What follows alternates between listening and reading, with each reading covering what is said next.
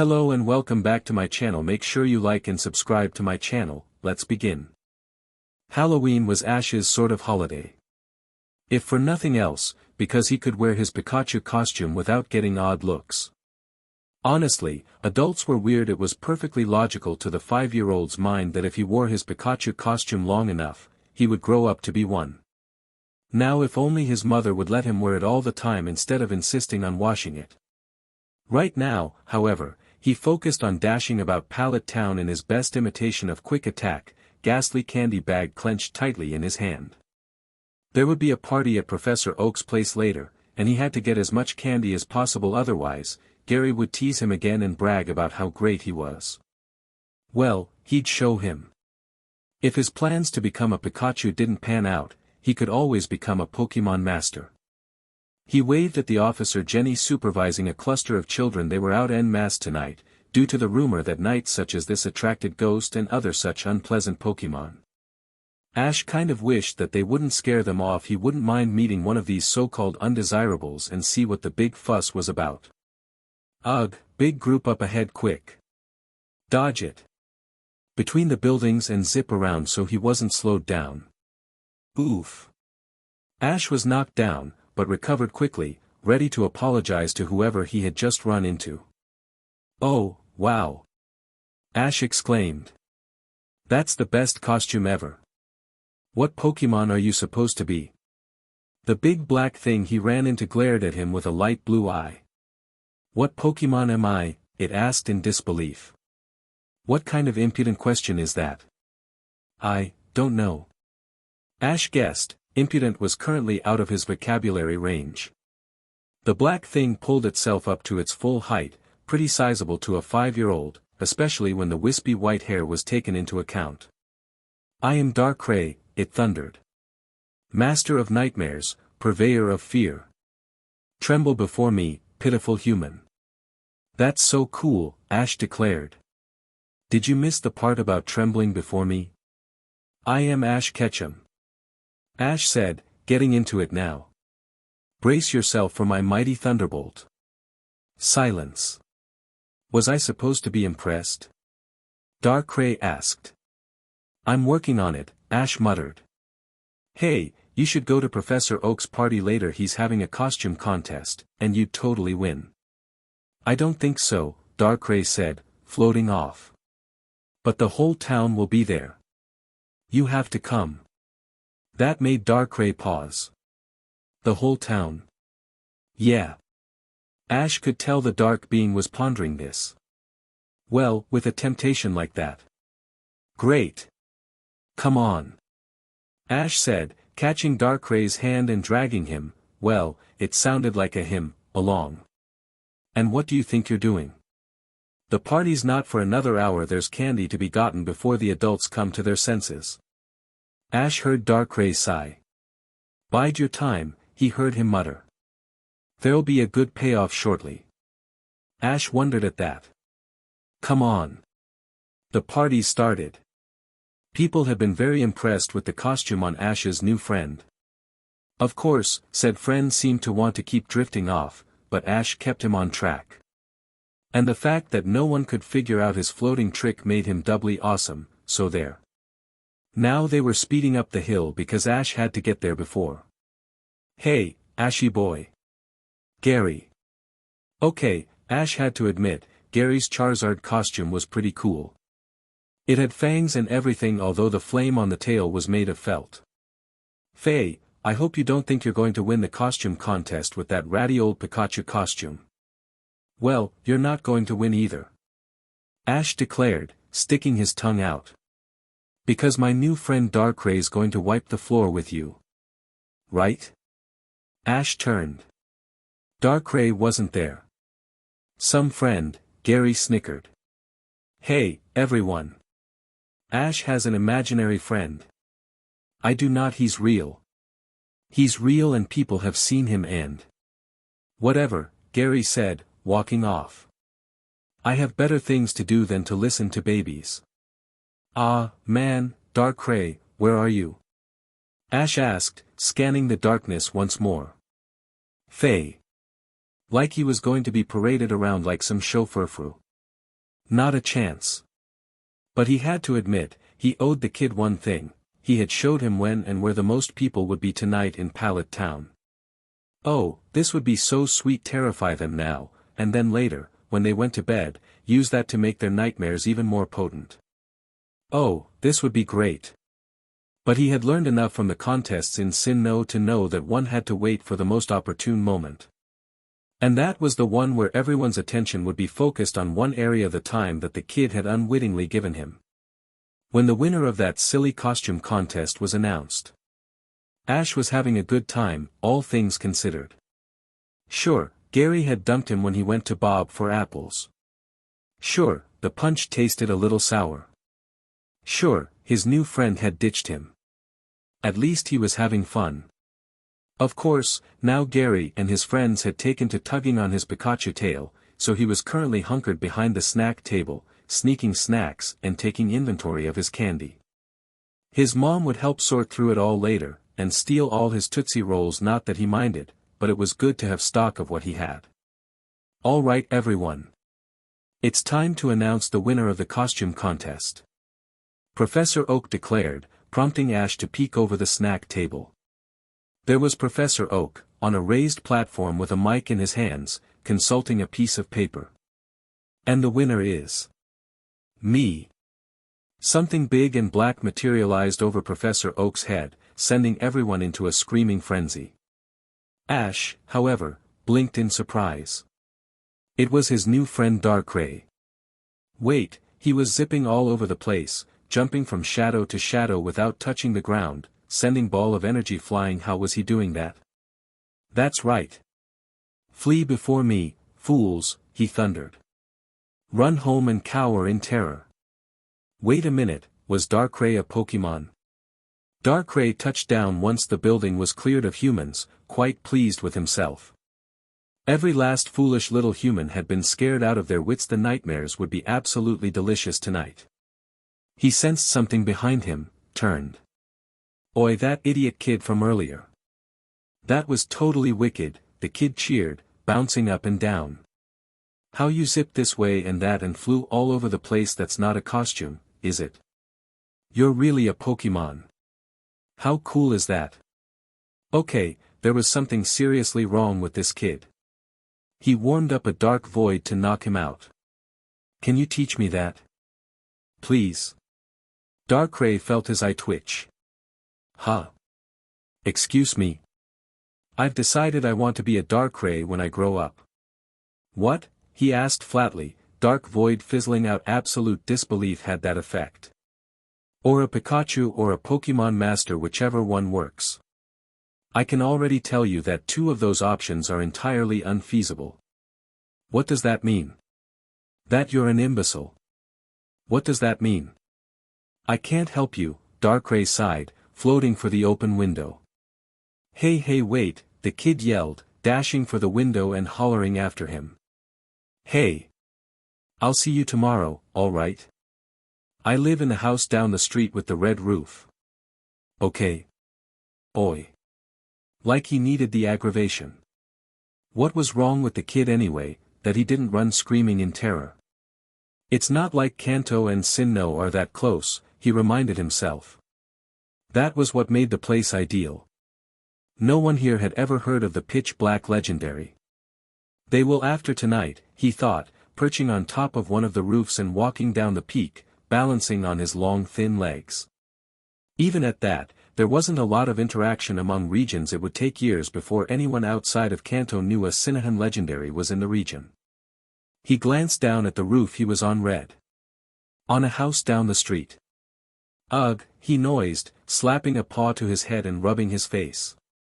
While Pallet Town had seemed to be a great target at first, no strong trainers, at the back end of a route, with no real pull aside from some lab that didn't see much traffic, the kid was a snag he hadn't anticipated. He was loath to kill the boy that would attract her, and he had come here to get away from her. But obviously, the diplomatic and even the downright frightening approach didn't work with the kid. He'd have to find someplace else. He sighed. What else was there, really? Sinnoh was out, so was Johto. Due to its ties with the region, they would know what a Darkrai was. Hoenn was out too warm for his tastes. Unova? No, it smelled. Kalos?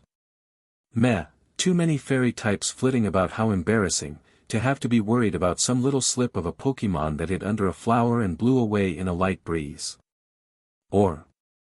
No, something about that region gave him bad vibes. He supposed he could slink off to one of the so-called wild regions, where human influence hadn't reached. There were still hundreds of hectares of land that these uppity humans hadn't even clapped eyes on. But he had grown used to being around humans, and their nightmares were so much more vivid and varied than Pokemon nightmares. Those usually tended towards being eaten by something bigger. And if he left the human domain, then some small part of him told him he'd have lost. And he didn't want that. He sat on the edge of the house, clapped his hands to his head, and sighed. What was he going to do? Movement attracted his attention. That stupid kid, waving excitedly at him and then running into the house. Boy, did he just give him the wrong impression. Darkrai launched himself into the air. He needed to think. And now, for something completely different. The Pokemon League would like to remind you to not leave your children unattended. Children under the age of 10 must be accompanied by a trusted adult or Pokemon at all times. We do not want a repeat of the Pallet Town Spearow incident. Of the happy prattle of children jolted Darkrai out of his morning reverie. Ugh, was he losing his touch or something? He was supposed to have spooked the whole town into a horrified nightmare, and there was someone having fun. Only one someone, now that he was listening properly. He quickly launched himself into the air, leveling out when he was high enough to be mistaken for a random bird Pokemon. Squinting in the detestable light of the November morning, the weak watery autumn light hurt his eyes, but even at that, the kid was really way too easy to spot. And playing by himself in a field, did his mother want to get rid of him? Of course, right now she was probably operating on very little sleep. Oh no, it was the kid. Halloween is over, kid, Darkrai declared, dropping in and looking the ratty Pikachu costume over. Oh hey, you came back, the kid said, looking entirely too happy to see him. He seriously needed a better PR man. So what kind of Pokemon is a Darkrai? The kid asked, ignoring his glare. Obviously, he needed to practice it. I asked my mom last night, and she didn't know. I'm a legendary Pokemon, not a Rattata, Darkrai snapped. It's not like every trainer, coordinator, and professor has heard of me.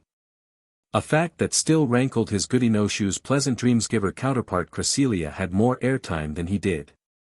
Of course, she didn't scare people. Witless idea.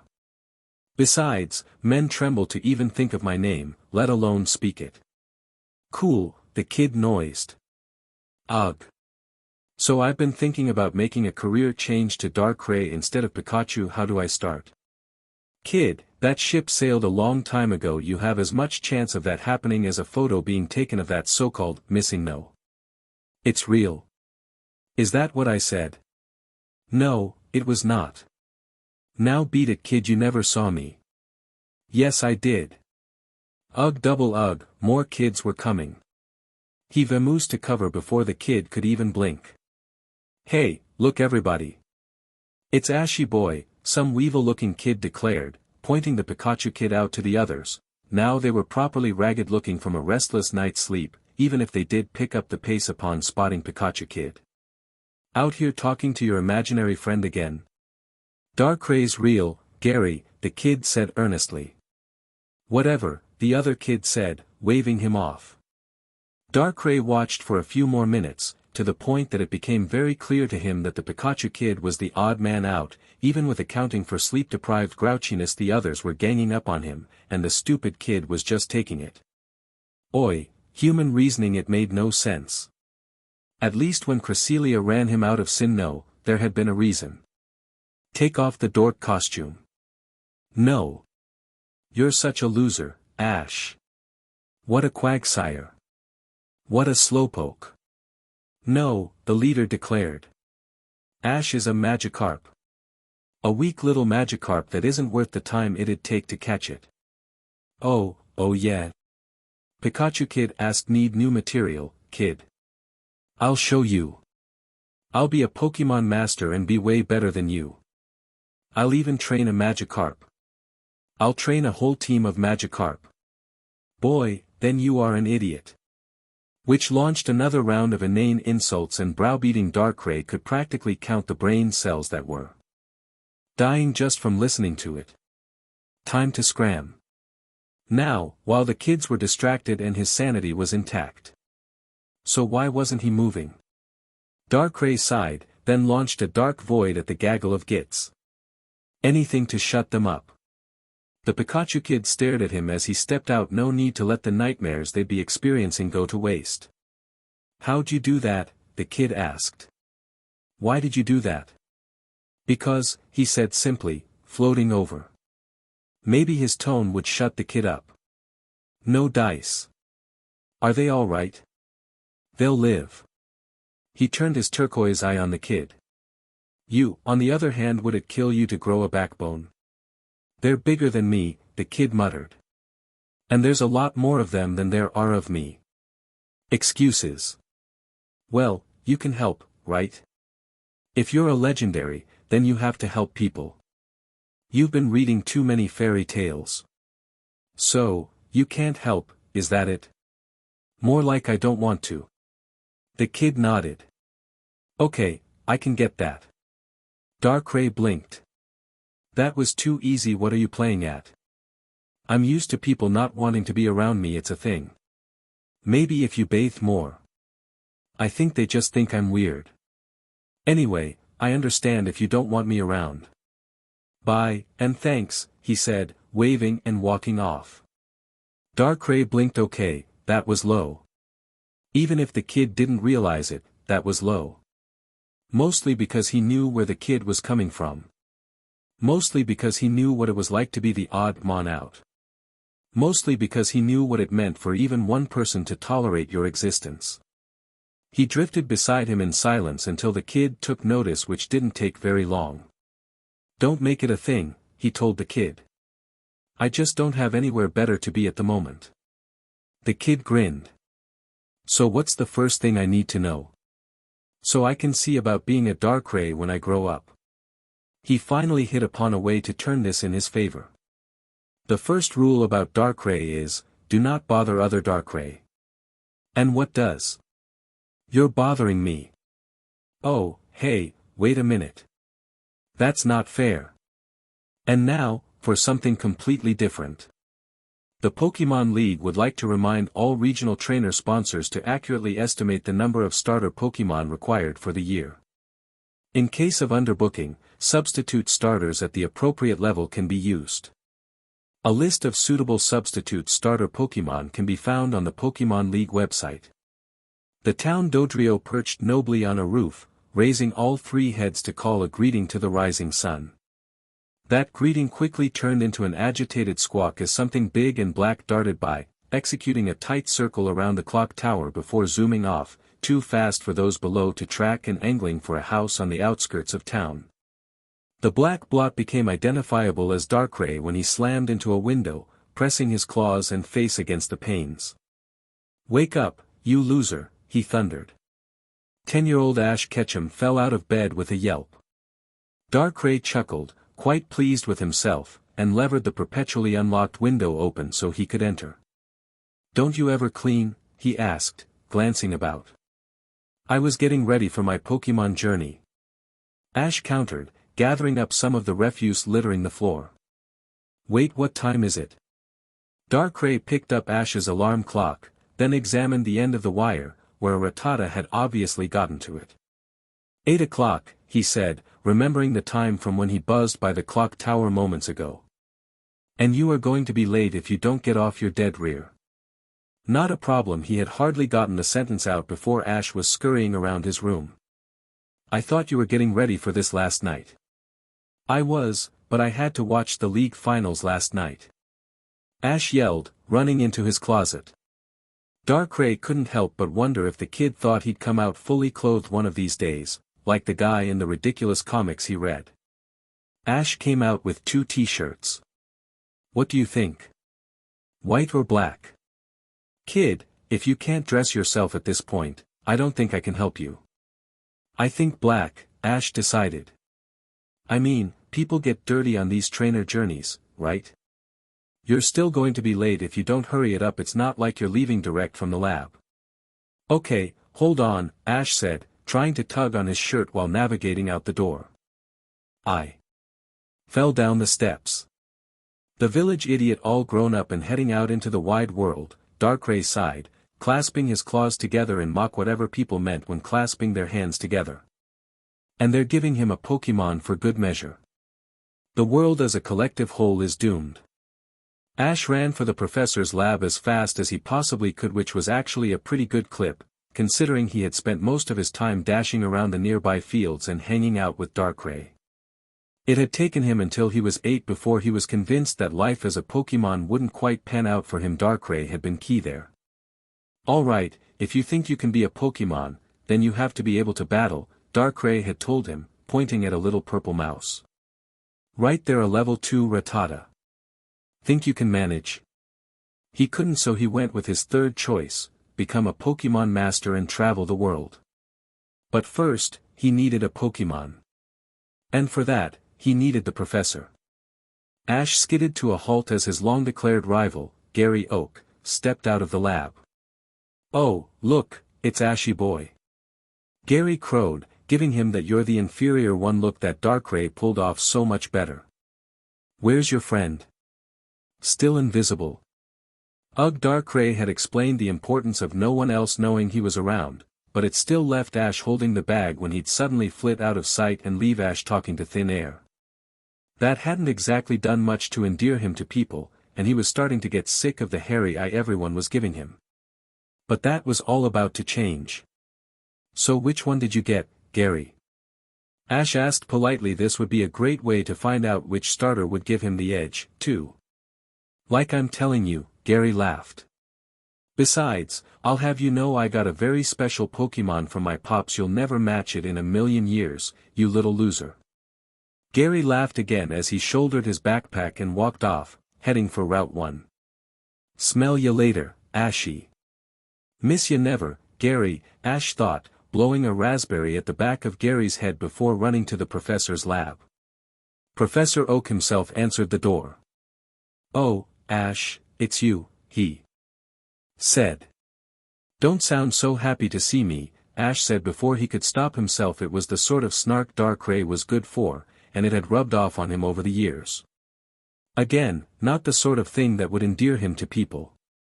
His mother especially didn't appreciate the snark. Ash had become well too acquainted with the timeout corner over the years because of it. Actually, I'm not, Professor Oak explained, rocking back and rubbing his face before running his hand through his gray hair. Someone came into my lab last night and stole all the starters. Ash gaped for a few moments. Wait, all of them? Professor Oak nodded. Yes, I've alerted the police, and they're investigating the theft. In the meantime, however, I've been having to give people the bad news. Wait, but Gary insisted on starting today, so I gave him a Pokemon to get him started, Professor Oak said. Unconventional, but... Well, do that for me. Ash declared, adamant. Come on, Professor, I'll take a Magikarp even, if that's all you have. I wouldn't do that, Professor Oak said, sounding appalled. You wouldn't be able to defend yourself with a Magikarp. They only know Splash. Well, you must have something. Professor Oak's expression was very much like the oi expression Darkrai would have when talking to him. Well, I do have one that would be the appropriate starting level, he said, rubbing his face again. I haven't had the chance to train it yet, though, so you'd actually be worse off.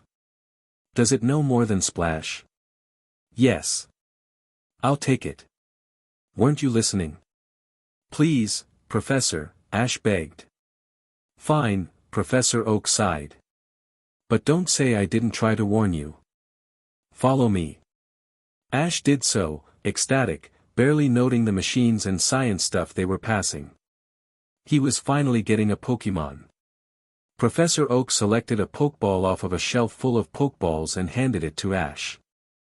Ash noted the lightning bolt on it before pressing the button and releasing the Pokemon. This is Pikachu, Professor Oak declared as the white light faded. Ash knew that from the get-go the little yellow Pokemon was perfect. And how fitting was it that his favorite Pokemon would be his starter. "Hi little buddy." Ash chimed, picking Pikachu up with the intention of hugging it. The greeting was reciprocated by an electric shock. "As you can see," Professor Oak said, "Pikachu has an electric personality." "I can tell," Ash coughed, before collapsing. This was going to be fun, he could tell. And note to self, sarcasm was Darkray's thing. Did it really take that long? Darkray had killed the past hour by zipping about Route 1, entertaining himself by occasionally scaring the bejeepers out of the local Pokemon, including a large flock of Spearow. Now he was above Pallet Town again. There he was, and with the Pikachu he had overheard Professor Oak talking about. Which reminded him. He zipped into the Pokemon lab and returned the starters he stole, settling the Pokeballs back into their precise place before looming over the translucent red tops. "One word," he snarled. "One word about this, and you'll never have a good night's sleep again."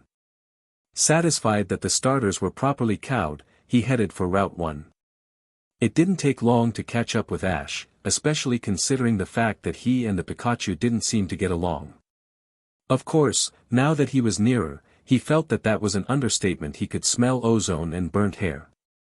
"I see this is going well," Darkray observed as he dropped down, startling the Pikachu half to death. "He doesn't like me," Ash said simply. "I can see that." "Wait, are you a Pokemon?" "You've got to help me," the Pikachu said, recovering. "I can't be stuck with this Utes kid." "Then you probably shouldn't have been chewing on wires," Darkray said.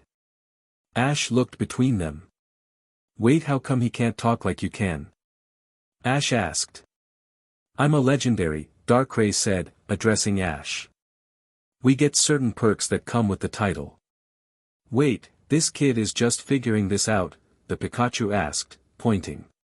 "Congratulations, you now officially belong to the village idiot."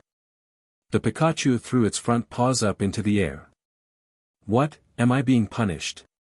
The universe moves in mysterious ways. It was a couple of stupid wires. The punishment doesn't fit the crime here. "What's he saying?" Ash asked. "He doesn't like you," Darkray said, deciding to summarize. "I can tell." "Can I go now?" the Pikachu asked. "No," Darkray told it. "So what can I do?" Ash asked, sitting down cross-legged in front of the Pikachu. "We're going to be traveling together, but I don't want to start off on the wrong foot. I can't handle being turned into a nightlight on a regular basis." "Tell him to release me," the Pikachu demanded. "First off, you little yellow rat," Darkray snarled. "You don't tell me what to do. Secondly, I'll have you know that you're the only Pokemon he's got." "What about you?" "I am nobody's Pokemon, you little electric vermin." "Still not going well?" Ash asked. "He wants you to let him go." "But then I won't." "I've explained that." "What about a trust exercise?" Ash asked, addressing the Pikachu. "Would that work?" The Pikachu gave it some thought before smiling deviously. "Sure," it said, turning its attention back to Darkray. "Oh good sir. Don't get smart," Darkray ordered. "Would you please tell him that I'll travel with him if he destroys the Pokeball I was in?" "Not a chance." "What did he say?" Ash asked. "He wants you to destroy the Pokeball. And before you do," he added, noting Ash's nodding. "Doing so releases him from your care, meaning the second you do, he's gone." "You didn't have to explain it," the Pikachu muttered, looking dejected. Ash, meanwhile, was looking at the Pokeball. "What's wrong with a Pokeball, anyway?" Ash asked. "What's wrong?" "What's wrong?" the Pikachu spluttered. "I'll tell you what's wrong. Those little ball mean no more freedom, no more autonomy, no more life. It means I'm someone's possession now.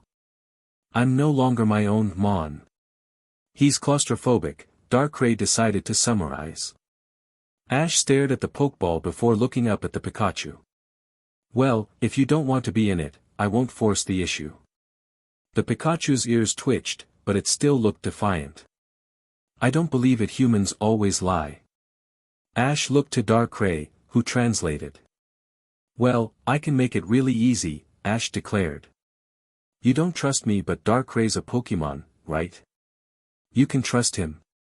The Pikachu debated a bit before nodding. So I give your Pokeball to him that way, I can't ever put you in one. The Pikachu glanced between them for the longest time, giving the offer careful thought before finally saying something. Deal. And now, for something completely different. The Pokemon League would like to remind you to not feed wild bird Pokemon. Not only does this neutralize the Pokemon's natural foraging instincts, but it also results in mobbing, and possible mutilation, of people caught in the open. Please, do not feed wild Pokemon. Okay, Ash said, consulting his guidebook. Route 1 is supposed to be full of Pidgey, Spearow, and Rattata. He looked around carefully, not wanting to dislodge a now rope-free Pikachu from his new perch on Ash's head. I don't see any, though. Darkrai started humming, something he normally did when he was about to be caught doing something he shouldn't. I take it I'm not going to be catching any Pokemon on this route, Ash observed. Not really, Darkrai admitted, tapping his claws together. You were taking too long, I got bored. Pie Pika Pie, Pikachu noised. What did he say? Ash asked. He wants to know why I'm following you around if I don't belong to you. Darkrai's my friend, Ash explained. I wouldn't go that far. Come on, we've known each other for years. That doesn't mean that I like you. Ouch. Pika Pika, Pikachu noised. Quality entertainment, Darkrai said. What? Ash asked. He asked me why I tolerate you then. Ash gestured to the surrounding area. They were about to enter the forest on Route 1. You scared off any opposition. We're halfway through Route 1 and nothing's happened yet. How do you figure this is quality entertainment? The fact that my tastes are more refined than yours. He likes me, Ash told Pikachu as they walked into the forest. He doesn't want to admit it, but he does. Right, duh. Darkrai was gone. Oi, Ash noised. Oi and then some, as Darkrai said. Laughter alerted him as to why Darkrai left. What's so funny? Ash asked, upon spotting the source, a red-headed girl sitting at a stream, fishing. Nothing, she said, still snickering. It's just you're from Pallet Town, right? Yeah. Just started. How do you know? A lot of trainers start off from Pallet. You still didn't say what was so funny. Well, not many trainers starting out are so friendly with their Pokemon, or have them out and about, and then here you are with a Pikachu on your head and talking away like your best friends. See a lot of newbie trainers. A brief moment of hesitation. More than you would think. Pikachu dropped down to Ash's shoulder and pointed at the girl. The message was clear, introduce yourself, you idiot. My name's Ash Ketchum, Ash said. And this is Pikachu. Something occurred to him. Wait, do you want a nickname? Ash asked Pikachu. Pikachu stuck his tongue out in response. Don't feel too bummed, some Pokemon don't like having nicknames, the girl said. Yeah, I have a friend who said that Pokemon have their own names and they don't want human names muddling them up. Ha, the girl said. Oh, my name's Misty, by the way. Hi, Ash said, glad to finally have a name to put to her face. So what are you fishing for? Whatever's biting, Misty said. But right now all I'm catching are Magikarp. I'm getting ready to go find somewhere else to fish, actually. Idea. Maybe he could get a Pokemon on Route 1 after all. Hey, if you catch another one, can I have it? Misty gave him an odd look. Seriously, she asked. You actually want a Magikarp? For a while now, actually don't Magikarp evolve into Gyarados? And besides, I'll need a water or grass type for the Pewter City gym. You do know that Magikarp are universally famed for being useless, right? I want to change that perception. All right, Misty sighed. Darkrai, meanwhile, watched from afar as they chatted. The girl finally caught another Magikarp, which Ash captured excitedly. Oi, the kid would get worked up for anything. Speaking of which, he'd have to remember to rib him later for this. Granted, the kid still thought girls had cooties, but that would make the ribbing that much better. The Pikachu's question from earlier came back to him: why was he following the kid around? He wanted to leave Pallet because it was starting to attract attention, yes, but why bother with following Ash? To be honest, he didn't really know. Quality entertainment. He'd stick with that for now. Ash chatted with Misty as she walked her red bike to Viridian City. I still don't understand why you're carrying that Magikarp instead of leaving it in its Pokeball, Misty said. I mean, I get Pikachu, but Magikarp is a fish. It needs water. Ash looked at the Magikarp. It was remarkably calm, content, and not gasping or struggling at all. He wondered how many water Pokemon with gills breathed air. This'll get us acquainted better, Ash countered, shifting the Magikarp around so he could try to check it on his Pokédex. Professor Oak had told him that it performed a lot of functions, and right now he was trying to check his party Pokemon. Ah, here it was. Okay, so this is a male Magikarp, Ash read. He has the special ability Swift Swim and Nose Splash. He continued reading. Okay, that's just mean. Misty leaned over and read the Pokédex's entry. I told you Magikarp were known for being useless. Yeah, but I thought this thing was supposed to be professional. He looked at the Magikarp. Do you want a nickname? I promise it won't be anything mean. The Magikarp just looked at him. Don't name him Carp or Magic, Misty said. Those have been taken. Too many times to count, actually. How about a name that starts with an L? Ash asked. He looks like his name should start with L, Larry. Leroy. Lenny. Carp, the Magikarp said. Lenny. You like that one? Carp. Okay, hey, cool. The Pokédex recorded that. Lenny. Misty asked in disbelief. He likes it, Ash said simply as they left the forest and crested a hill. Alright, I guess I can't argue with wow. Look at that. Whoa, Ash breathed, following Misty's pointing finger. It was a big gold and orange bird, flying lazily through the overcast sky, trailing a rainbow behind it. What is that? Ash asked, holding his Pokédex up to examine it. The Pokédex came up empty, to Ash's surprise. Didn't Professor Oak say this thing had all the info on Pokémon that he would need? They watched as it flew into the clouds and was gone. That was pretty, Misty said. That was cool, Ash said. Carp, Lenny added. Pikachu noised. Then, more urgent, Pika. Ash looked up in time. To have a raindrop hit him in the eye. Ack. We're supposed to be getting showers today, Misty observed. Come on, she said, running her bike down the hill. If we hurry, we can get to the Pokemon Center before the weather breaks. Ash waited a moment before looking around for Darkrai. Darkrai? Where are you? What was that? He glimpsed a blue eye in the woods behind him. Try not to be too obvious when talking to me, Darkrai groused. And for the record, you traveling with her makes me talking to you very problematic. Maybe you should introduce yourself. Oh, that would go over well. And furthermore, here Darkrai emerged from the shadows so his pointing claw was obvious. Don't lose your head because of a big pair of pretty blue eyes. Pikachu started snickering. Huh. Ash noised, lost. Never mind. Now hurry up before she realizes you're not tagging along and comes back. And now, for something completely different. The Pokemon League regrets to report that electric-type power generators are no longer approved by the multi-regional management. As more and more reports are coming in of overloading generators, the League has been forced to order a recall.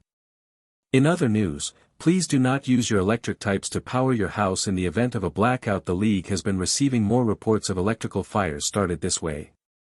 Hey, wait. What took you so long? Misty asked, sounding a little irritated. I made it to the sign before I realized you weren't following me. Sorry, Ash said, figuring that was the best course of action. He adjusted Lenny in his arms before following Misty into Viridian City. Wow, he noised upon passing the gate. Viridian City was the first city Ash had officially clapped eyes on, and while not the biggest city in Kanto, it was still bigger than Pallet Town. While not horrendously tall like the city buildings he had seen on the TV, the average height for Viridian seemed to be 5 stories, with gray being the primary color. The mountains surrounding them reminded Ash that while these were tall buildings in his estimation, there were definitely bigger things out there in the world. Halt! Ash stopped his gawking to see an officer Jenny standing in front of him and Misty. Can I see some identification? She asked. Yeah. Hold on, Ash said, fumbling for his Pokédex again. Professor Oak had said something about it being used for ID. Here, he said, handing it over. Misty handed over a card. Names and current occupation. Officer Jenny asked, checking the Pokédex and card. Ash Ketchum, beginning trainer, he guessed. I just started today.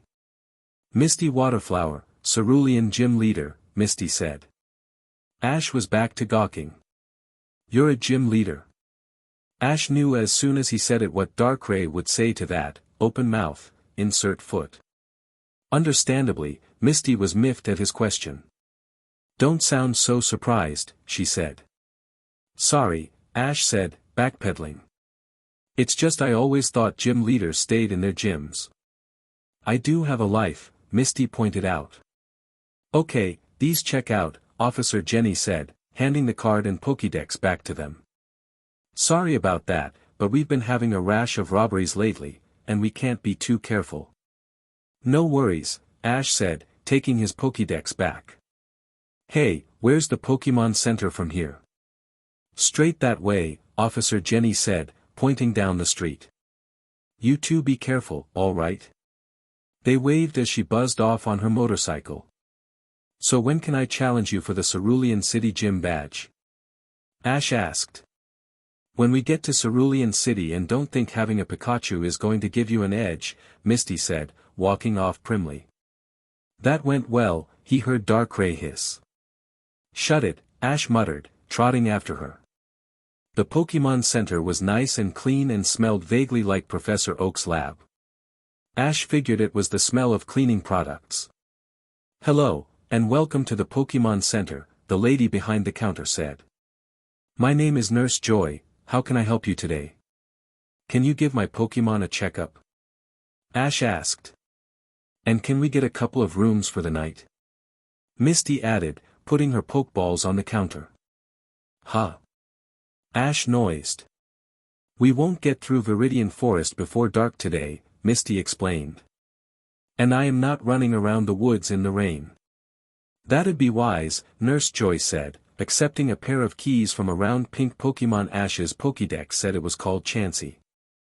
You'll want to stop by the Pokemart too, then, and stock up on some antidotes. There are a lot of poison-type Pokémon in Viridian Forest. Could you return your Pokémon to their Pokeballs, please? She asked Ash. Ash noised, looking down at Lenny, who looked unbothered by the news. I could, Lenny, but Pikachu doesn't like being in a Pokeball. Understandable, Nurse Joy said, accepting Lenny's Pokeball. Some Pokemon don't like being in enclosed spaces. At least you respect that. Could you come with me please, Pikachu? Pikachu slid a glance at Ash, who nodded, before hopping into Nurse Joy's arms.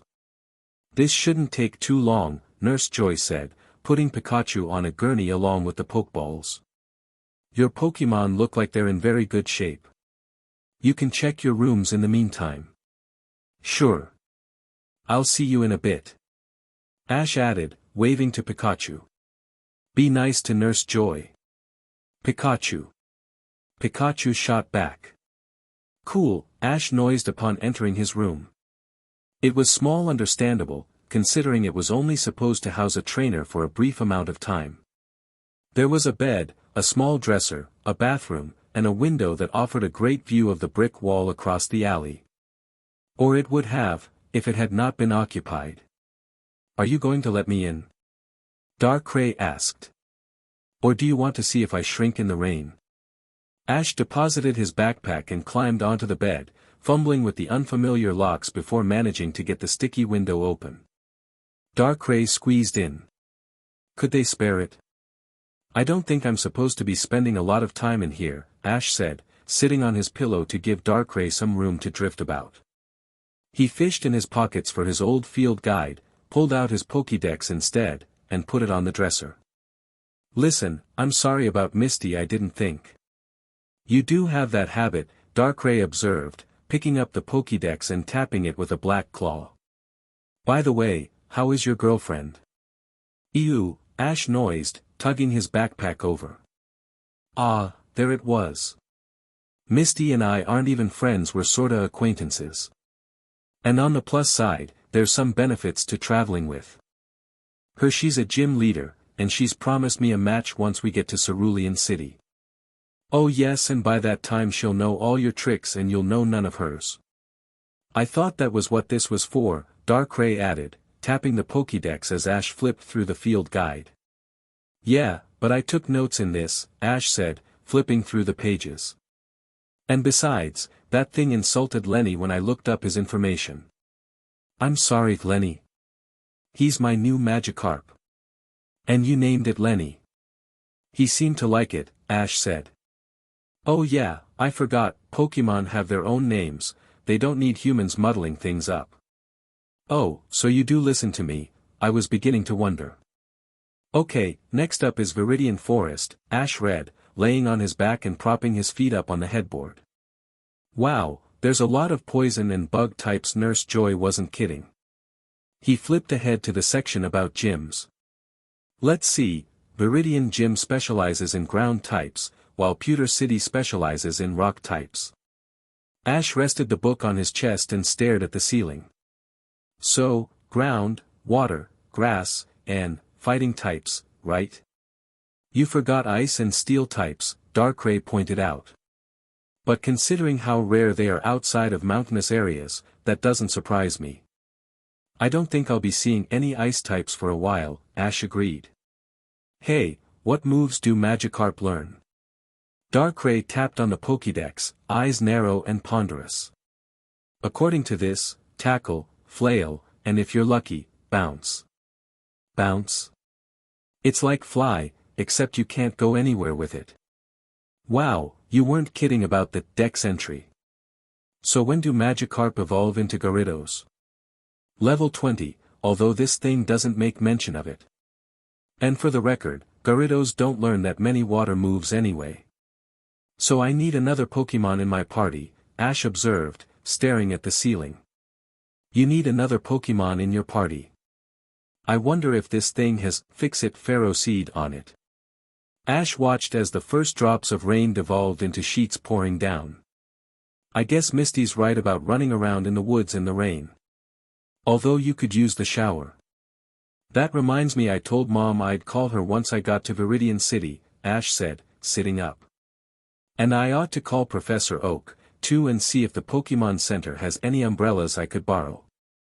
I don't want today to be a total waste. I can already guess what the one conversation is going to sound like. Make sure you take a bath as often as you can. And don't forget to wear clean underwear," Darkrai said, in the shrill voice he adopted when imitating somebody. Ash nabbed the first non-lethal thing he could find, his pillow, and threw it at Darkrai. Darkrai caught it with ease. "Oh goody, I was hoping for one of these." "I'm going to need that tonight," Ash pointed out. "Tough." Ash flopped back on his back in irritation, glancing out the window so he didn't have to look at Darkrai. He was going to have to shut the window soon. "Are you sulking now, or did you space out?" Darkrai asked. "I'm finally doing it," Ash said, the events of that morning finally sinking in. "I've finally started on my journey." He sat up. "I'm going to be a Pokemon master," and finally show Gary up. Good to see that finally sunk in. Oh, by the way, good luck with that last bit. I could beat Gary. Please, you couldn't even hit him. I mean in a Pokemon battle. What is it with humans and solving their problems through having someone else fight? Darkrai asked, claws in the air. It's about as inane as solving their problems through card games. That's a thing people do. It's catching on. Ash jumped off the bed. Well, not that this hasn't been fun, but I'm off to make some calls and pick the guys up. Because your attempt at picking Misty up went over so well. Shut up. And now, for something completely different. Regional professors from all over are pleased to announce a new miniseries on the Pokemon Planet Network, Fantastic Pokemon and Where to Find Them. This miniseries dramatizes the youthful ventures of such famous Pokemon professors such as Professor Oak and Professor Elm as they travel about, documenting the strange and fantastic Pokemon they encounter and striving to remove the perpetuating misconceptions of such fantastic beasts. Tune in this Wednesday at 9 p.m. Kanto Central Time for the first episode of this dramatic documentary. Ash picked up his Pokemon before sitting in the phone booth and making his calls. His conversation with his mother went precisely as Darkrai had predicted, albeit with some added cooing over how cute Lenny was. The Magikarp was distinctly happier after the call. Next up was Professor Oak. Oh, Ash, hi.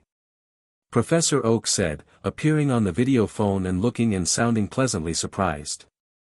I honestly wasn't expecting you to reach Viridian City this quickly. How are things going? Pretty good, Ash said. Pikachu and I are getting along much better now, right Pikachu? Chew, Pikachu said from his perch on Ash's head. Ash could see Pikachu's reflection in the video screen. He was making a waffling motion with one of his paws. Anything is an improvement from earlier, Professor Oak said. Oh, hey, Gary called earlier on his way to Pewter City. Gary's already heading for Pewter City? Ash asked, wincing as he heard thunder. In this weather? You know how it is, he gets an idea in his head and you can't do a thing with him. Kind of like you, actually. Anyway, he made a bet with me that you wouldn't catch any Pokemon before you got to Viridian City. I bet him 100 poke he was wrong. You'd win that bet, Ash said, grinning. He held up Lenny. Say hello to Lenny. You were that hung up on getting a Magikarp. He'll get better, all he needs is a little training. And better yet, I'm traveling with a gym leader for a while. Oh really? Which one? The Cerulean City gym leader, her name's Misty. She'd be a good one to learn from, Professor Oak mused. I haven't heard much positive news about the Cerulean City gym leaders, but Misty's showing potential. Just be careful, I hear she has a temper. Oop, my pizza's here. Got to go. And with that, Professor Oak was gone. I didn't think she had a temper, did you? Ash asked his Pokemon. Pika Pie, Pikachu said, shrugging. Carp, Lenny agreed. Another boom of thunder, practically on top of their heads, and then the power cut out.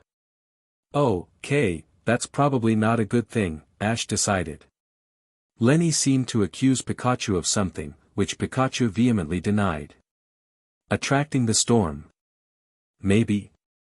Does anyone have an electric Pokemon? Nurse Joy asked, bringing a flashlight to the counter. Our backup generator has run dry. What do you think, Pikachu? Ash asked. You up for it? Pika. Pikachu declared, flexing. It took until the afternoon before the rain let up enough to go out. Once it did, Ash and Misty borrowed some umbrellas and followed Nurse Joy's directions to the Pokemart. Are you ever going to put Lenny in his Pokeball? Misty asked. Maybe, Ash said. But the rain's good for him, right? Carp, Lenny agreed. Misty made a face that Ash usually associated with Darkrai, mildly amused at his stupidity, is what Darkrai called it. At least he was mildly amusing. I just have to figure out how to train him if all he knows is Splash, Ash mused. You know, Pokemon gain experience just by participating in a battle, Misty said. You can throw him out first thing and then switch over to Pikachu right away. That'd work. Hey, since you said you wouldn't battle me until Cerulean, do you think we could travel together until then? What, so I can help a rookie trainer? Misty asked. Lenny wanted you to come. Lenny did? Carp. Lenny said happily, flapping his fish tail. I suppose I can't argue with that, Misty sighed. Darkrai, meanwhile, had finished his examination of Ash's Pokédex. He was not impressed. After that, he rooted through Ash's backpack. Figured the kid didn't bring his Game Boy. Or Twinkies. He would have thought he'd have at least brought that. At least the kid had enough common sense to lock the door behind him on his way out. Nothing worse than housekeeping barging in on you when you were rooting through someone else's stuff. Well, this was going nowhere. Darkrai squeezed back out the window and pulled it halfway shut behind him. He wasn't a fan of wet, but it had slowed down to an annoying drizzle and it sure beat the cottony out of sitting in a room bored out of his skull. Boom. I thought it stopped that earlier, Darkrai noised. Wait. That came from much closer. Darkrai came around to the front of the Pokemon Center. Wow, what a hole. He drifted near it just in time to hear the last of what sounded like a well-rehearsed motto. Team Rocket, blast off at the speed of light. Surrender now or prepare to fight, fight, fight. Meowth. That's right. Oh, K, that was going on his list of oddest things he had ever heard. And this in front of him was definitely up there with Mr. Mime and the old Chateau of Sinnoh as far as oddest things he had ever seen. Two humans, striking a pose on some sort of machine, with a Meowth standing between them and striking a pose as well. What was this, amateur hour on the Dano Martini variety show? What are you doing? The nurse demanded. What do you want? Oh goody, he wasn't the only one who thought this was far out to left field. We want all the Pokemon, that's what, the Meowth declared. They don't speak Pokemon, you idiot. Wait, they wanted what? You might get a lot of twerp trainers here, the male of the pair announced. But you also get a lot of trainers with strong Pokemon heading for the Indigo Plateau, the female of the pair finished. So we'll take them all and sort out the wheat from the chaff. Okay, he had heard enough. These people were driving him insane. A tidily aimed dark pulse followed up with ominous wind shot the trio out of town while still giving him enough cover to dart away before anyone saw him. Ah, humans more often than not, they didn't employ the sense they were born with. I can't believe you didn't know about Giovanni. It doesn't make sense, Ash countered. Lenny was finally in his Pokeball, as Ash had to carry both an umbrella and a bag of items he had bought from the Pokemart. Why would he have a gym in the city right next to Pallet Town and yet only accept trainers who have 7 badges? Because of over there, silly, Misty said, pointing off to the west, where mountains loomed. The Indigo Plateau where the Elite Four and the Pokemon League are. Viridian City completes a circuit around Kanto and leads into Route 22. Giovanni's gym policy makes sense to me. Ash wasn't entirely sure, but at least it took one problem off his table for the time being. So I guess right now I have to worry about the Pewter City gym leader. Brock, Misty supplied. And how are you going to challenge him with a Magikarp and a Pikachu? I'll figure something out. With the help of Darkrai, he silently added. And I plan on catching another Pokemon before challenging the gym. There are fighting types around Pewter City, right? I think wow. Wow, Ash agreed. What happened? Officer Jenny was taking a statement from Nurse Joy, in front of a big hole where the front of the Pokemon Center used to be. Oh, pardon our mess, Nurse Joy said, recognizing them. Some people calling themselves Team Rocket tore through the front and tried to steal all the Pokemon. Team Rocket? Ash asked, eyebrows going up. Tried? Misty echoed. Why is it that you two come into town and then suddenly something goes sideways? Officer Jenny asked, pointing her pen at them. Bad luck, worse timing. Ash guessed, employing another Darkrai special. We have an alibi, Misty pointed out, holding up her Pokemart bag. Whoever they were, they didn't stay long, Nurse Joy pointed out.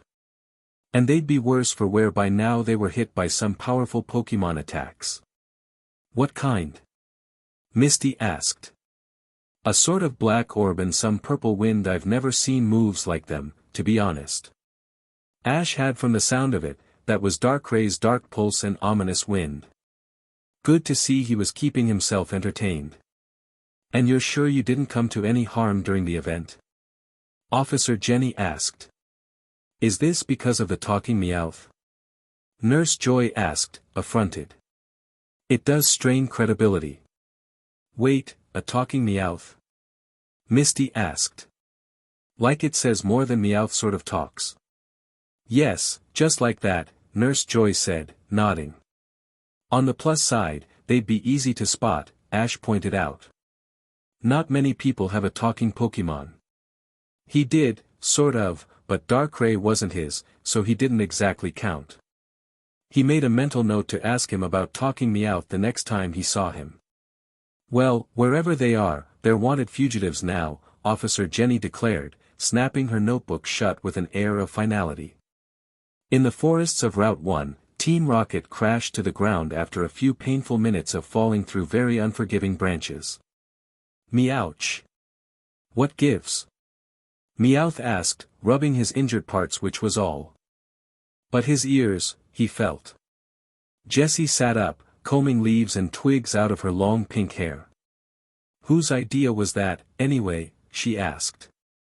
Mine, James said, lying where he had fallen. Meowth had the feeling he wasn't in any hurry to get up. Rather, the purple-haired young man was puzzling out where his carefully laid plan had gone awry. To be honest, Meowth was of the opinion that James' plan had had a lot of holes to begin with. It had depended on catching everyone in the room at one time, while their Pokemon were all in their Pokeballs. It had been risky at best. That didn't bother Meowth so much. The potential payoff was worth the risk. What did bother him was the fact that the attacks that had sent them blasting off were attacks that he had never seen nor heard of before. Okay, think Meowth, he said to himself, watching his cohorts argue. Trainers come from all over to challenge the Indigo League. What kind of moves were those? One had the sort of musty smell ghost moves had, that was for certain. But the other wasn't like anything he had ever seen or felt or smelt before. Something was off. He started as he spotted a Spearow peeking around a tree at them. Oh, not good. Hey, guys, cool it. Meowth hissed, waving a paw at Jessie and James while keeping a wary eye on the fierce-faced bird. There's Spearow around. You don't want to rile them up. Jessie and James took it down a few decibels, spotting the singular one and glancing around for the rest of the Spearow flock. Funny now that he looked around, there weren't any other Spearow to be seen. He hopped up on his hind legs, claws at the ready. Alright, you, he said to the Spearow. I know how Spearow work. You're keeping us distracted while your flock readies an ambush, right? No, the Spearow said. I'm checking to see if it was the black Pokemon again. Black Pokemon? Meowth echoed. Jessie and James quieted down, noting his tone. What, a shiny? No, the Spearow said. I don't know what it was, but it was big and black with white hair and it scared every last Mon clear off of Route 1.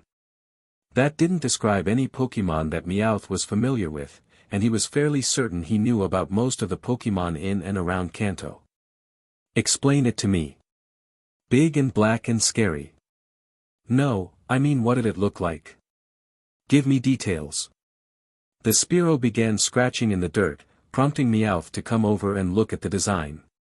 Spearow art wasn't that good to begin with, but he could just make out something wispy with big claws. I've never seen a Pokemon like that before, Jessie said, alerting Meowth to the fact that she and James were looking over his shoulders. Neither have I, Meowth said, turning to them.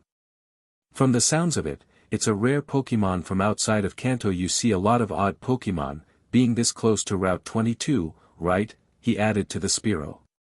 Yes, it said. Who are you people, anyway? We're Team Rocket. Meowth declared proudly, hands on his hips and chest puffed out. "We're dedicated to capturing rare and exotic Pokemon. Like this thing you described to us here. If it's not Canton, that means it being here is really rare." Jessie mused. "And if we catch it, the boss will be so pleased." James added. "And it's powerful. And it uses rare moves. The boss will promote us for sure." "You mean you're going to capture this thing?" the Spearow asked. "Sure are." Meowth said careful, he chided himself the Spearow might get mad, and then. The Spearow was anything but mad. "My heroes," it declared happily. "Listen, let me go tell everyone, we'll tell you all about it. Route 1 will praise the name of Team Rocket," it added, ecstatic as it flew off. "Wow," Meowth noised. "That was unexpected." "What?" James asked. "That Spearow said we were heroes for going after this thing. It's about time Team Rocket got some appreciation," Jessie said, crossing her arms and nodding. "Okay, planning time," James declared, grabbing a stick and sitting cross-legged. "We've already established that this thing is powerful enough to take out a machine designed to withstand league-level Pokemon. Meowth, what moves were those?" "One was definitely a ghost type," Meowth said. "The other one, I don't know." "But you're the Pokemon expert," Jessie pointed out. "For Kanto Pokemon we've established this thing is foreign." "Excuse me," something said, prompting Meowth to turn. It was another Spearow peeking around a tree, exhibiting that same uncharacteristic timidness the other had. "Are you the Team Rocket guys Lily said was going to get rid of that black thing?" "Sure are," Meowth said. "Oh good," the Spearow said, walking out into the open. It was followed by a couple of Rattata and a Pidgey. "You handle that while we work on a plan," James said, already knee-deep in a new design. "We need a 360-degree view," Jessie said, pointing at one of James' scribbles. As more and more Pokemon came forward, some even expressing a desire to join such a team that was so selfless as to tackle this monster, Meowth couldn't help but be cheered. This was actually turning out to be a pretty good day for Team Rocket. And now, for something completely different. The Pokemon League would like to remind traveling trainers to not randomly jump out at strangers. Pokemon Center nurses report that 73% of trainer injuries that come in are a result of badly startled Pokemon trainers and Pokemon who react in self-defense. The remaining 27% is reported to come from run-of-the-mill trainer stupidity. The next day was sunny and muggy as they made their way through Viridian Forest. "I find it funny," Misty said, gingerly picking her way along the muddy path. "That you say you want to catch another Pokemon, yet all the ones you've seen so far you haven't tried to catch." That was because each and every one Ash had encountered so far had other duties, or at least, that was the impression he had gotten when the Pokemon snubbed his asking them if they wanted to go on a journey. Now, however, with Darkrai lurking in the forest, most of the timid Pokemon were in hiding. A swarm of Beedrill had attacked, angry at the intrusion, but Pikachu had struck them down with a series of thunder shocks, and capturing them fainted just seemed like bad form. Pikachu was now sitting pretty at level 15, according to the Pokédex. Ash wondered how it determined levels, but that didn't mean much against Brock's rock types. However, after a lengthy discussion with Darkrai last night, the team had hit upon a plan: teach Pikachu Iron Tail. Even with the move's type advantage, the plan was still risky despite Pikachu's natural speed. His type weakness meant one hit would wipe him out too, if they were lucky. "We haven't seen any Pokemon in a while," Ash observed, stepping closer to the scrub next to the trail. He had seen a flash of blue there. "Called it right." "You say that like it's my fault," Darkrai hissed. It was Darkrai's fault, but Ash couldn't call him on it without getting into trouble. Randomly chatting up bushes was the fastest way to get into trouble. "That doesn't bother me too much," Misty said. "At least we're not running into any more bugs." As it turned out, Misty was terrified of bug Pokemon, something that Darkrai was delighting in using against her. He'd come in behind, spook her with a choice noise and movement, then dart away before Misty could spin around. It had been funny the first few times, but it had happened enough that Ash wasn't even reacting to it now, he had bigger things to worry about. Ash was carrying Lenny again, but there was a way to go before he would evolve. Even at that, Darkrai had explained that Gyarados had a disadvantage due to its flying type. But Pidgey, Caterpie, and Weedle weren't about to cut it either, not when a well-aimed rock throw could squash them flat. Pokemon training was harder than he thought. Lenny was still at a pretty paltry level, but he was getting there. He was level 5 now, at least, but it would take a while before he strengthened up enough to learn Tackle. Ash, hold up before you go and get yourself lost. Ash blinked, realized he'd been lost in thought, and looked behind him to see Misty looking around with a frown on her face.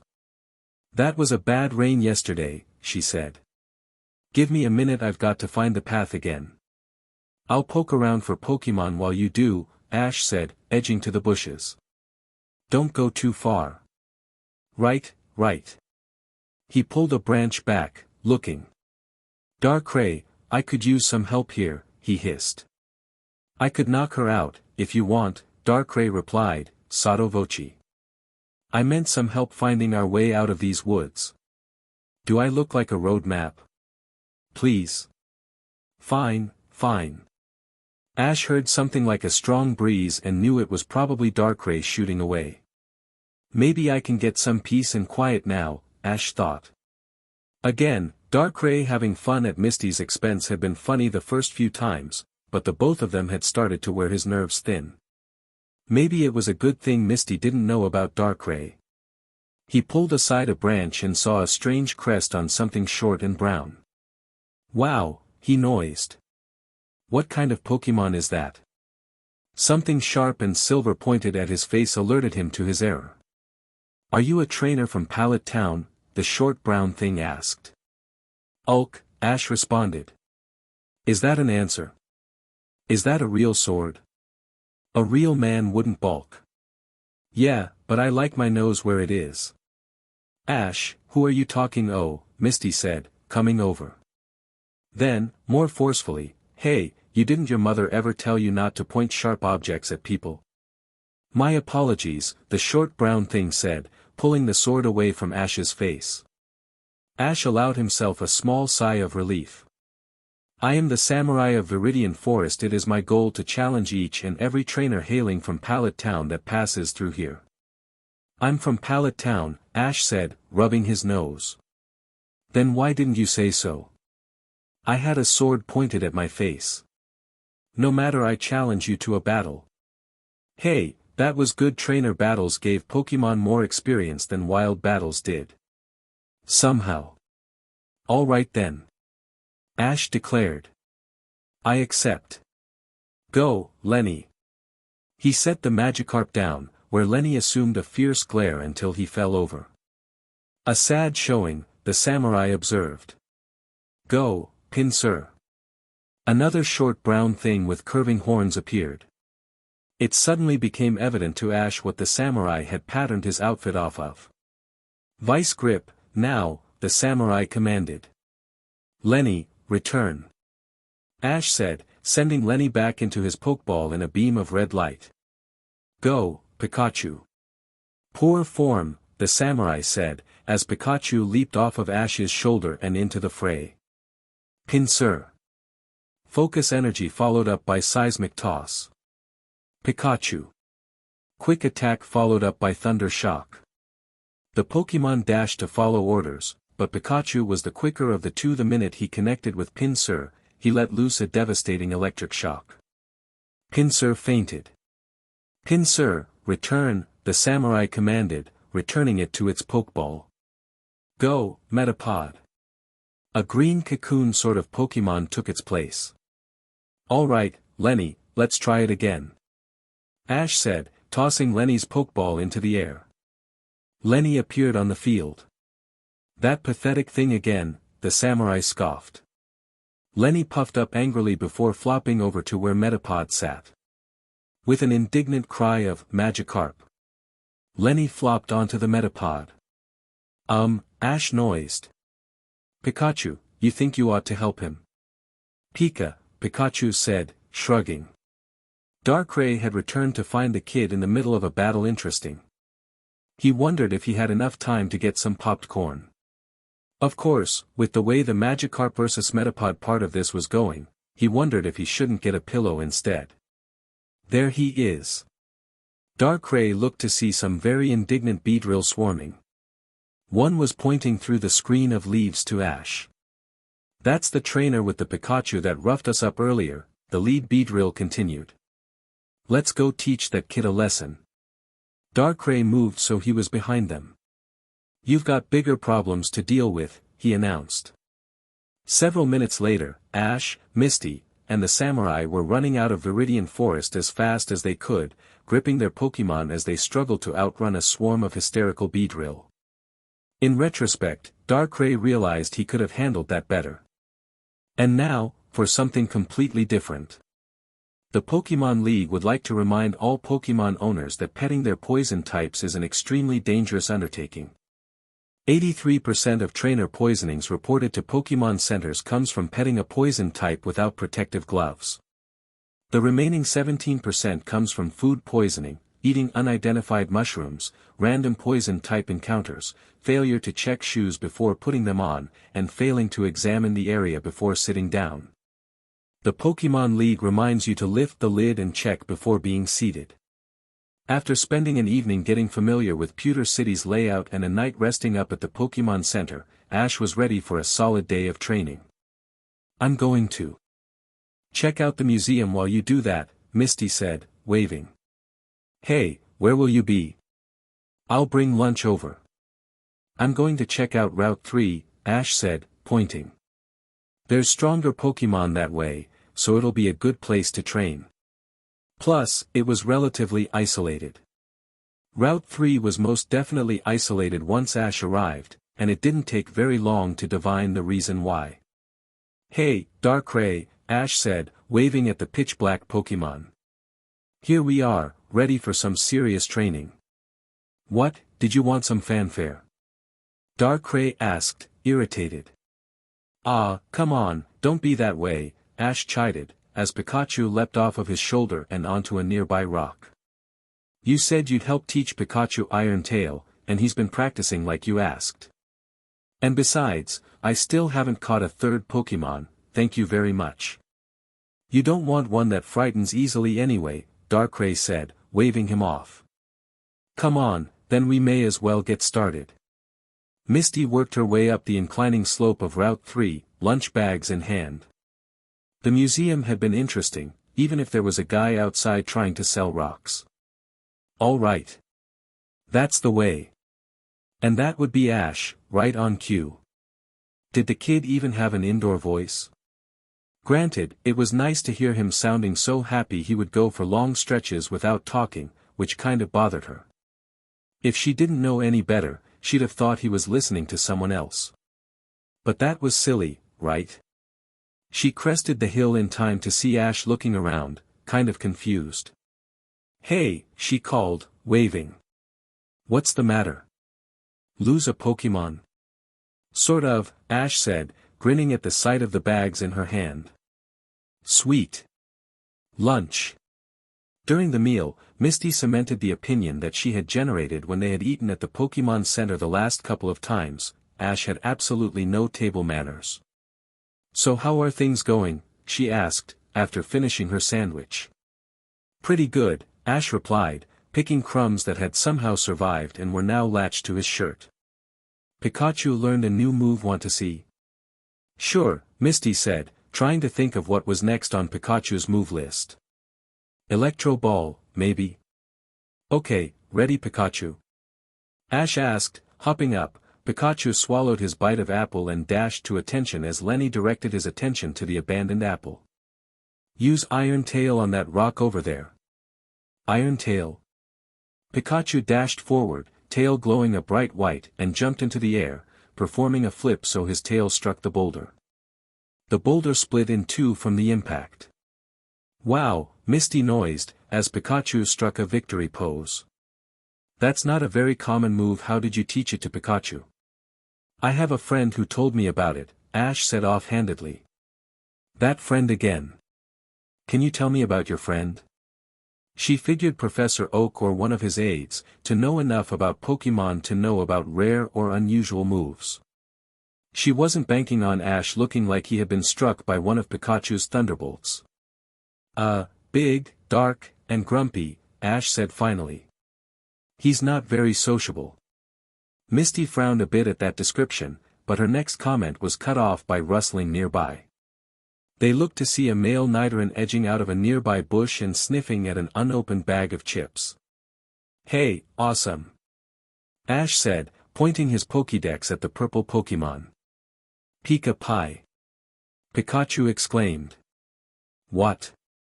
In response, Pikachu pantomimed kicking. Ash, check Nidoran's move list, Misty suggested quietly, not wanting to startle the first honest-to-goodness wild Pokémon they had seen in a while. The dearth had been unnerving, to say the least.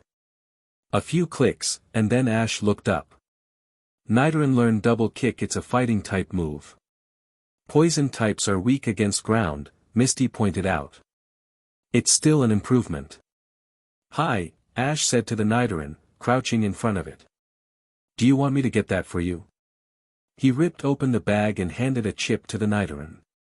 The Nidoran sniffed it gingerly before taking it from him. That's a start, Misty posed, easing away a bit. If there was going to be a Pokemon battle, she didn't want to be at the epicenter, especially with the potential for poisonous needles flying around. Ash didn't seem to hear her. My name's Ash Ketchum, and I'm a Pokemon trainer, he said to the Nidoran as he fed him more chips. My friends and I are going to be traveling all over the region battling gyms and getting stronger. Do you want to come? We'll have chips. The Nidoran's ears twitched and it looked off somewhere. Misty guessed it was getting ready to flee. Pikachu hopped forward and began talking earnestly, gesturing a lot for good measure. Misty didn't understand Pokemon speak, no matter how much she wished to, but she could tell Pikachu was brooking an argument for Ash's case. Or maybe saying that it was safer with a trainer than out in the wild, as he seemed to be pantomiming something big and scary. The Nidoran looked thoughtful, ears twitching, then looked at Ash and nodded. Great! Ash declared, fishing a Pokeball out. Let's get started. And with that, Nidoran was captured. Congratulations! Misty declared, settling back on her rock. You've finally captured a third Pokemon. Excellent, Ash said, letting Nidoran back out. We can finish up the bag of chips before we start training. Do you want a nickname? The Nidoran looked ponderous. How about Chip? Ash suggested. Ash, don't be silly, Misty chided as Nidoran shook his head.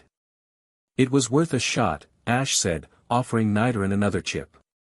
Hey, Misty, look at this. Misty came around behind him to see what he was looking at. The Nidoran's darker purple spots were sprinkled all over his body, including a large spot around his eye. Ha, she said. It looks like he's wearing an eye patch. Yeah, hey, how about patches? For the nickname, Ash clarified. The Nidoran perked up before nodding. Great! Ash said, appending the bag to loosen the last of the crumbs. Well, then, Patches, how about we do some training? You need to be able to use Double Kick before we challenge the gym. As they started, Misty couldn't help but look to where Patches had looked to earlier. If she squinted just right, one of the shadows of the boulders formed an odd shape. An odd, frightening shape. Don't be silly, Misty, she chided herself, shaking her head. But still, the hair on the back of her neck prickled. And now, for something completely different. From the literary world comes this announcement: Lackadaisy Mons, Volume 2 is now out in stores. Bookstores request that those with reserved copies hasten to pick them up, as there is expected to be a large demand of this historically minded, entertaining series. Ash's first impression of the pewter gym was that it was pretty rocky, which, he supposed, was appropriate, considering the theme of the gym. His second impression was that Brock looked pretty no-nonsense, standing across the field with his arms crossed. Welcome, Challenger, Brock called, sounding like he was trying very hard to sound formal and older than he really was. I commend you for challenging my gym, and, and please tell me those aren't your Pokemon. Ash blinked at how that last bit sounded, probably like how Brock really talked, before looking at Patches, Pikachu, and Lenny, the former two at his heels and the latter under his arm. Yeah, Ash called. Why? They're not your only Pokemon, I hope. Yeah, why? Oh, this is going to be painful to watch, Brock muttered, rubbing his forehead. All right then, it's your funeral. Ash sincerely hoped not. So tell us about what you saw. Something big and black, the head Beedrill said. With this wisp of white hair and blue eyes. And a red collar, another Beedrill added. And big claws, yet another added. And it flew, yet another added. Meowth summarized what the Beedrill had said, prompting Jessie to show the sketch they had made. Like this? She asked. Yes. Like that, the head Beedrill said. This wasn't pointy on the bottom, one Beedrill said, pointing. And the chest was bigger, another one added. But that's pretty much what it looked like. When did it pass through here? James asked, once Meowth had finished translating. About a day ago. Why? Did it scare the rest of the Viridian Forest Pokemon away? Meowth asked. Yes, why? Because this same thing was on Route 1 a couple of days ago. We're tracking it so we can catch it. That declaration elicited the same approval as the Spearow had given a couple of days earlier. Whatever this thing was, it wasn't endearing itself to anybody. Team Rocket, is it? One Beedrill asked. When Meowth nodded, you guys are pretty brave to be going after this thing. The Team Rocket group, can I join? This had been another thing they had been hearing. The Pokemon had been impressed enough that some wanted to join Team Rocket to gain that same sort of bravery. Really, it was fueled more by greed, but Meowth wasn't about to clarify for them. Besides, they were sure to get a promotion with the influx of Pokemon they had been sending Team Rocket's way. So the next place this thing will be heading is Pewter City, if it's following the routes, James observed, as the Beedrill departed for Rocket headquarters. What's after that? Route 3 and Mount Moon, Jessie supplied. Clefairy are supposed to live there. We could catch some for the boss. Or, Meowth purred, feeling extra devious. We use the balloon to head over there, head this thing off, and capture it. And then with any luck, the Clefairy will be grateful and offer to join Team Rocket of their own accord. You know, if this keeps up, I think we ought to just keep following it, James mused. Team Rocket is profiting more from the Pokemon this thing frightens than it would if we caught it. Yeah, but if we leave it go too long, we'll just end up looking pathetic. Well then. Jessie declared. We can't have that quick. To the balloon. We have a trap to set. The plan had worked, Geodude had gone down to Patch's double kick, and while Onix had been dicey, Pikachu had come out on top, thanks to a combination of small size, superior speed, and iron tail. And now the party had another member. As it turned out, strange rock guy that Misty had encountered was Brock's father, and had taken over gym leader and parenting duties so Brock could continue his aborted journey. Ash supposed it was an improvement over not selling plain old rocks to people. Meantime, Brock had asked if he could come with them, and they said yes, sure, the more the merrier. Ash was certain that somewhere, Darkrai was pitching a fit. We should probably try to make the Mount Moon cave soon, Brock observed. That sounded like thunder. Yup, definitely pitching a fit. Ash decided he could live with that. Listening to Brock and Misty talk about gym leader duties was fascinating and enlightening.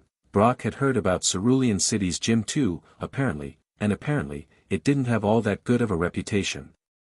Misty, however, didn't seem to want to talk about it, deflecting the conversation whenever it threatened to linger on the topic. So after we visit the Cerulean City Pokemon Center, we can have that official battle, right? Ash asked. There's not a rule about having to have it in the gym, is there? I hope not, Misty fumed. The less I have to see of my sisters, the better.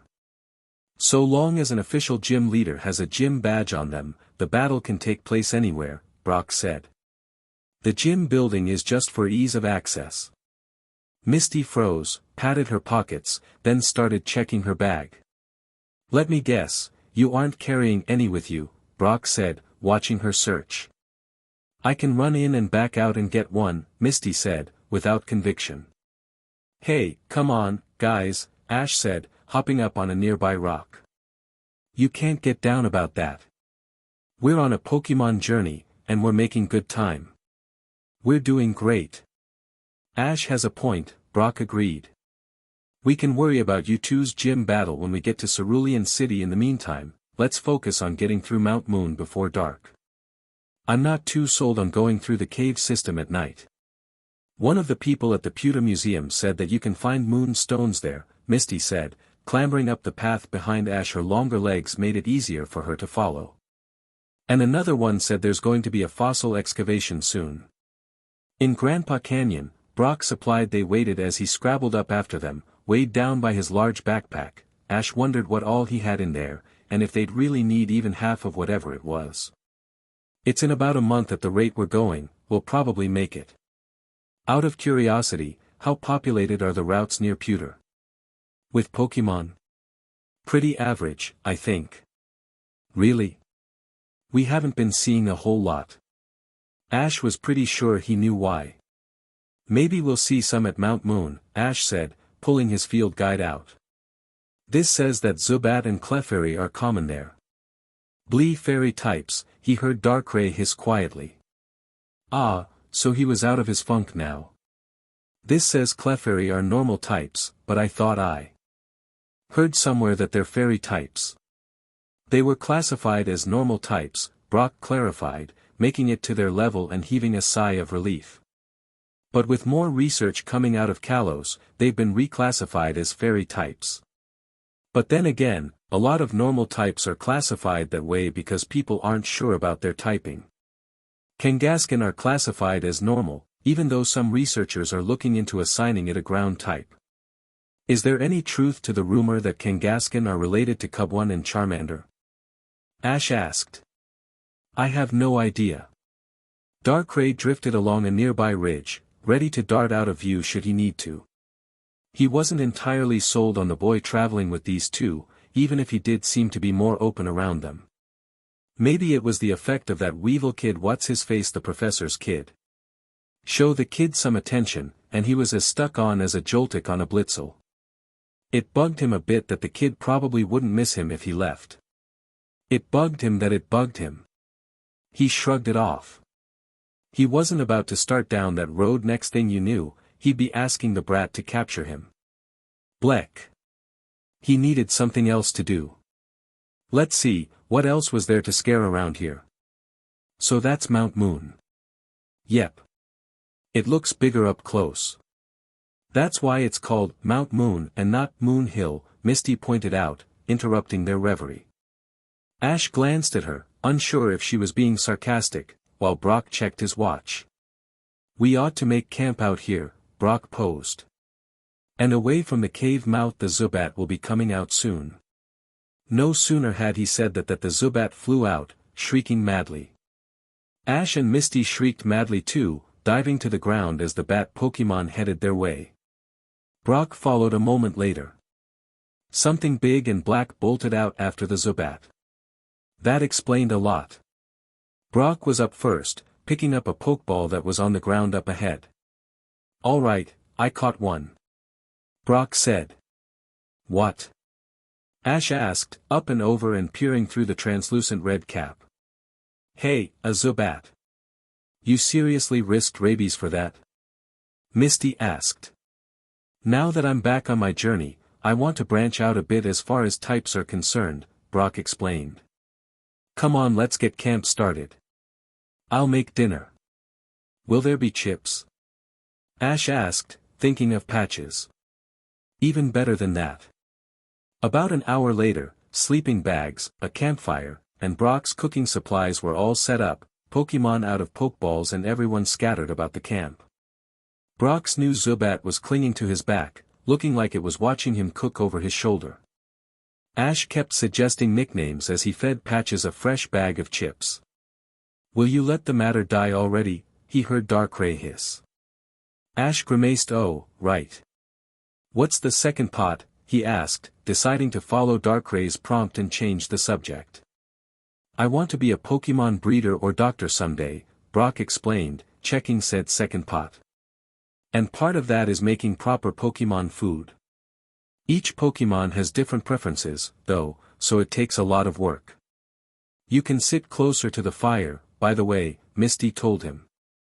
I'm fine, Ash assured her. Besides, any closer, and he wouldn't be able to hear Darkrai, who was being fairly quiet to keep the others from hearing him. Another hour later, upon eating the dinner he had made, Ash was of the opinion that if Brock could make Pokemon food half as good as he made human food, he'd be doing all right. They discussed gyms after dinner. Lieutenant Surge was after Cerulean, and then Sabrina with her famed psychic types. Ground would be effective against electric types, Brock pointed out. But poison is weak against psychic types, so you wouldn't be able to use patches against Sabrina. What are psychic types weak against? Ash asked, trying to recall. Bug, ghost. Dark isn't native to Kanto, Darkrai reminded him. Oh, right. Should we backtrack? Ash asked, checking his field guide and angling it so the firelight caught on the writing. Where are bug types common besides Viridian Forest?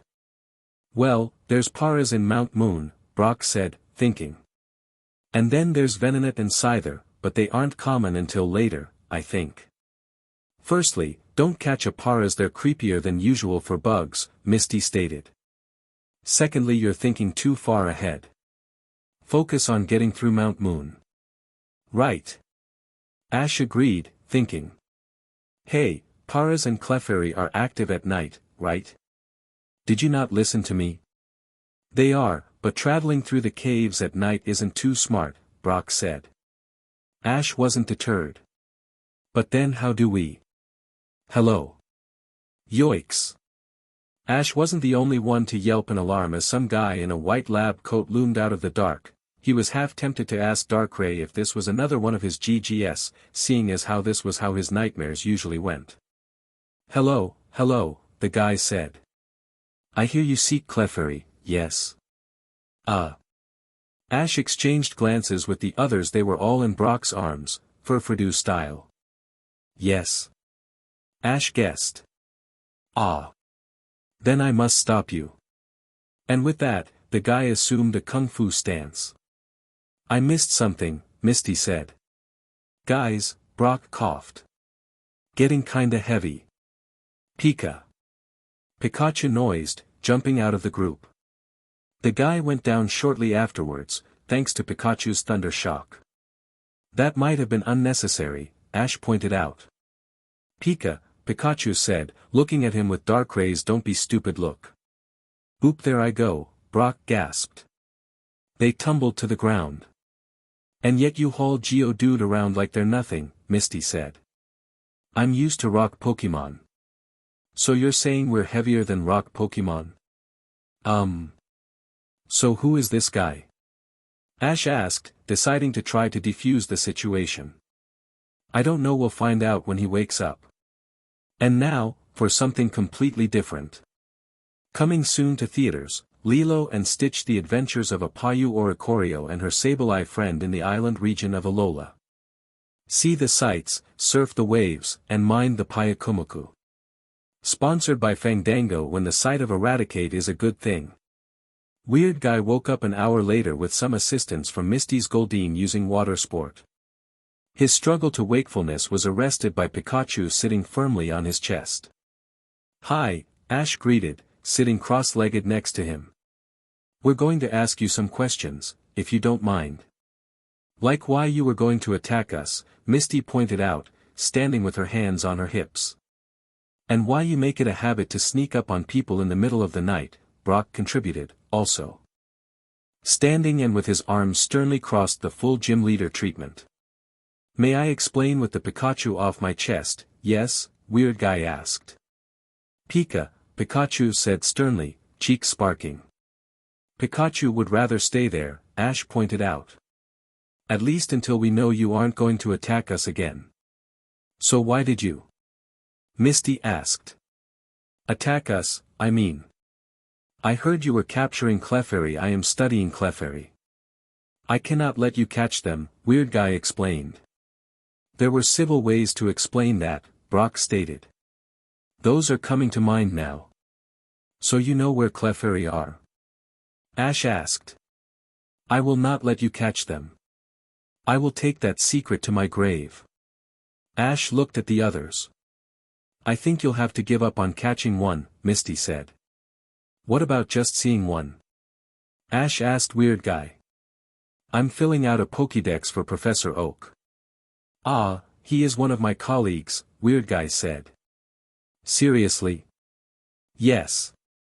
I am Professor Seymour, studying potential fairy types in Kanto. And you couldn't have just explained that? Brock asked. I have tried that. It has not ended well. Why not? Ash asked. Bad trainers. Ah. So are we allowed to see them? Misty asked. Or are you going to attack us again?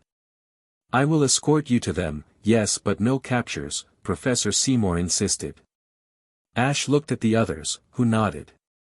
We can live with that, he said. Pikachu glanced up at Ash as they walked through the cave systems to find him fiddling with his Pokédex, something about checking to see if it had video. Pikachu, meanwhile, was having to fight to keep his cheeks from sparking. Idiot Utes Kid and the other two were no better, following this nut into a cave system. They could get irreparably lost in this. He stopped to peer into the gloom behind them. If he squinted, he could catch a glimpse of that monster.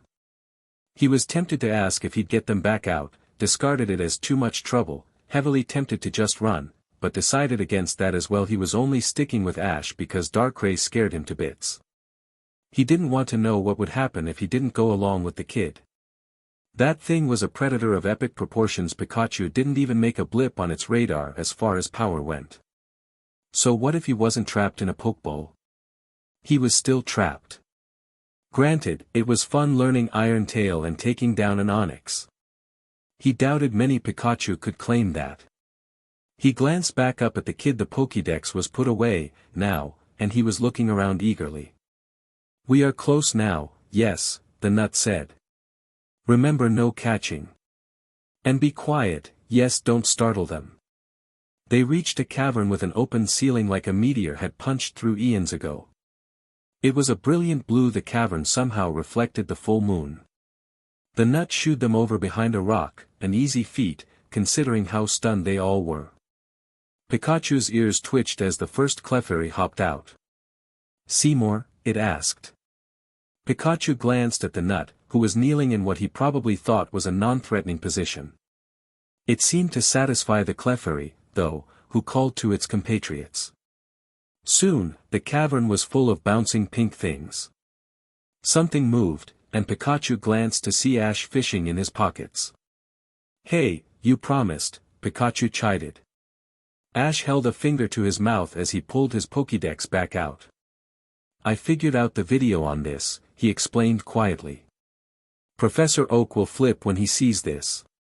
Pikachu watched, surprised, as Ash quietly filmed, thrilled to death at what he was seeing.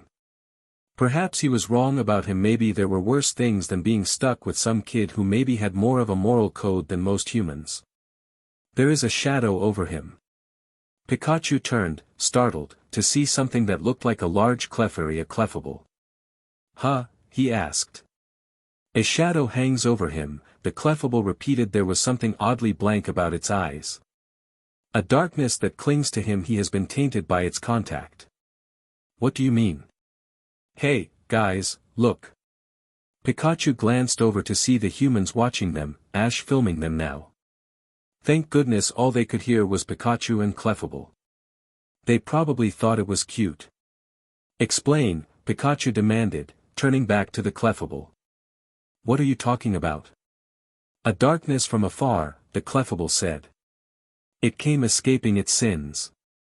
The boy, it has latched to the boy. He will carry its taint for all eternity. What do you mean? Stop talking in riddles. He was chosen, and then the shadow came. His destiny is forever altered. If you don't start talking straight, I'm going to fry you like an egg. Pikachu growled, cheeks sparking. Pikachu, no, Ash hissed. Play nice. Play nice. If you knew what this pink fluffball was saying. He froze, realizing what he was about to say. You care for the boy, the Clefable said. You shut up. Pikachu snapped, rounding on it. But before anything else could happen, an explosion sounded, shaking the cavern and sending rocks and startled Geodude tumbling. Pikachu glanced up, startled, to see two humans and a Meowth standing at the cavern's edge. Prepare for trouble, the girl said. And make it double, the boy rejoined. To protect the world from devastation. To unite all peoples within our nation. To denounce the evils of truth and love. To extend our reach to the stars above. Jesse. James. Team Rocket blast off at the speed of light. Surrender now or prepare to fight fight fight. Meowth. That's right, the Meowth said. Who are you nuts supposed to be? Pikachu asked, as the humans asked similar variations. We're Team Rocket, you twerps, the Meowth declared, pointing dramatically. They can't understand you, moron, Pikachu snarled. Shut it, you rat. Pikachu's next comment was cut off by a low chuckle and a cacophony of Clefairy shrieks. What's going on? Pikachu asked frantically, as he and the humans were herded into the caves by a press of pink. Ultima Umbra. What? Pikachu asked, managing to stay long enough to look at the peculiar Clefable. Last Shadow, the Clefable translated. And now, for something completely different. And now, a public service announcement from the Colosian Pokemon League, whoever's teaching the gorgeous Justin Bieber songs, please stop. The Three Stooges didn't last long. Darkrai landed in the center of the cavern, quite pleased with himself. He dusted himself off as he basked in his own impressiveness. You bring disaster. Darkrai spun around to see one of those pink menaces staring at him. What? He asked, not comprehending. Of course the Airhead Fairy wouldn't see that he had just saved their annoying little lives. You flee the sins of your past, the Clefable said, raising its hands. More pink aggravations poured in. But the wages of sin is death, the Clefable continued. Your reign of terror ends here, Last Shadow. Your shadow will no longer taint the region, or the boy. You've been eating Para's mushrooms, Darkrai guessed right now, he had to play it cool. He was a dark type surrounded by fairy types, he had to get out of here. Destroy him, the Clefable commanded. Darkrai went for the obvious exit, crouching down on his thin legs and launching himself straight for the hole in the ceiling. He felt himself slow down, getting heavy. Gravity. They were using gravity. On the plus side, he wasn't a flying type, nor did he have the ability levitate, it wouldn't affect him as badly. But a cavern full of Clefairy all using the move at once was enough to crush anything. He was dead if he touched the ground again. So he went for a different approach, focusing on absorbing the gloom so he could release it as Dark Pulse but no dice. The cavern was open to the full moon, and the peculiar rocks reflected the light so there was no shadow in the area. Plan. He needed a new plan. He heard chanting Lucky chant. And then something over that. Murderer. What? Evil. Corruption. Pale shadow of the moon. Nggh, Darkrai growled, covering his ears. Disarming voice he should have known. And now some of them were starting to sing they were going to drag him down, squish him against the rocks, and then pummel him until he was a grease smear. Stupid disarming voice worming its way into his ears, because if that move was making it, then so would their sing, and he couldn't fall asleep now, what with their calling for his blood. Wait. So stupid. He drifted down, down, down until he was nearly touching the ground, struggling the whole way. They were redoubling their efforts, they almost had him. Or so they thought. Because now, so close to the ground, he finally had an advantage over them. He had a shadow. He extended his power straight down, seizing the shadow and drawing out all of its power, and generally resulting in a giant wave of darkness that crashed into the pink ball of fluff. He nearly rocketed straight out of the cavern once gravity lost its hold, but he managed to flip around and drift back in, searching the sleeping bodies for one in particular. He found the Clefable and entered its dream, planning on making its nightmare very personal. Darkrai was severely startled upon entry. He had never been in a nightmare like this. No, not true, Zatus and Espers had a habit of dreaming of the apocalypse. It was depressing, to be honest. He spotted the Clefable not crying, or shaking, or anything else, simply standing there, watching Kanto burn from its perch on Mount Moon. It turned to him slowly, deliberately. It knew he was going to single it out. "This is what will happen," it declared. "You've brought disaster upon us all. This is why you're morbid," Darkrai declared. "You've been staring at the moon too long." The Clefable shook its head. "This started 5 years ago. 5 years ago, a shadow fell upon Kanto. 5 years ago, a boy chosen to save the regions fell under the shadow's taint. We are now doomed to what you see before you." "I'm sorry, do I look like I speak, idiot?" The Clefable looked at him fully now, beseeching. "I beg you, leave the boy alone. There is still time to undo what has been done. Your being here, your following the boy, has upset a carefully planned destiny. I know why you follow the boy, but I beg you, consider the future.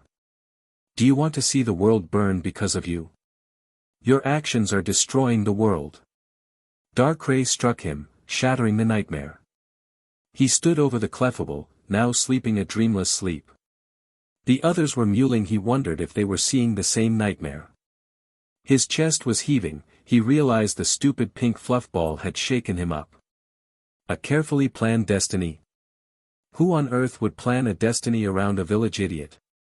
"I know why you follow the boy." That was a trick, considering he didn't even know. No. It was all just a fairy trick. The stupid pink things were notorious for that sort of thing. He glared down at the immobile Pokémon. "Moon worshippers," he sneered. Somehow, that didn't make him feel better. The Clefairy ran them out of the caves before dashing back in. "Well," Ash said finally, after they all had dusted themselves off. "We got through Mount Moon in record time." "Yeah, that was weird," Misty said, peering back into the caves. "Did you hear that weird laugh?" "I did indeed," Seymour said. "I must go back. I have to make sure the Clefairy are all right." At that, a Clefairy appeared in the cave mouth and spread its arms. "Clefairy," it said definitively. "Did we just get kicked out?" Ash asked. Clefairy nodded, then sketched in the dirt. They crowded around to see what looked like Clefairy fighting a big monster, if one squinted and was feeling generous. Otherwise, it was just a couple of circles with lines to a big rock. "I see," Seymour said sagely, nodding. "That makes one of us," Misty muttered. "The Clefairy are fighting off the intruders and do not want to have to worry about accidentally injuring us. Therefore, they herded us out to safety." The Clefairy nodded. "I guess we just have to take it at that," Ash said. "Thanks for letting us watch, though, Clefairy." "Clefairy," the Clefairy said, pointing at Ash and then waving him closer. "It seems to want to give you something," Seymour said. Ash glanced at Misty and Brock, who both shrugged. He stooped down so he was on its level. The Clefairy gave him a rock shaped like a crescent moon. "Thanks," Ash said, accepting it and weighing it in his hand. "It's a rock. It seems to be a variation of moonstone," Seymour observed. "You should feel honored. Clefairy do not impart gifts to just anyone." "Thank you very much, Clefairy," the Clefairy said, placing its paws on Ash's hand. "Beware the shadow." "Huh?" Ash noised, stunned. Did the Clefairy just talk? But the Clefairy had already gone to sit on a rock beside Seymour, who sat next to it. "I will stay here for now," Seymour declared. "When it is safe, Clefairy may allow me back in to continue my studies." "They do seem to like you," Brock observed. It seems to be so. There is a clearing down the road, Seymour said, pointing. I wouldn't go much farther past that before daybreak, however the roads are treacherous at night. Why don't we stay here a bit? Then. Misty suggested, sitting down on a rock. Brock followed suit. You could tell us more about the Clefairy, like what were they doing? It looked like dancing. It is dancing. You see, I have a theory about where Clefairy come from. Ash, meanwhile, was too focused on the Clefairy's gift to pay them much mind. He sat cross-legged on the ground, turning the rock over and over in his hands, trying to figure out what had just happened. Beware the shadow. What did that mean? It didn't mean Darkrai, did it? Pikachu. Ash looked to see his starter sitting next to him, one paw on Ash's knee. Hey, buddy. Pikachu responded. I don't know, Ash said, looking at the rock again. What do you think? Beware the shadow. Pikachu made a face before shaking his head vehemently, stopping just short of knocking the rock out of Ash's hand. Yeah, Ash said, scratching Pikachu between the ears. He had discovered that the electric mouse enjoyed it immensely. That's what I thought too. It was nearly daybreak when Team Rocket finally made their way back to Mount Moon. I'm having a thought, James announced. Why doesn't that surprise me? Jessie asked rhetorically. Meowth felt. I think we should patent that mode of travel. I mean, look how much ground we covered. Blasting off could be the next big thing. I think the people who get shot out of cannons at the circus may have beat you to it. That's where branding comes in. Guys, Meowth announced, stopping. We've got company. A Clefable stood in front of them, looking distinctly worse for wear. You are Team Rocket? It asked wearily. Yes. Meowth answered slowly. He wasn't sure if the Clefairy and Clefable had a good opinion of them at the moment. At his response, the Clefable waved. Nearly a dozen more pink Pokémon came forward, a few Clefable and a handful of Clefairy. These are some of our best fighters, the Clefable declared. Your motives may not be pure, but necessity has found us a common enemy. These fairies will join your team in order to destroy the threat that overshadows us all. What, you mean that black thing? Meowth asked, struggling to keep his voice even and his expression appropriate right now. On the inside, he was cheering insanely. The Clefable nodded. Ultima Umbra, the last shadow. It must be stopped. It threatens the very existence of Kanto. Nay, it threatens the existence of the entire world. Okay, that was pretty heavy. Wait, you know about this thing? I do indeed. Well then, what is it? Is it a Pokémon? What type is it? It is, the pitch black legendary, the Clefable intoned. Meowth felt like a weight was settling on him and wondered if the Clefable wasn't using gravity. The pure dark type, bringer of nightmares, it is. Meowth leaned forward, afraid he'd missed the last bit. Darkrai, the Clefable declared. And now, for something completely different.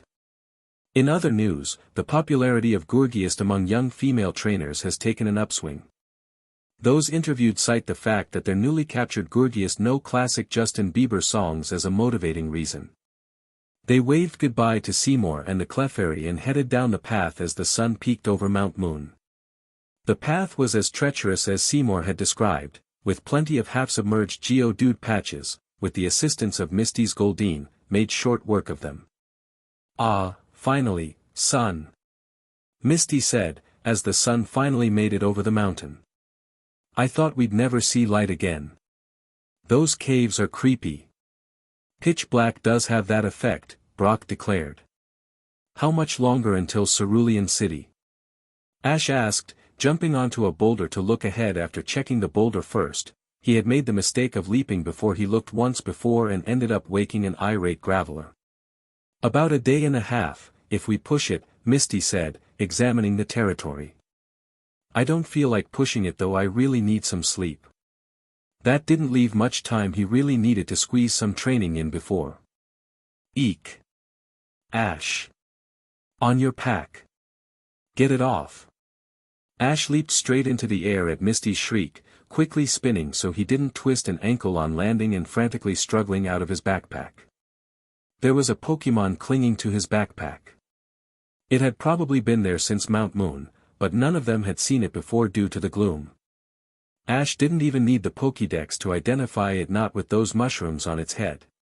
A Paras! Ash exclaimed excitedly. If you're going to catch it, I suggest getting it off your bag first, Brock said, giving Misty, who was currently hiding behind him, a cursory glance. And don't touch it, Paras are renowned for their spores. Ash quickly found a stick and used it to coax the bug Pokemon off his backpack. It went off without fuss. So, Paras, Ash said. You want to journey with us? It'll be fun. The Paras simply stared at him. Do you want a lift back to Mount Moon? Ash asked, pointing back the way they had come. The Paras simply stared at him. Do you want something to eat? Ash asked, guessing now. The Paras simply stared at him. Is it all right? Ash asked his traveling companions, half pointing at the Paras. No, it's not all right, Misty said, sounding like she had her face pressed against Brock's backpack. The mushrooms on a Paras head eat its brain. It's the creepiest of all creepy bugs. Ash winced at that. Should we take the mushrooms off? I wouldn't, Brock advised. I've heard of a few trainers who have tried it, always ends up killing the Paras. They have a symbiotic relationship with their mushrooms. They move the mushrooms around, and in turn the mushrooms provide them with more moves. I always heard they were zombie Pokemon, Misty muttered. I won't deny that either. Ash shrugged, making his decision. Okay, we're going to catch it, he declared, turning back to the bug it hadn't moved. Pikachu, use Thunder Shock. Pikachu did so, sending a bolt of electricity flying at Paras. Paras took it, stayed stock still for half a minute, then keeled over. That was underwhelming, Ash observed. You'd better catch it before it recovers, Brock advised. Oh, right. Ash quickly fumbled in his pack. Upon finding his prize, he yanked it out of the bag and flung it at Paras. The Pokeball Scked Paras in and captured it without a struggle. Is that normal? Ash asked his traveling companions, half pointing at the Pokeball. I've never seen anything like it, Brock said, eyebrows up. Maybe it just liked you. Just my luck, Misty muttered. They found a grassy plateau to stop and eat breakfast on. Brock set to making said meal, while Ash focused on introducing the newest member of his team to the rest of his Pokemon. This is Paras, he declared upon releasing them. Paras, this is Patches, Lenny, and you've met Pikachu. Sorry about earlier. Paras simply passively observed them, not even reacting when Patches went up to it and sniffed it inquisitively. Unsure how to handle the odd behavior, Ash checked his Pokédex to see more about Paras. Okay, he noised, reading. Male, bug and grass type, ability is Effect Spore, level 9, so you know Scratch and Stun Spore. He pointed at a nearby tree. Let's see how you do. Use Scratch on that tree. The effect was immediate and surprising. The Paras let out a wild shriek and ran straight for the tree, scratching it frantically and causing no small amount of alarm among the rest on the plateau. Whoa, whoa. Stop. Ash yelled, wanting to go bodily stop Paras but worrying about getting too close. Paras immediately stopped. What was that? Misty squawked. I have no idea, Ash admitted. Paras, come here easy. Paras scuttled over to stand in front of Ash. How about we call you Frenzy? Ash asked. It seems to fit. Paras simply stood there, giving neither acceptance nor denial of the name. The Pokédex beeped, however Ash looked at it to see that it had registered the name. Oops. I told you they were zombie Pokemon, Misty scolded, as Brock set out breakfast. I don't think he's a zombie, Ash shot back. Come on, guys, breakfast. The Pokémon settled into their bowls of Pokémon food except for Frenzy. Frenzy was standing right next to Ash. His come here command, he realized. So you'll do exactly what I say and nothing else? Ash asked. Frenzy stood there. Ash exchanged glances with Brock, who shrugged. Misty was eating her breakfast on top of a boulder as far away from Frenzy as possible. Here, Frenzy, Ash said, pointing at his bowl. Breakfast. Frenzy stood there. Eat your breakfast, Ash said. Frenzy scuttled forward and began rapidly devouring the food. Ash watched until Frenzy had eaten every last crumb and began gnawing on the bowl. That's enough, Frenzy. Frenzy stopped. Ash looked at Brock. I don't know what to tell you, Brock said, shrugging. Maybe he'll get better with training, Ash suggested. Maybe. Now eat your breakfast before I feed it to him. And now, for something completely different. In other news, there are reports in Unova of a sentient cloud. Witnesses claim that the cloud has descended to ground level on multiple occasions and assaulted random passerby. Authorities recommend staying inside. Do not engage the sentient cloud. They traveled on, meandering down the mountain towards Cerulean City. Misty was dragging her heels. Ash wondered what was so bad about her sisters. He wasn't complaining, however the extra time gave him the opportunity to train some more. All his Pokémon were up a few levels now, but he wasn't sure if it was enough. Darkray's warning from Was It Seriously last week came back to him.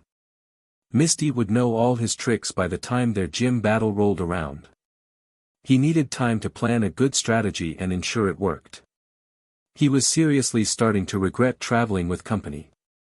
Worse, rolling over in his sleeping bag that night, traveling with company meant he couldn't talk to his best friend. Pikachu muttered, looking at him bleary-eyed. Sorry, Ash whispered. Can't sleep. Pikachu shook his head slightly, standing. He squirmed into the sleeping bag and turned around so he was under Ash's arm, head under his chin. Ash hugged him a little. Thanks, bud. Pikachu murmured, drifting back off. Ash finally managed to drift off as well. Maybe having other friends was a good thing after all. It's about time you fell asleep. Darkrai. Ash exclaimed, thrilled to see the pitch-black Pokémon again. He glanced around to make sure they were. Where are we? Ash asked. Pallet Town. It doesn't look right. You're dreaming, Darkrai explained airily. To be honest, this isn't the weirdest one you've had. That would explain why the trees were purple and blurry and why Professor Oak's Arcanine was wearing his lab coat. What was my weirdest one? Trust me on this, you don't want to know. Well, at least we can talk again. Listen, I need your help. That's no surprise, Darkrai said, pointing. You'd wander off a cliff if someone wasn't keeping an eye on you. About. Nah, you're not getting out of this that easy. You want my help so bad, you make time for it when you're awake. And don't think I'm letting you off easy now. With that, Darkrai vanished. Hey, Ashy boy. Nice undies. Ash looked up to see that he was back in Pallet Town's classroom, in front of a full class, in nothing but his Porygon pattern undies. I'm gonna get him for this, Ash muttered. You've been awfully quiet today. Ash noised. Sorry, I was thinking. About? Misty asked. Lots of clever little things. Another Darkrai special. He could understand Darkray's attitude. He had been his friend since he was 5, and now he was completely neglecting him. To quote Darkrai, what a bum. So at the rate we're going, we should come up on Cerulean City tomorrow morning, Brock said, consulting his travel guide. He looked to Misty. You can have your gym battle then, as soon as you get a badge to award. Misty looked distinctly uncomfortable. I'll be able to handle it, she muttered. Ash wasn't sure if he was cut out for having more than one friend. He wanted to worry about Darkrai, yes, but now he was worried about Misty, too. Man, real life was tougher than it looked on TV. Darkrai skimmed above a nearby lake, enjoying the night air. He reached the center, executed a perfect spin, and launched himself into the air, performing a backflip for good measure. It didn't help. Normally, such feats of acrobatic prowess did wonders to bolster his spirits. It was the job description for the move sword dance, one he had been quite fortunate to learn from a technical machine 1 year. But no, that stupid Clefable had to go and ruin it. You bring disaster. Murderer. Your actions are destroying the world. Common misconception. He blamed not having as good a PR man as his goody-no-shoes counterpart Cresselia. And besides, she had pink to her pink Pokemon were always liked better. It was an unfortunate truth and a little embarrassing, to be honest. He settled on a rock poking above the surface of the lake to think. Say he entertained that stupid Pink Puff's opinion. For a moment, what sort of youths would mold the world's destiny around a village idiot? The kid may have some good moments, but at the end of the day he wasn't winning any intelligence contests. And what made them think that he was screwing the whole thing up? It was imbecilic at best. At worst, he had a small inclination to believe them. He blamed his youth, when he practically destroyed everything he touched. But he was better now, right? Darkrai snorted and drifted back into the air. That's what he got when he listened to fairies. We're here. Brock declared as they crested a hill. Cerulean City. Wow, Ash noised. It looks wet. That's the lake, you ninny, Misty scolded. Oh. Cerulean City, Brock read off a nearby sign. Huh, someone wrote on this. Aren't signs supposed to have writing? Ash asked, before spotting the graffiti. He saw red upon reading it. Gary Oak was here, Ash is a loser. Ash read. That JRK. Who's Gary? Misty asked. He's a JRK, Ash explained. Like the jerkiest of JRKs. He makes other JRKs look nice. That's pretty jerky, Brock said, smirking. Well, there are some other names too, but I'm not allowed to say them. What did he ever do to you? Misty asked. Well, start off with name-calling, then tripping, and the glorious moment when he shoved me in one of his grandfather's lockers, where I remained for the rest of the day until Professor Oak needed something from that locker. That was not fun. JRK. See? Don't give him the satisfaction, Brock said, waving it off. You'll encounter people like that every day. The sooner you can turn them into water off a Psyduck's back, the better. And how does that work? Ash called after him, as the rock-type trainer began heading down the hill. Easy, Brock called back. You find out that their opinion doesn't really matter. It's what you think of yourself that counts. Ash and Misty exchanged glances, digesting that statement for a minute before hastening after Brock. It looks less wet up close, Ash observed, glancing at Misty. So do I have time to go to the Pokemon Center real quick? Sure, Misty said, rubbing her arms. This is going to take me a while, anyway. Why? Misty fidgeted a bit more before finally answering. My sisters. Ash exchanged glances with Brock, who shrugged. I don't follow, Ash told her, and he didn't, being an only child. Imagine having 3 Garys as older siblings. I definitely follow, Ash said. My sympathies. So. Misty declared. I'm going to wait until they have one of their water shows and then duck in and get a few badges. It'll take a few hours before one starts, so you'd better be ready by the time I get back. And with that, she ran off. I have to ask, Ash said, turning to Brock. Are siblings all really like that, or should I be glad I was born an only child? It depends on the family, Brock told him. I love my siblings to death, but I'm glad I got the opportunity to get away from them for a bit. Ash digested that for a moment. So what are you going to do? While we wait for Misty, I mean. I'm going shopping for supplies, Brock said, turning towards the familiar blue roof of a Pokemart. Think you can stay out of trouble in the meantime? Sure, Ash said, heading for the Pokemon Center. Just so long as trouble doesn't make it a point to find me. Ash was out and exploring the moment Nurse Joy gave his Pokemon a clean bill of health. He had a few hours to kill, and he intended to spend that time exploring. And, perhaps, finding an isolated spot so he could talk to Darkrai. As he wended through town, he couldn't help but worry a bit about Frenzy. He had asked Nurse Joy specifically about the Paras, and while she did say his behavior was a little odd, it was pretty average for the Paras line, and he was perfectly healthy, so. Well. If it isn't Ashy Boy. Ash looked up sharply. Gary, he squawked. What are you doing here? Gary waved him off, looking decidedly smug. None of your business. Hey, you should head over to the gym here. I hear they're giving away badges, and that's the only way someone like you could get any. Seriously? No wonder Misty wasn't so hot on it. I'll have you know I already have a badge, Ash shot. And I've got another gym battle lined up. I'll have earned my Cerulean badge. Gary started laughing. Ash gritted his teeth. Water off a Psyduck's back, he reminded himself. Good joke, Ashy Boy, Gary said, beginning to walk around him. If you don't believe me, why don't we have a battle and prove it? Ash asked. Pikachu agreed sharply, cheeks sparking. Gary laughed again.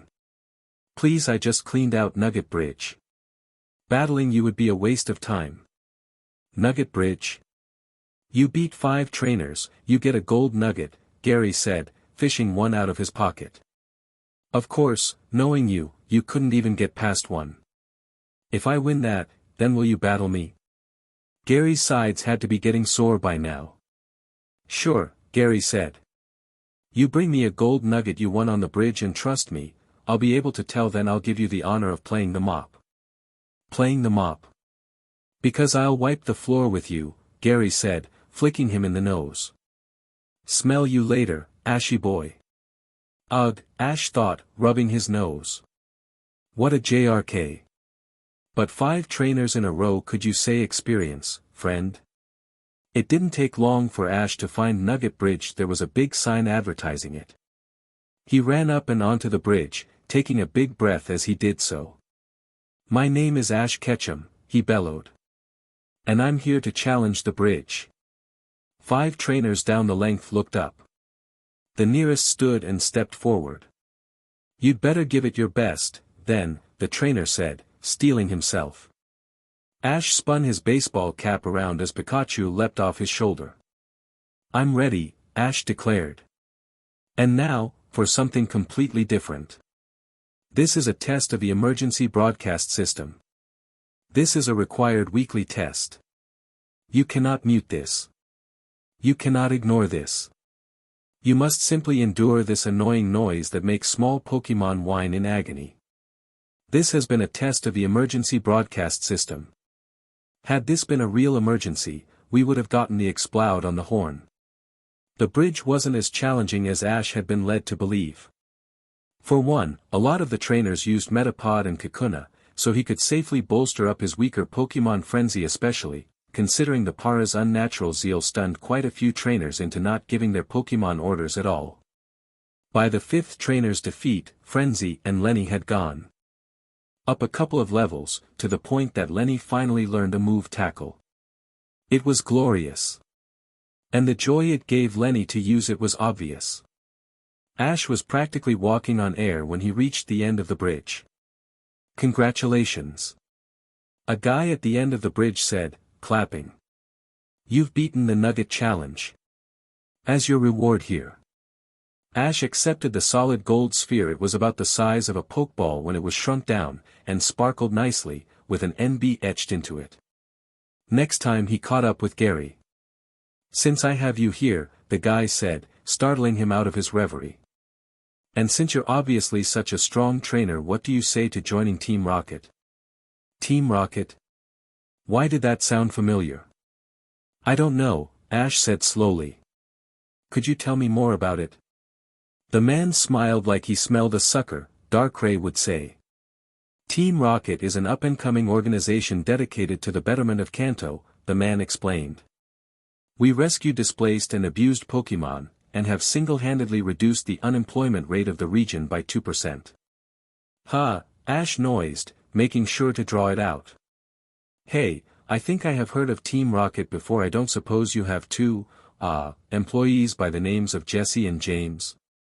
They have a talking Meowth with them. The man's face twitched. Sorry, but I don't think Team Rocket is as nice as you say they are, Ash declared.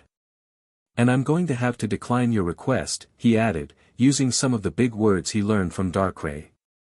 I was afraid of that, the man said, pulling two Pokeballs out and releasing their contents, a Golbat and a Tauros. Say goodbye, kid.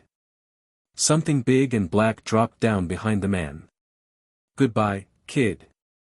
And with that, the man, the Golbat, and the Tauros all were out cold. I could have taken him, Ash said. The words you're looking for are, thank you, Darkrai said testily, tapping his claws. And fine, next time I'll let you get gored. You're the only Pokemon I know who attacks humans, Ash pointed out. Darkrai's eye twitched. Not that I don't appreciate it. Anyway, I'm glad you're still speaking to me, Ash continued. I'm sorry for being a JRK and ignoring you. That brooks no argument. I get the feeling you've just insulted me. Go with that feeling. Ash spread his arms. Do I get a forgiveness hug? Sorry, my hugs are for special occasions only. Stay away from me, you crazy human. Ash and Darkrai spent the next hour or so exploring around the lake with his Pokemon, searching for a fifth teammate and trying to rack up some more levels. It was slow going. I think it's broken, Ash declared, hitting his Pokédex against the palm of his hand. Stop that, Darkrai scolded. It won't work if you break it. I want Patches and Lenny to be as high a level as they can before my gym battle, but at the rate we're going. I'm sorry, don't you have an electric Pokemon? Pikachu added, tugging his pants leg. Yeah, but I want it to be a fair fight, Ash argued. A lost cause, Darkrai said to Pikachu, indicating Ash. Pikachu nodded sagely. If you're not going to be helpful. Oh, I plan on being extremely helpful. See over there? Darkrai asked, pointing. Ash followed his claw to see. Trainers. Misty waited until 10 o'clock.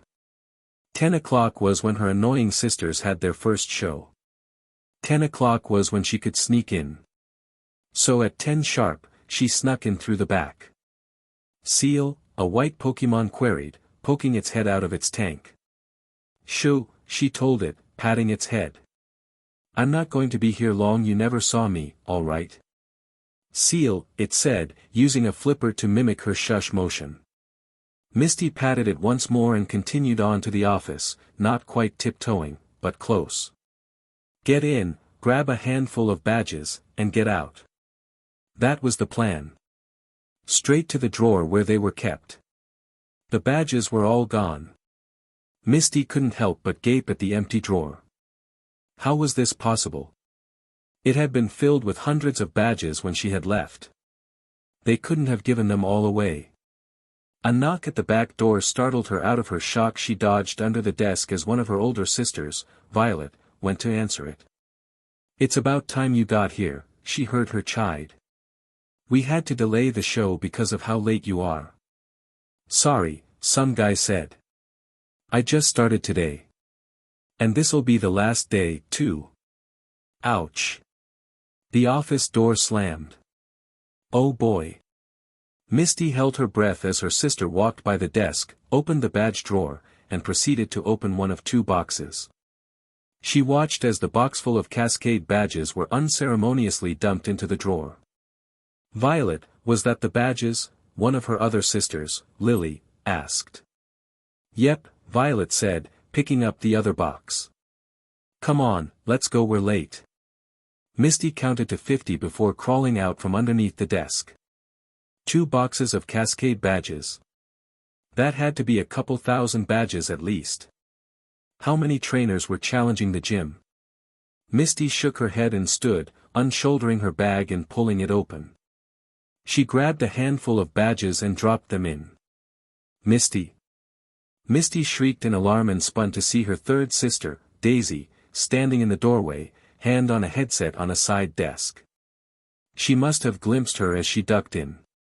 "What are you doing?" Daisy asked, eyebrows furrowed. "I thought you said you weren't coming back until—" "I know what I said." Misty snapped quietly. "I just needed some badges because I've been having some challengers." "Oh," Daisy noised mockingly. "Do you mean suitors?" "No. What happened to all the other badges?" "The drawer was full when I left. We decided to start handing them out at the shows." "What? What happened to your whispering? I liked you better when you were trying to be quiet." "How could you?" Misty squawked. "You're giving the cerulean gym a bad name." Daisy shrugged and picked up the headset. "If you cared so much about it, you shouldn't have left in the first place," Daisy tossed back as she left. That hurt. She did care. She left so she could become stronger. She left so she could become a better trainer. She left because she couldn't stand her sisters. "Hit me with a half-truth, why don't you?" she muttered, grabbing a handful more badges before leaving. She gave Seal an affectionate rub as she walked out. Once back in the sun, she took a deep breath. She was in, she was out, she was on with life. Someday, yes, she would come back, and kick all three of her sisters' cans. Tease her for being a tomboy. There was more to being a Pokemon trainer than looks. And what really truly bugged her was that their comments really truly bugged her. She had run away from her sisters, and no amount of convincing was going to change that. "Water off a Psyduck's back," Brock had commented. "I wish it were that simple," Misty sighed.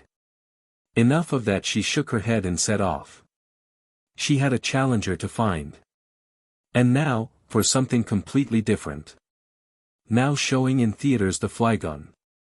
Starring Vincent Bryson, Jeff Gold, and Vanessa Carney, and telling the horrifying tale of science gone wrong. A brilliant scientist experimenting with a transportation device for Pokemon ends up fused with one. Will he be able to return to normal, or will he be forced to live as the horror he's slowly becoming?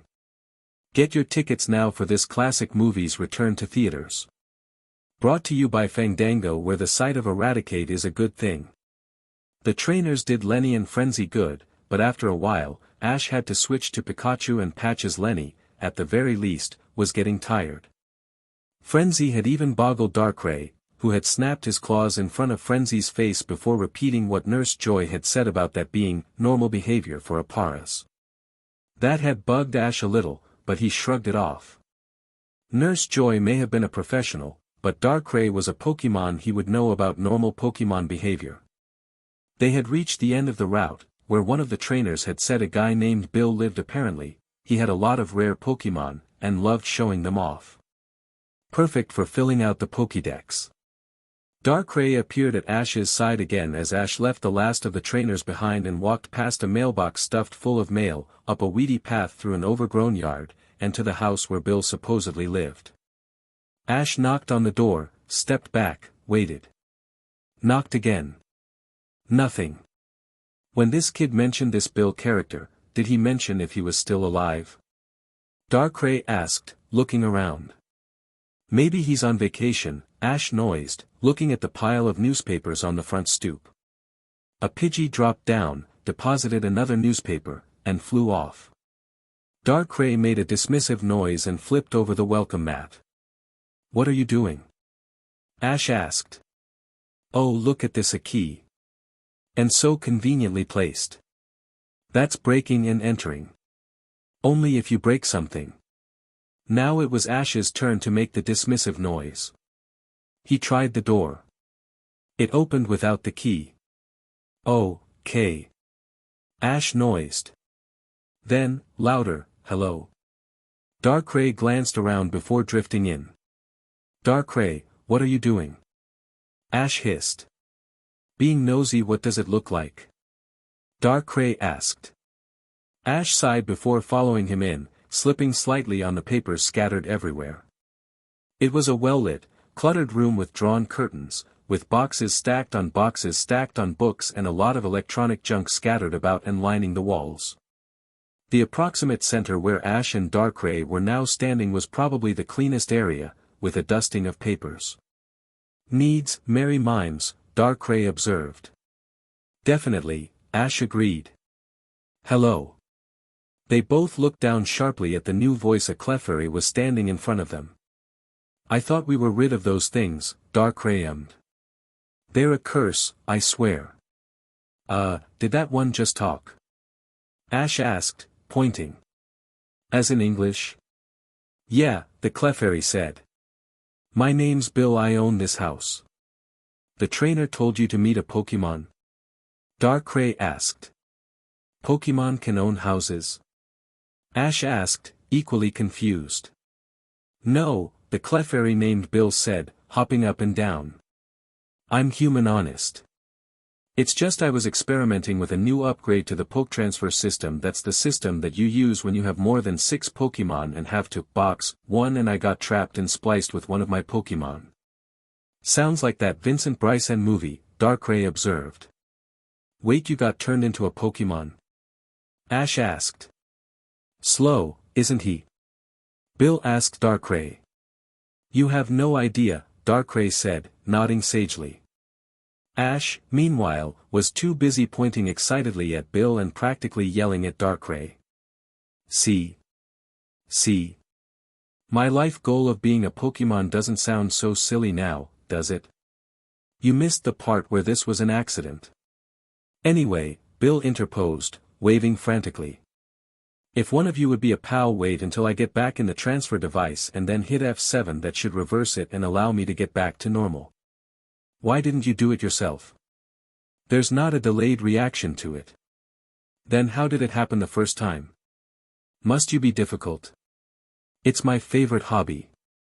"I've got it," Ash said, standing by the keyboard. "It's this, right?" "Yes, perfect," Bill said, hopping into an open metal closet. "I don't suppose you could close the door?" Darkrai slammed it in his face. "That's mean," Ash observed. "I have an aversion to pink," Darkrai explained. "How about we leave him in there and get out of here?" "Hey, we've got to help," Ash argued. "Ready? Everybody say push the button." "Push the button," Darkrai repeated dully. Pikachu said something with more zeal. Ash pushed the button. "It was F7, right?" Ash asked. "You'd better hope so at this point." There was a ding, like that of an oven, and then knocking from the metal closet. "Hello?" Bill asked. "Letting me out would be nice." Ash went over and opened the door when it was clear that Darkrai wasn't going to do so. A man with unruly orange hair stepped out. "Oh, thank goodness, no more pink," the man who must have been Bill declared, patting himself down. "I'm telling you, it was starting to get really freaky. I spent all last night standing in the moonlight doing absolutely nothing. I didn't like it." He shivered. "So? How can I ever repay you?" "For pushing a button?" Ash asked blankly. "It was more than I was able to do, I know. How about I give you a Pokemon? 2 of my evolutions had an egg that hatched recently." "Hey, that's why I came. Some kid said you had a lot of cool Pokemon that you liked to show off." "Sure. Right over here." Bill led him to a back door and opened it. "See? There's Vaporeon, and Flareon, and Jolteon. There's Umbreon and Espeon. They're from Johto. That's a Leafeon. They're native to Sinnoh, but a friend of mine sent me one, and that's Glaceon. They're also from Sinnoh. And that's Sylveon, one of those new fairy types from Kalos. And that's a Haxorus from Unova. It's a shiny. That's just a regular Pikachu there, but it fell into a vat of dye at a factory, and now everyone thinks it's some alternate evolution. That there's a Dragonite. How come some of these aren't showing up?" Ash asked, hitting his Pokédex again. "Don't do that with the tech. It'll work when you baby it." "I'll baby it when it works. Some of them won't show up unless you have the national Pokédex. You just have the Kanto regional one, don't you?" "I don't know. I just started last week." "Then it's definitely just regional." "Oh. Here, Bill said, going to a shelf filled with pokeballs and selecting one. I told you I'd give you one. This is an EV. Now you've seen the whole EV set. Awesome. Ash said, looking into the translucent red top. There was a little brown fox-like Pokemon looking up at him. And here, Bill said, picking up a few slips of paper. I got tickets to the party cruise the SS and is hosting in a few weeks, but I don't care much for boats. You can have this. Wow, thanks. Ash exclaimed, accepting the tickets and examining them. Bill, meanwhile, was examining Darkrai, who in turn was examining the metal closets. Say, what kind of Pokemon is that, anyway? I know it's not native to Kanto. Ash looked over. That's Darkrai. He's a friend of mine. Darkrai? Bill repeated, looking pensive. Say, I think I may have heard of him. He's part of the lunar duo over in Sinnoh. What happened to the Clefairy? Darkrai asked suddenly. Huh? Darkrai pointed. You got fused with a Clefairy, right? So when you got unfused, shouldn't the Clefairy have been in this one? Bill looked concerned as he went over and opened the second metal closet. Huh? Wow, Ash noised. It is like the Bryson movie. I'd feel a lot better if I hadn't seen that movie, Bill muttered. So how do we check to make sure that didn't happen? I don't know. I could run some tests. I could hit you with a dark type move and see if it's ineffective, Darkrai offered. I'd rather you didn't, thanks. Hey, you could use a move, Ash suggested. Then we can see if it works or not. Bill considered this before wagging his fingers back and forth. They stood still for a few moments. And that was? Darkrai asked. It was supposed to be metronome, Bill said, frowning slightly. I guess I'm safe. Or it turned into Splash, Ash suggested. I suppose that's a possibility too. Darkrai tapped Ash's shoulder. We should go, he said in an undertone. Why? Ash asked. Don't you have a previous engagement? Huh? Then it registered. Ah. What time is it? Ash asked frantically. It's nearly noon, Bill said, glancing at a wall clock. Don't you have a watch? I've got to go, thanks. Ash called, bolting for the door. Don't mention it. Bill called after him. We won't, Darkrai muttered, following. Bill gave it some consideration before trying again. I'm being silly, he muttered, waggling his fingers. Hold it, Darkrai chided, catching Ash by the collar before he tripped over a rock. It's not like she's going to battle you with your party exhausted. It's poor form, or some other bunk like that. True, Ash said, unshouldering his backpack. I think I have some oren cakes in here. You have what? Oren cakes. Brock made them, Ash explained, holding one out. Here, try one. Darkrai examined the flat blue cake. It looks like dried oren berries squashed together. I think that might be what they are. Brilliant, Holmes, Darkrai said, taking a nibble. Ash tried very hard not to laugh at his expression. Let me guess, they're good. Passable, Darkrai countered, tucking it into his collar for later. So who's the new kid? Oh. Ash checked his Pokédex. EV, male, has the ability run away, level 7, and nose tackle, tail whip, and helping hand. Heh. Oh, right, don't be so dependent on others. He listens, that's scary. Hey, you give me grief if I don. Bill's house exploded. They froze, did a slow turn. I guess he tried metronome again, Ash said finally. Let's just walk away, Darkrai suggested slowly, prodding Ash and redirecting him. And pretend that this never happened. We must never speak of this again. And now, for something completely different. You have stumbled into an alternate dimension. Of sight, of sound. Listen to your voice echo in the empty wasteland. Watch as it reforms around you. Behold, terrible things come to life. There's your signpost, dead ahead. You have now entered the distortion zone. What do you mean, you're leaving? Oi. To be honest, Darkrai had been expecting this reaction to his announcement. Cue the peppering of questions. Look, he said, deciding to head this off preemptively. I've been planning this for a while. A Pokemon is entitled to a vacation too, don't you know? And besides, you've got other people to bother now. Ah, apparently that was the wrong thing to say. The kid looked worse now. It's because of me, isn't it? The kid muttered. Don't flatter yourself. No, I can't tell you. It's too important to share with a blabbermouth like you. Bingo back to annoyingly perky. What? What is it? You can tell me. I won't tell anyone. I won't either, the yellow rat said, into it now. What is it? I can't tell you, Darkrai maintained. It's a secret. This isn't going to be like when I asked you to explain girls to me, is it? I knew then you weren't ready. Ah, come on. No one reacts positively to being told that Snoogie-Woogie-Whips is one of those love things. Wait until you get older and hormones kick in. The kid frowned at that. So, you're leaving because you have a girlfriend? Actually, it's a super secret meeting of legendaries. Really?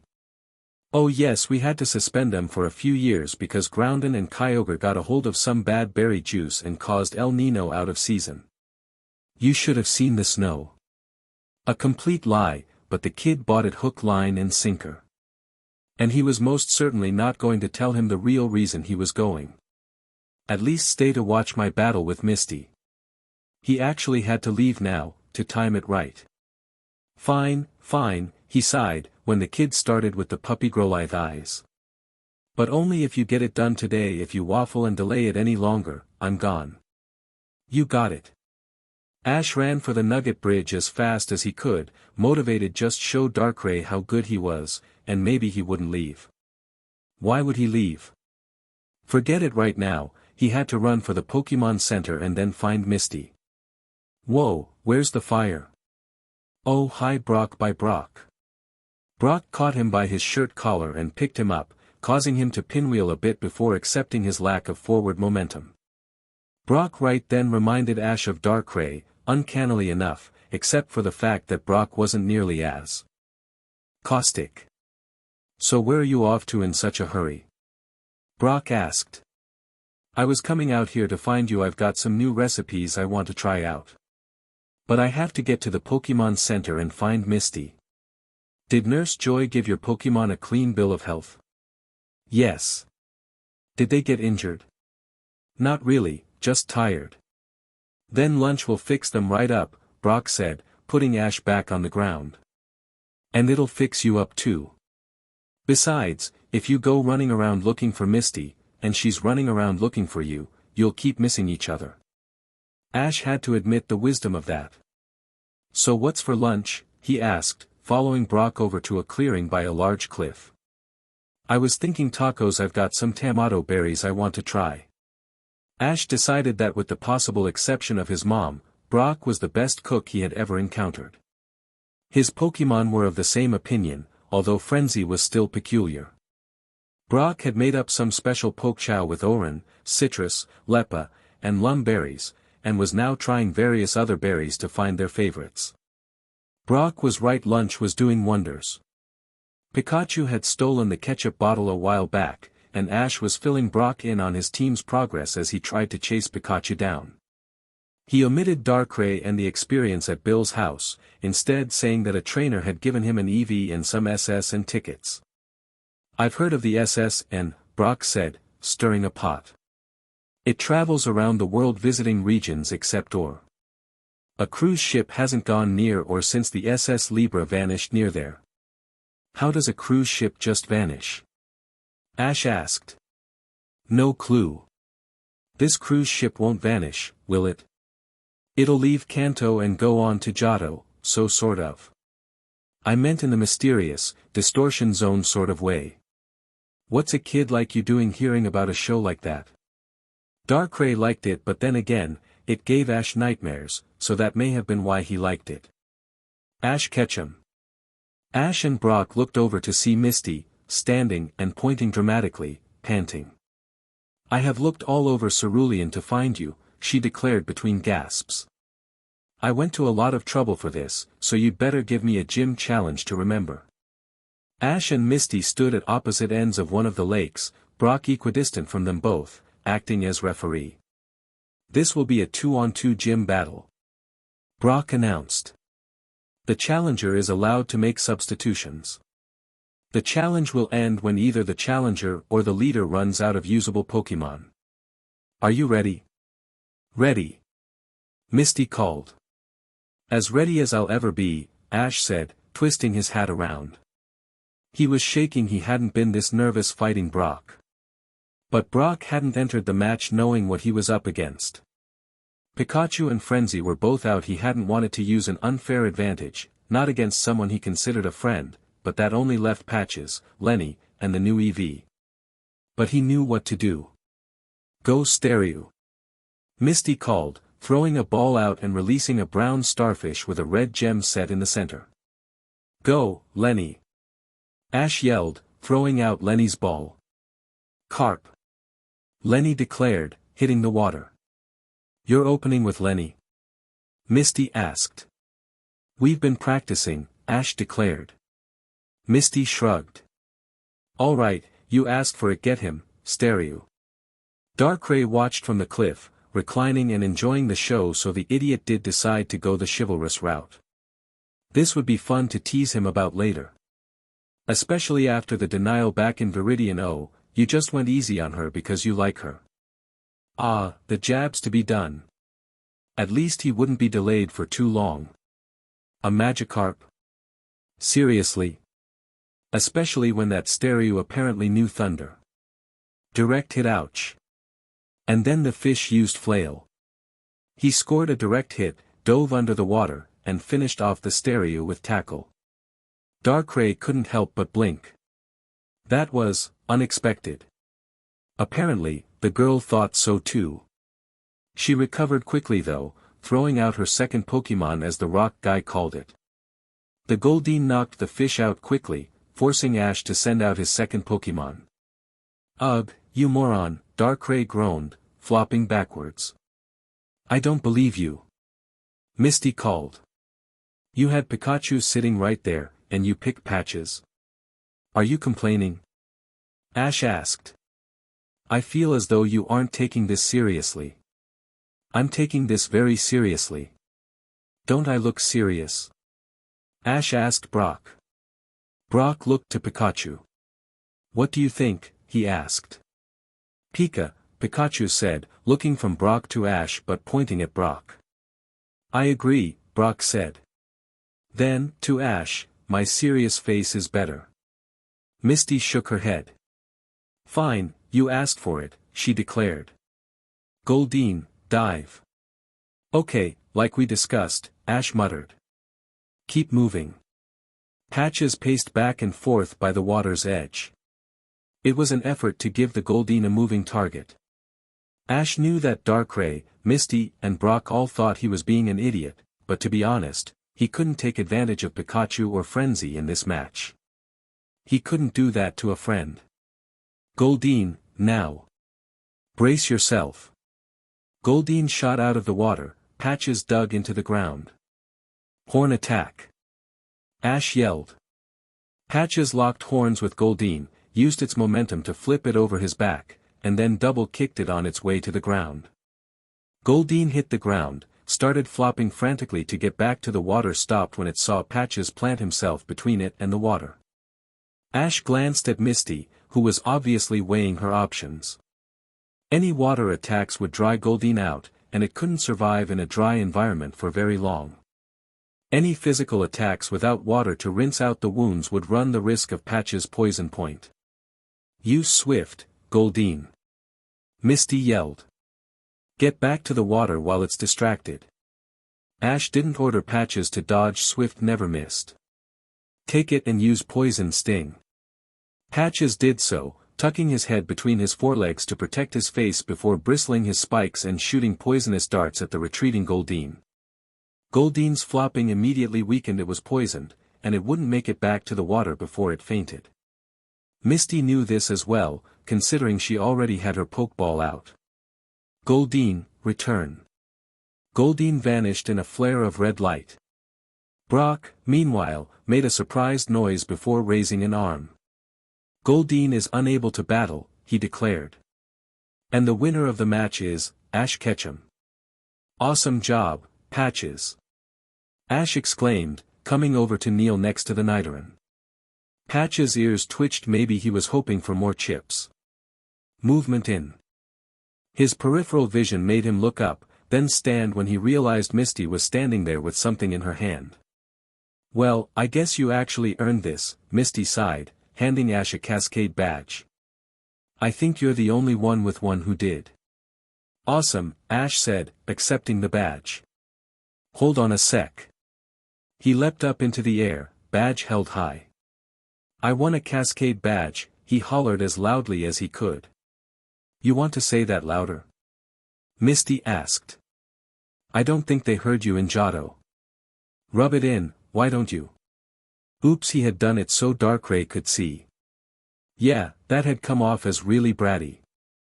Sorry, Ash muttered, rubbing the back of his head. I was excited, I seriously didn't think I'd win.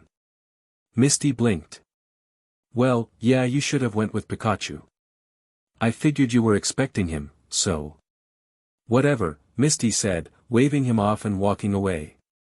Brock followed, tapping Ash's arm. I think she likes you. Yup, Brock very much reminded him of Darkrai. Speaking of. Ash looked back to the cliffs in time to see a dark blot shoot off into the sky, stark against the sunset. Ash smiled, feeling bittersweet. It was a start, at least. And he'd come back. He hoped. And now, for something completely different. From the creators of Wreck-It Rhyperior and the Little Primarina Rattata, the story of a little Alolan Rattata who dreams of becoming a chef in Kalos. Can he achieve his dream? Perhaps with the help of his trainer, with whom he shares a special bond. As they departed Cerulean the next morning, Ash let out his newest team member. Eevee, the little Eevee exclaimed. Hi, Ash said, kneeling in front of it. So we're going to be traveling together for a while, do you want to walk? I can't imagine the inside of one of these not being a little cramped, he observed, holding the Pokeball up. Okay, do you want a nickname? Eevee, the Eevee said, nodding. Okay, great. What would be a good nickname? VVV. V. More nodding. Okay then, Ash said, scratching his head as he stood up. Beeping alerted him to the fact that the Pokédex had registered the new nickname. Well, here was hoping the Eevee actually liked the name V and that it really wasn't saying something that just sounded like V to his non-Pokemon ears. I have to admit, I like V a lot more than Frenzy, Misty observed as they resumed traveling. You like anything more than Frenzy, Ash said, watching as V chatted with Pikachu. True. Their conversation seemed very animated. Ash wondered what they were talking about. So this is a journey, huh? V asked, looking around. I've never been on a journey before, always wanted to, though. It's going to be so cool seeing new things and meeting new mons. I hope I evolve. I don't know which evolution I want, though. I'll have to think about it. Pikachu wondered if he had taken a breath during any of that. Well, it's got its perks, sure. Yeah.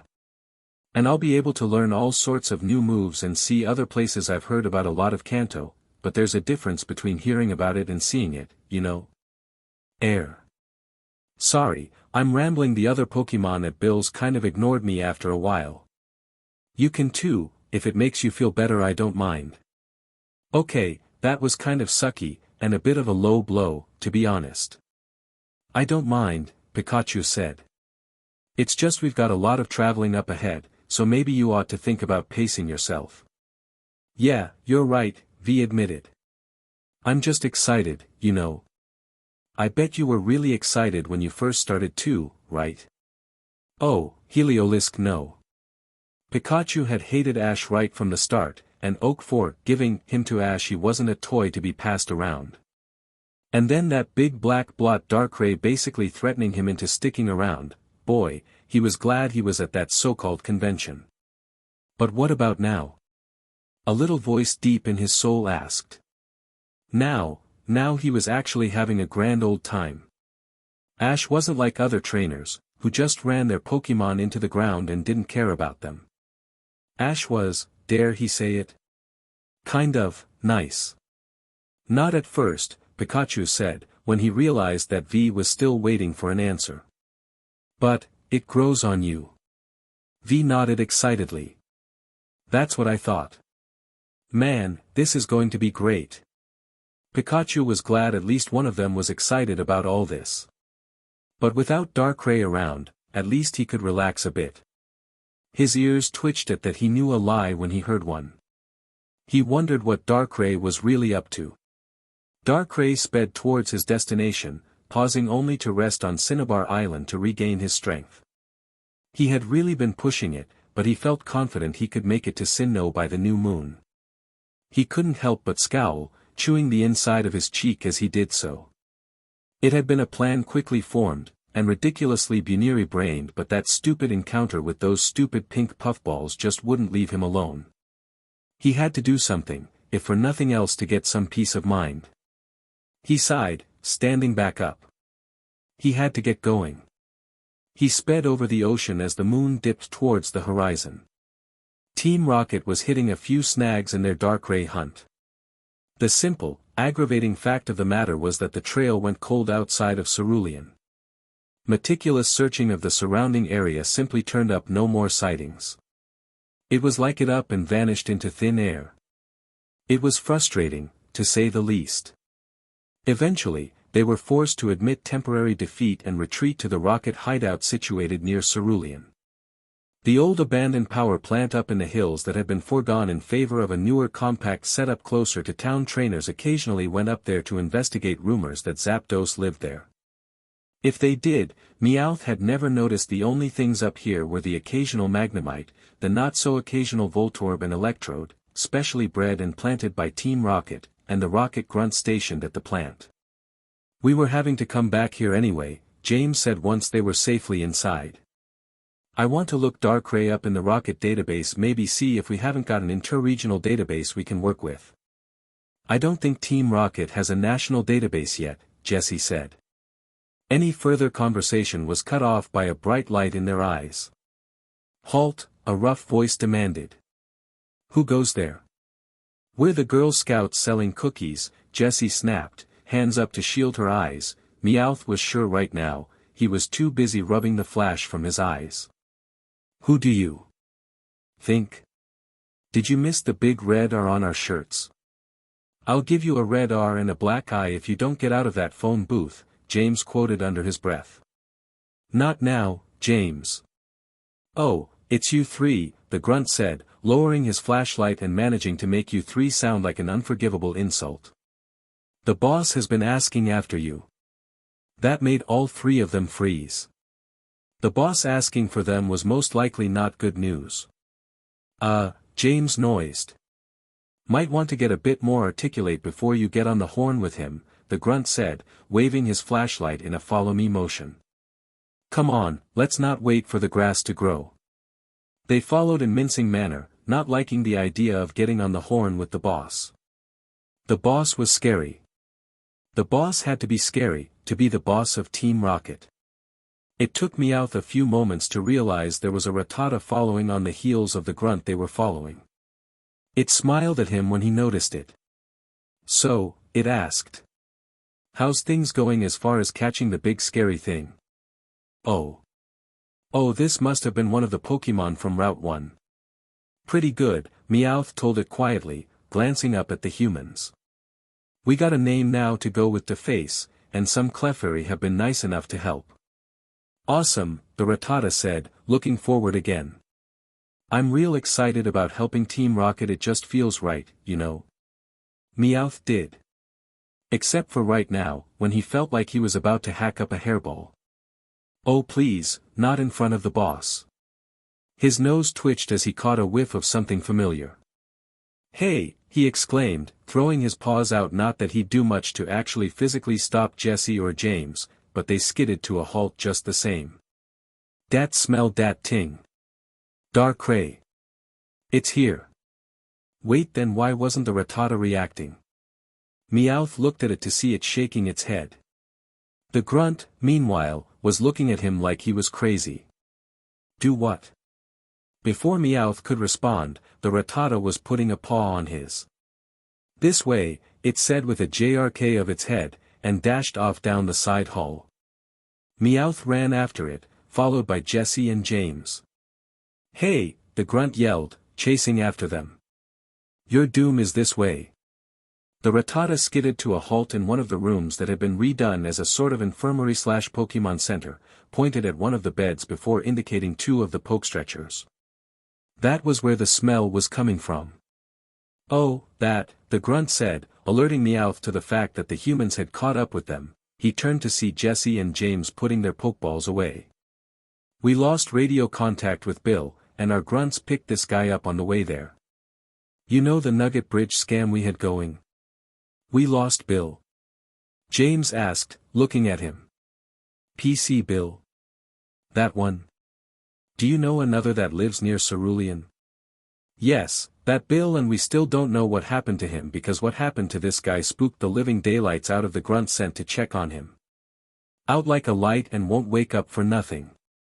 See, that's the thing, we were on this super special mission chasing after this Pokemon called Darkrai."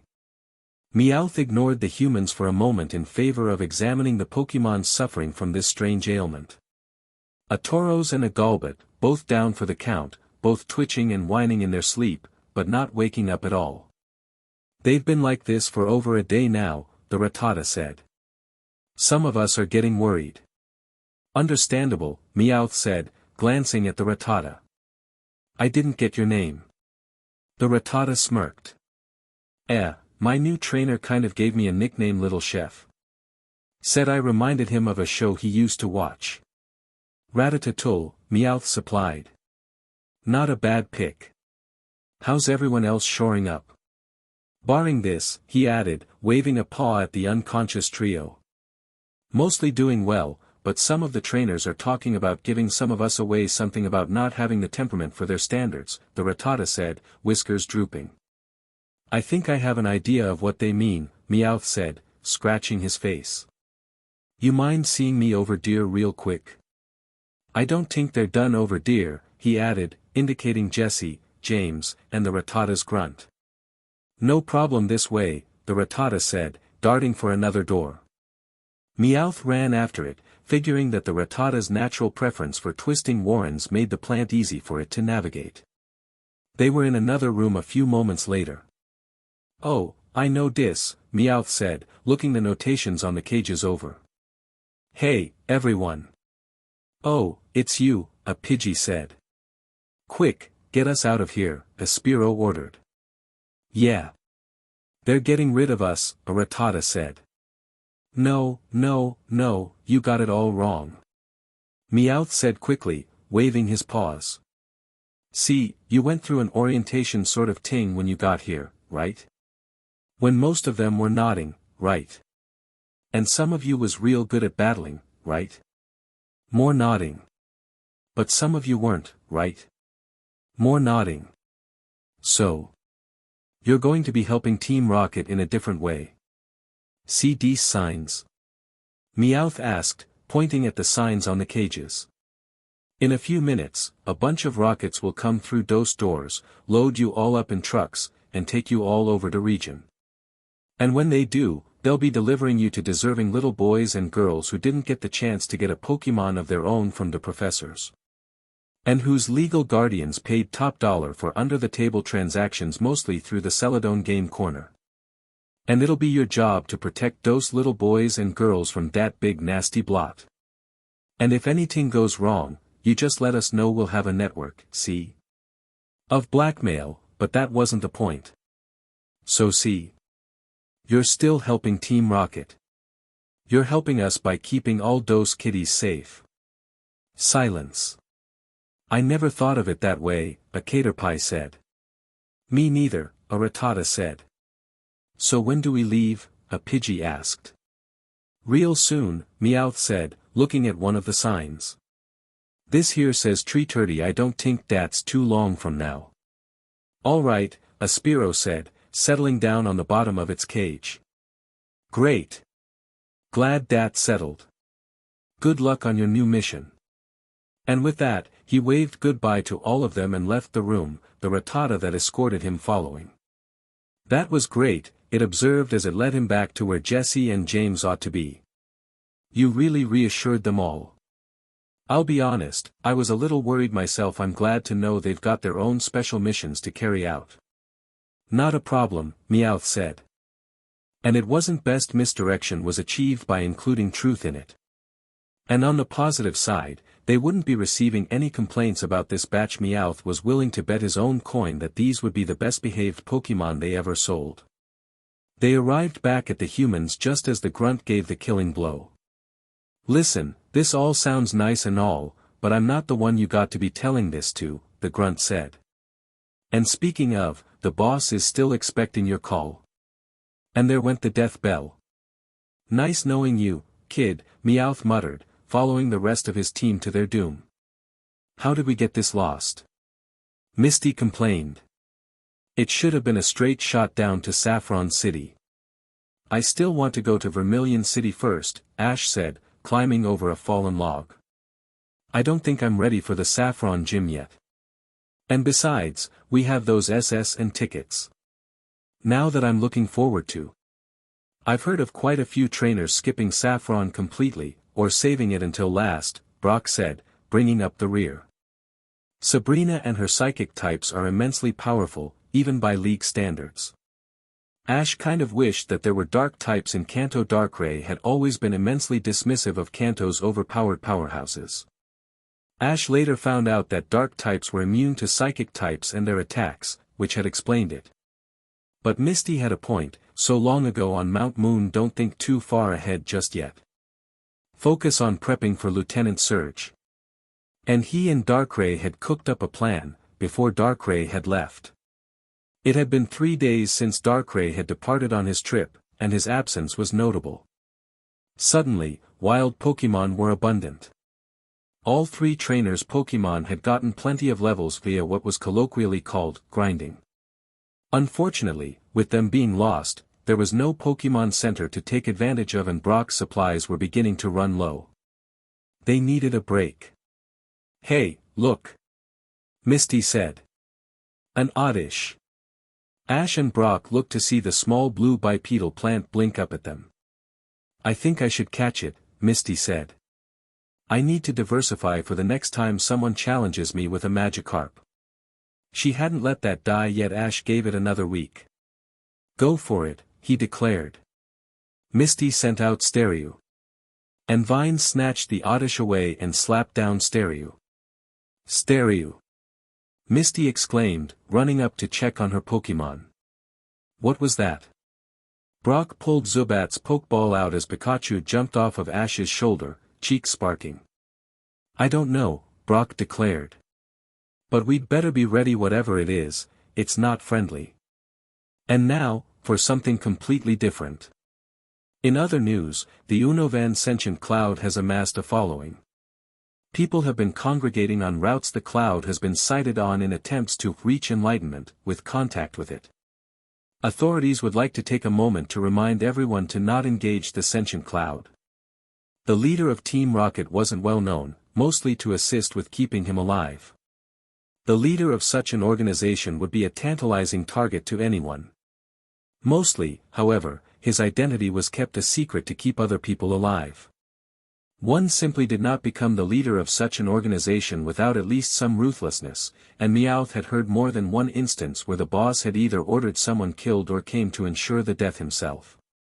To say that Meowth was not looking forward to this call would be an understatement. The sentiment was shared by his cohorts, if the lack of enthusiasm they were showing was any indication. James was laboriously dialing, as though carefully trying to defuse a bomb. Jessie was keeping her hands so tightly clasped in her lap that her whole body was trembling. Meowth, meanwhile, was trying to figure out which life he was on out of his 9 lives, and whether its end was destined to be painful. No one breathed as the phone rang. No screen, but there would be no video. Just them and the speakerphone in the soundproof booth. Meowth was certain their heart stopped when it picked up. At least, he was certain his had stopped. This had better be good. James made a sort of eep noise and froze. Jessie glanced at Meowth, who minutely shook his head.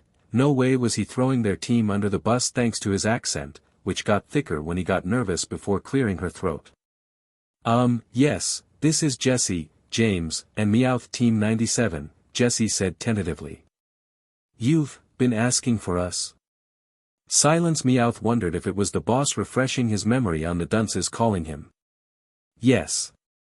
I want a report on your activities in the past few weeks. Eep.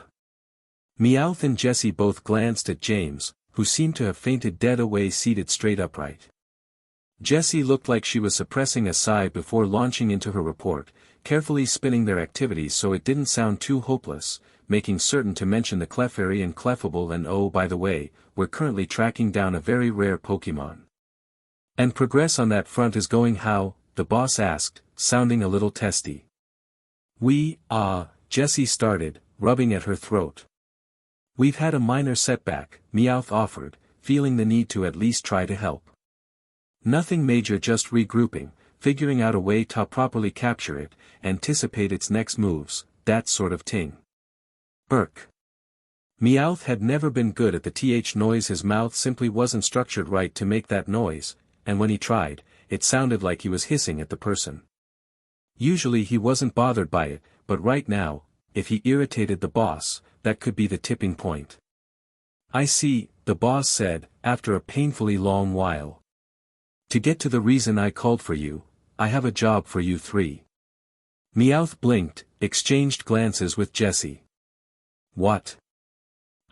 What? Jessie managed to get out. I would hope my statement was obvious. Your little team has been sending in more Pokemon in a month than the rest have in the past quarter, including rare Pokemon and revenue-generating Pokemon. The ones Meowth had just given the send-off to, Meowth realized. And so, I'm giving you the SS and job, the boss continued. This is a high-cost job, so I expect proper results. But, sir, what about the? Ask one of the survey units to keep watch for it. If it's as powerful as you say, it'll show up on the radar eventually. In the meantime, focus on your job. Do not fail me. And with that, the call ended. It was a few moments before Meowth and Jessie breathed again, a few moments more while they composed themselves. And then they noticed that James still hadn't recovered. Jessie finally shoved him out of the booth, where he tumbled to the floor outside with a yelp. So, the grunt asked, once they extricated themselves and stepped around a recovering James. How'd it go? We've got a job, Jessie said, sounding dazed. James looked at her, surprised. We've got a job. We've got a job. Meowth cheered, as the implications of what they heard sunk in. We've been assigned to SSN. That's high dollar, that is. James and Meowth hugged. We're finally coming up in the world. James sobbed. How would you know? You were out of it the whole time. Jessie scolded, before rounding on the grunt. We're going to need to speak to the surveyor's boss's orders. The grunt hopped too, and so did they. Things were finally looking up for them. As it turned out, the group had stumbled upon a hidden sanctuary, run by a girl named Melanie and guarded by a rather distrusting Bulbasaur. They had stayed on a few days, though, to allow their Pokemon to recover.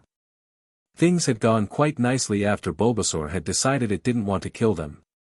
To be honest, it seemed to be almost thinking about liking them. Now, however, they were getting ready to leave, bidding Melanie and the Pokemon goodbye as the Bulbasaur watched carefully. It surprised them as they turned by suddenly barking out. Ash turned, confused, and saw the Bulbasaur talking with the Oddish that Misty had tried to catch before and had later apologized to. They had gotten along quite well. Oddish said something, prompting Bulbasaur to nod, and then wrap it with vines and hold it out to Misty. "You want to come with me?" Misty asked. "Oddish," the Oddish declared. Misty held her hands out for it, and Bulbasaur deposited it in her arms. "I'll take good care of you," Misty said, hugging it gently. "Odd," Oddish said. Melanie seemed to be considering something. It became clear when she kneeled next to Bulbasaur. "I think you should go with them, too," she told it. "You've done great here, but I think it's time you start considering what you want, too. Don't worry," she added, winking. "We can take care of ourselves." Bulbasaur regarded her, then turned its attention to the group, examining them critically. Brock poked Ash in the back, prompting him to step forward and kneel in front of Bulbasaur. "Well," Ash noised, suddenly nervous. "I want to become a really good trainer," he said, trailing off when he noted Bulbasaur's unimpressed expression. "But, you know, Brock wants to be a Pokemon doctor," Ash added, pointing over his shoulder. "And you know, you and him, you've got a lot in common. I think you two would get along." Bulbasaur tilted its head, looked beyond him, and then walked around, sitting in front of a surprised-looking Brock and looking him up and down critically. "Bulbasaur," it said decisively. Darkrai finally touched ground after a week of soaring over ocean. It hadn't been as bad as the last time he had had to cross the ocean, when he had fled with no clear idea of where he was going, but it was bad enough that he immediately sank to the ground upon arrival. "Hello beautiful," he hummed, spread out over the sand. "Boy have I missed you. In more ways than one." He sat up, looking about at the land he had so long ago departed. Sin no. It didn't look a bit different. He struggled upright, wanting to get moving before he got stiff. He needed to get what he came for and get out, before he was chased out once more. He wasn't going to give her the satisfaction. He floated off, telling himself that he'd sleep for a week once he got back to Kanto. "Well, it's nice that you guys got a Pokemon. Ash, stop sulking. I'm sorry. Bulbasaur's a good fit for you, Brock," Misty said. "He reminded me a lot of you taking care of a bunch of siblings, having to act tough, wanting to journey." "Let's not sum up my life," Brock said, holding Bulbasaur's Pokeball up so he could see inside. The plant saurian blinked up at him. Ash glanced over to see Misty checking her Oddish's Pokeball as well. To be honest, Ash was more than a little miffed at the fact that none of the Sanctuary Pokemon had wanted to travel with him or indeed, have anything to do with him. They'd come close to him the first day or two, nose twitching as they eyed him carefully, and then it was like they caught a whiff of something that spooked them so badly they wouldn't have anything to do with him. It had gotten to the point that by the time they had left, none of the Pokemon would have anything to do with him. It was enough to make him wonder what kind of concession it had been for Bulbasaur and Oddish to travel with them. It was also enough to make him wonder just what it was about him that spooked the Pokemon so bad. "They didn't smell Darkrai on him, did they?" Pikachu said in his ear, jolting him out of his reverie. "Yeah," Ash said, glancing at Pikachu and smiling in a way that hopefully alleviated that worried look on Pikachu's face. "But hey! We're all charged up and ready to go again, right?" "Yay, more wandering in the wilderness," Misty hummed as Ash charged ahead. But Ash didn't mind so long as they were on their way again. Darkrai snuck into the hatchery on the night of the new moon. It was laughably pathetic, really. Way too easy. She was losing her touch. It didn't stop his claws from trembling slightly. It wasn't so much his moony counterpart as the guardians of the hatchery that worried him. Dark types had precious few weaknesses. Fairy was one of them. Fighting was another. But this was the important thing: just get in, out, and on with life. If he hustled, then the Lucario guarding the eggs would never know he was here.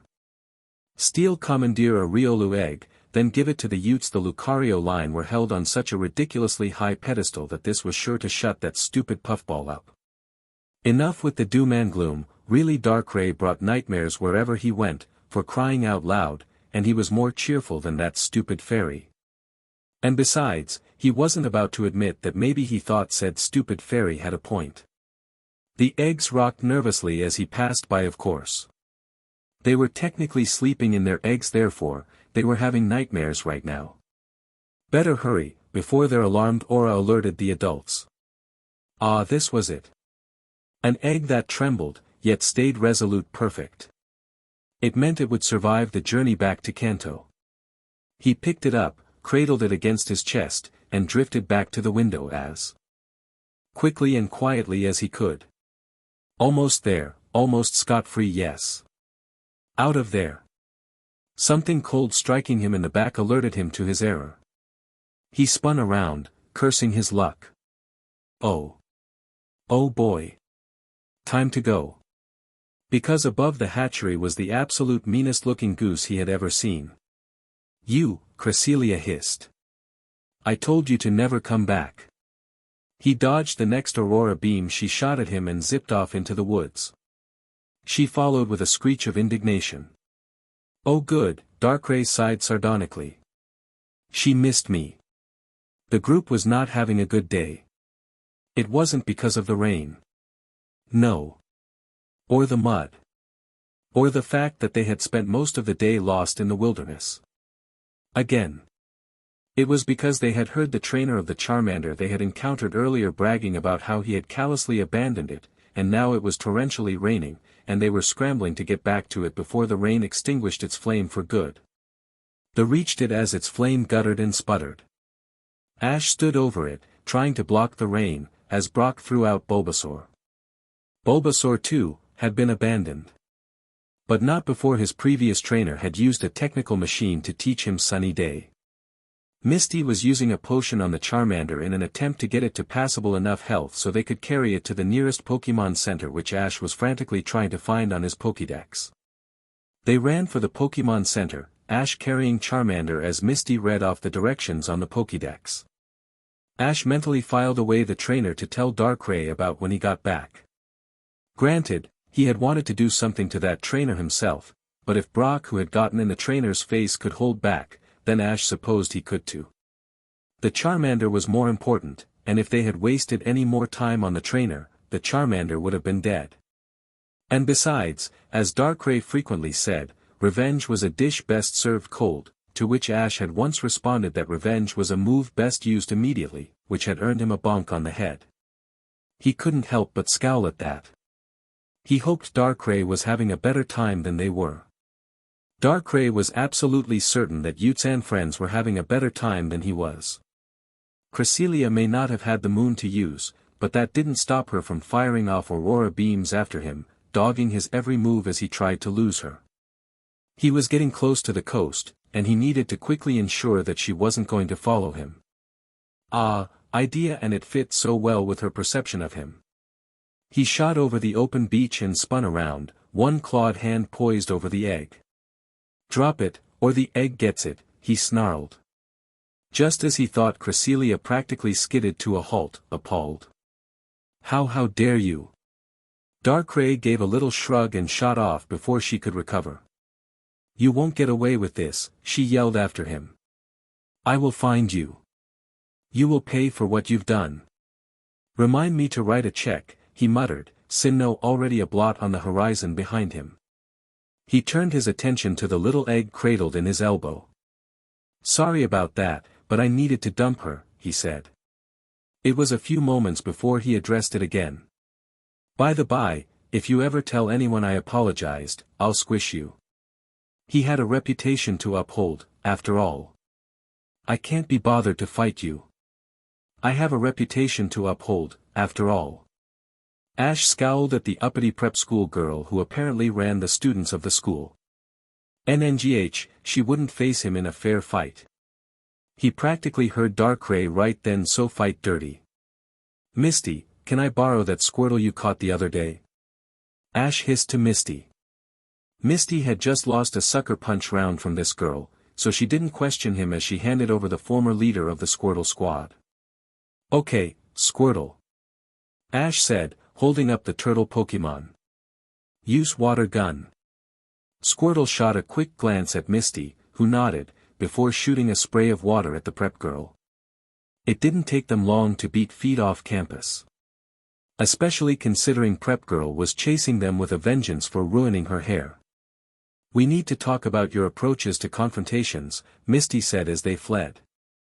I'm working on it, Ash said. And now, for something completely different. The Pokemon League would like to remind trainers of the Regional Sanctity for the Environment Act, RSE, as we once again reach peak Pokemon breeding season. Please note all signs and avoid straying too far from clearly marked roads at this time. Roaming trainers will find that some routes have been closed completely for the time being. This is for your safety. Please do not try to use these routes at this time. You will be eaten by territorial parent Pokemon if you do. Okay, guys, let's split up into teams.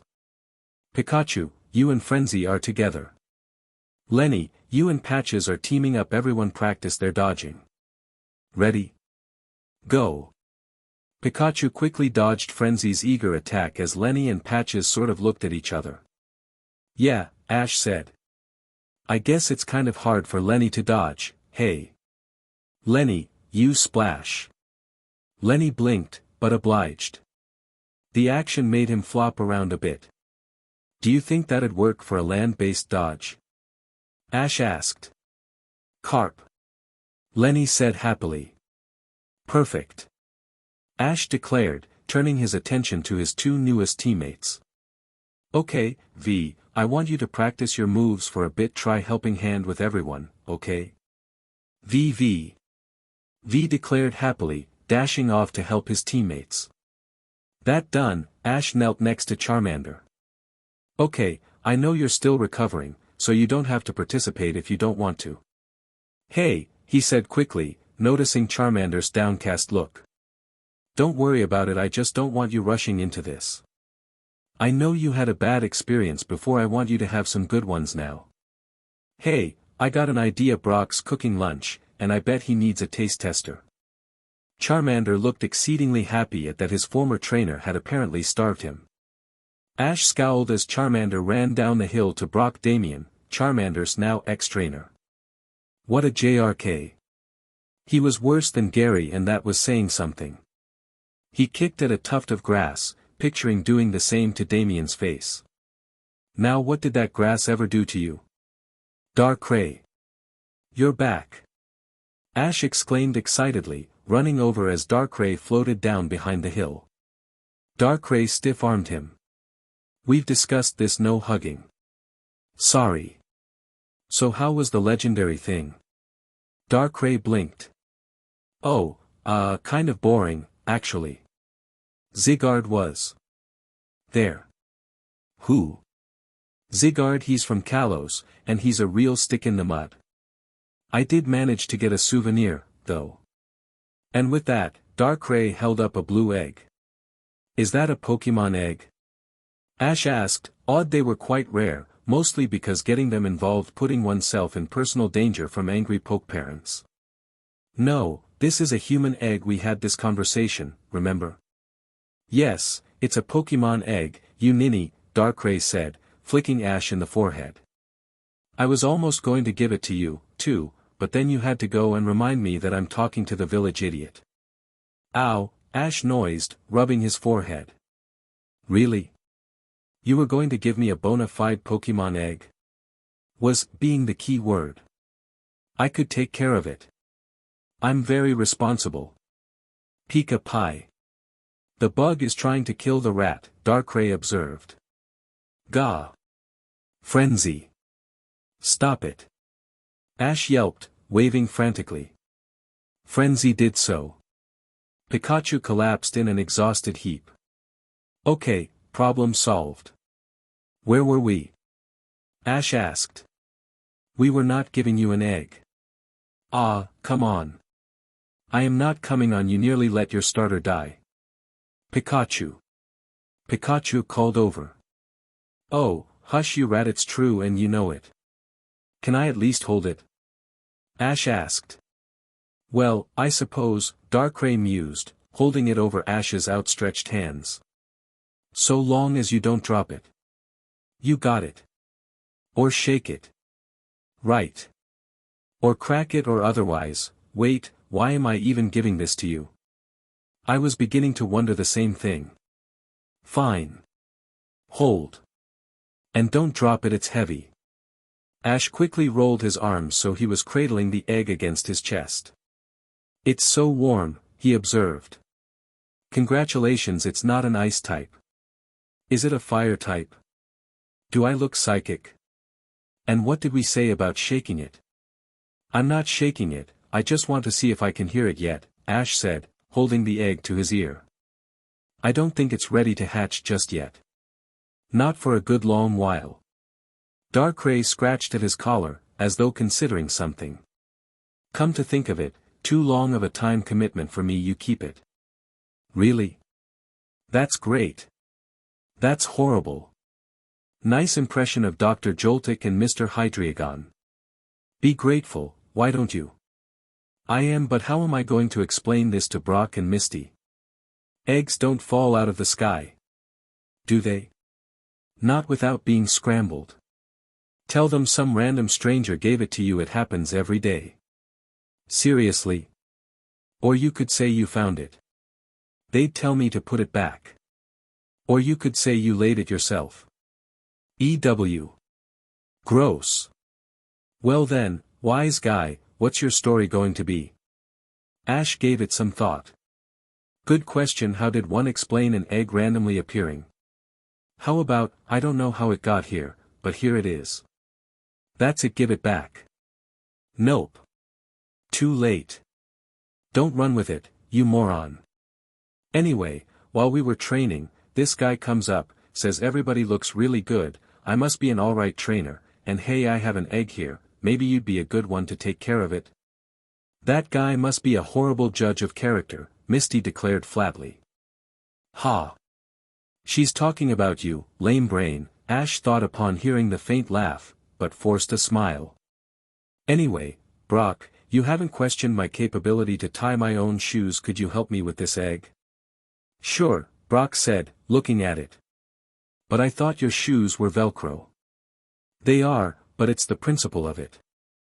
I haven't questioned whether or not you can tie your own shoes, Misty pointed out. But you've thought it. True. Brock considered. It'd be good practice for a Pokemon breeder, Ash added. All right then, Brock said, nodding. Well, first things first, stop waving that egg around. You'll break it like that. Ash was now firmly of the opinion that Brock was another Darkrai in disguise. Once the issue of the egg was squared away and lunch was ate, Ash took his team off to train some more. And, although Misty and Brock were told it was to keep the mess of practice battles away from the campsite, he was going the extra hill to properly introduce them to Darkrai, lurking out of sight and coming over to them once he was assured that they wouldn't be spotted.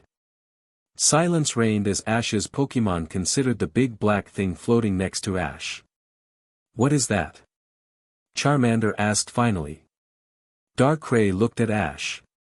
Well, if I had to guess, it's a trainer. This is Darkrai, Ash said, evidently guessing what the object of discussion was. He's a friend of mine. Let's not go that far. So you're Ash's Pokemon? V asked. Ha! Not in a million years, Fluffy. People and Pokemon can be friends without Pokeballs being involved, Ash said, again guessing what the topic was. Pikachu wondered how many times Ash had had this conversation with Pokemon regarding Darkrai. And besides, Darkrai's going to be nice enough to show us some really awesome moves, right, Darkrai? No.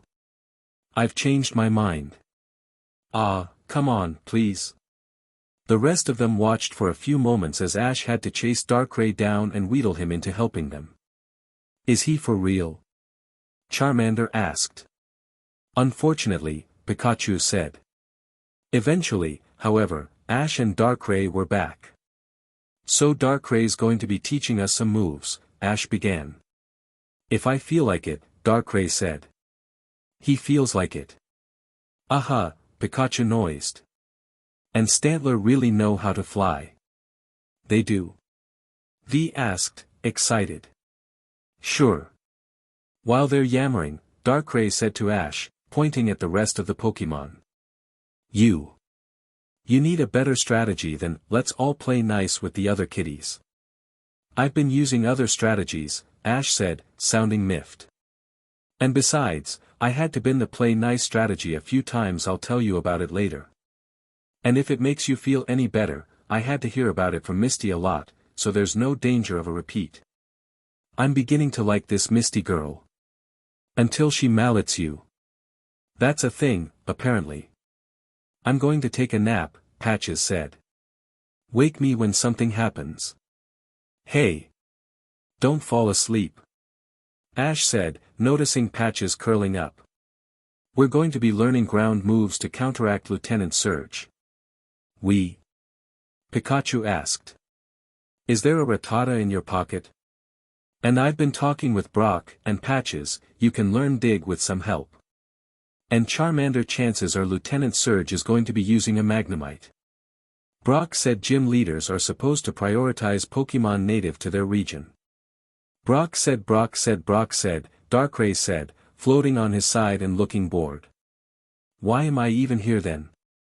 Because you said you were going to help. I've changed my mind. Not this again. Charmander exclaimed, sagging in dismay. Moves, please, Ash said, waving his hands to direct attention back to himself. Hey, Ash just learned follow me. Patches exclaimed, pointing. I'm the Pied Hypno, trust in me, V sang. I'm not going to teach you anything if you sing, Darkrai said. V quickly shut up. Oi, Darkrai noised, rubbing his head and looking like he was nursing a headache. So. First ground move of note would be Sand Attack. It's a good move to have, considering it lowers accuracy and buys you some time to counterattack. Pikachu looked at the lineup. Who here learns Sand Attack? I do. V said, hopping up and down. I don't, Charmander said, scratching at his face. I don't think I do either, Patches said. I definitely don't, Lenny said. They looked at him. That's because you're a fish, Pikachu said. The only time you're supposed to encounter sand is on a beach. A sharp whistle cut through their argument, redirecting their attention to Darkrai, looming over them and looking angry at the fact that they had fallen to bickering in his presence. Shut up, the lot of you, he demanded. Sand Attack is as basic as this. And with that, he scooped up a handful of dirt and flung it away. There. That's it. You throw dirt in your opponent's eye. The end. And you don't think you could learn that? It's not in my legal move set. Charmander protested. When the others looked at him, I come from a breeder, moves are a big deal. Well, I've got a news flash for you, Darkrai said, looming over him, claws at the ready. I'm not your breeder, and out here the only legal thing you have to worry about is stopping the other Pokemon before it eats you. Got it? Charmander squeaked and nodded vigorously. Good, so glad we had this little chat. So, Ash noised, when Darkrai backed away. Who wants to try it first? Me. V said, bouncing forward and apparently not daunted by the big scary Darkrai at all. I want to try it. It's like you in miniature, Darkrai said to Ash. Yeah. Alright, V, try it. Ash said. V swept his tail along the ground before flicking it up, sending a cloud of dust shooting away. Alright, that's a great start, Ash said. Have I mentioned today what a sap you are? Darkrai asked, arms crossed. Not yet. Okay, Pikachu. Your turn. Pikachu unenthusiastically scooped up some dirt and lobbed it. No joy, man, no joy, Darkrai said, shaking his head and striking his claws against each other. Fail. Pikachu grimaced, grabbed another pawful of dirt and threw it at Darkrai, who dodged it easily. Better, Darkrai observed. But if you attack me again, I'm going to rip your tail off and choke you with it. Ouch. Pikachu unconsciously tucked his tail around and close to his body, as did V and Charmander. Yeah, no tail ripping, Ash said, poking Darkrai, who batted his hand away. So. Patches, you're next. Patches examined the ground, stole a glance at Darkrai before scraping a forepaw against the ground and flinging the dirt away, being careful not to hit Darkrai, and ended up spattering Pikachu's fur instead. Watch it, Pikachu growled. I still don't think I could do it, Lenny said, when Ash looked at him. I haven't stopped being a fish in the last few minutes. Then what good are you? Darkrai asked, earning him a flicking hit from Ash. Charmander fidgeted, sensing he was next, before reaching down and gingerly tossing a handful of dirt. That was actually worse than the rat's attempt, Darkrai said, pointing at Pikachu. Pikachu reminded himself that he wanted to keep his tail where it currently was instead of around his neck. It's okay, Charmander, we'll just keep working on it, Ash assured him. And then everyone looked at Frenzy, who had stood where he stopped, facing Ash and not contributing to the conversation at all. Pikachu wasn't certain the Paras even could converse. Use sand attack, Frenzy, Ash said. Frenzy sat there, blinking at Ash. Okay, Ash noised, squatting in front of him. This is sand attack. Ash scooped up some dirt and flung it away. Now you. Use sand attack, Frenzy. Frenzy screeched, making everyone jump, and then started clawing at the dirt with a passion, sending dirt everywhere. Gah Frenzy, stop. Ash said, arms in front of his face and spitting out dirt. Frenzy stopped, or so Pikachu figured, seeing as he wasn't feeling dirt pelting him anymore. Right now, he was more focused with rubbing the dirt out of his eyes, and from the sounds of it, everyone else was in similar straits. I think it's safe to say that Bug has some issues, Darkrai observed. Pikachu couldn't agree more. And now, for something completely different.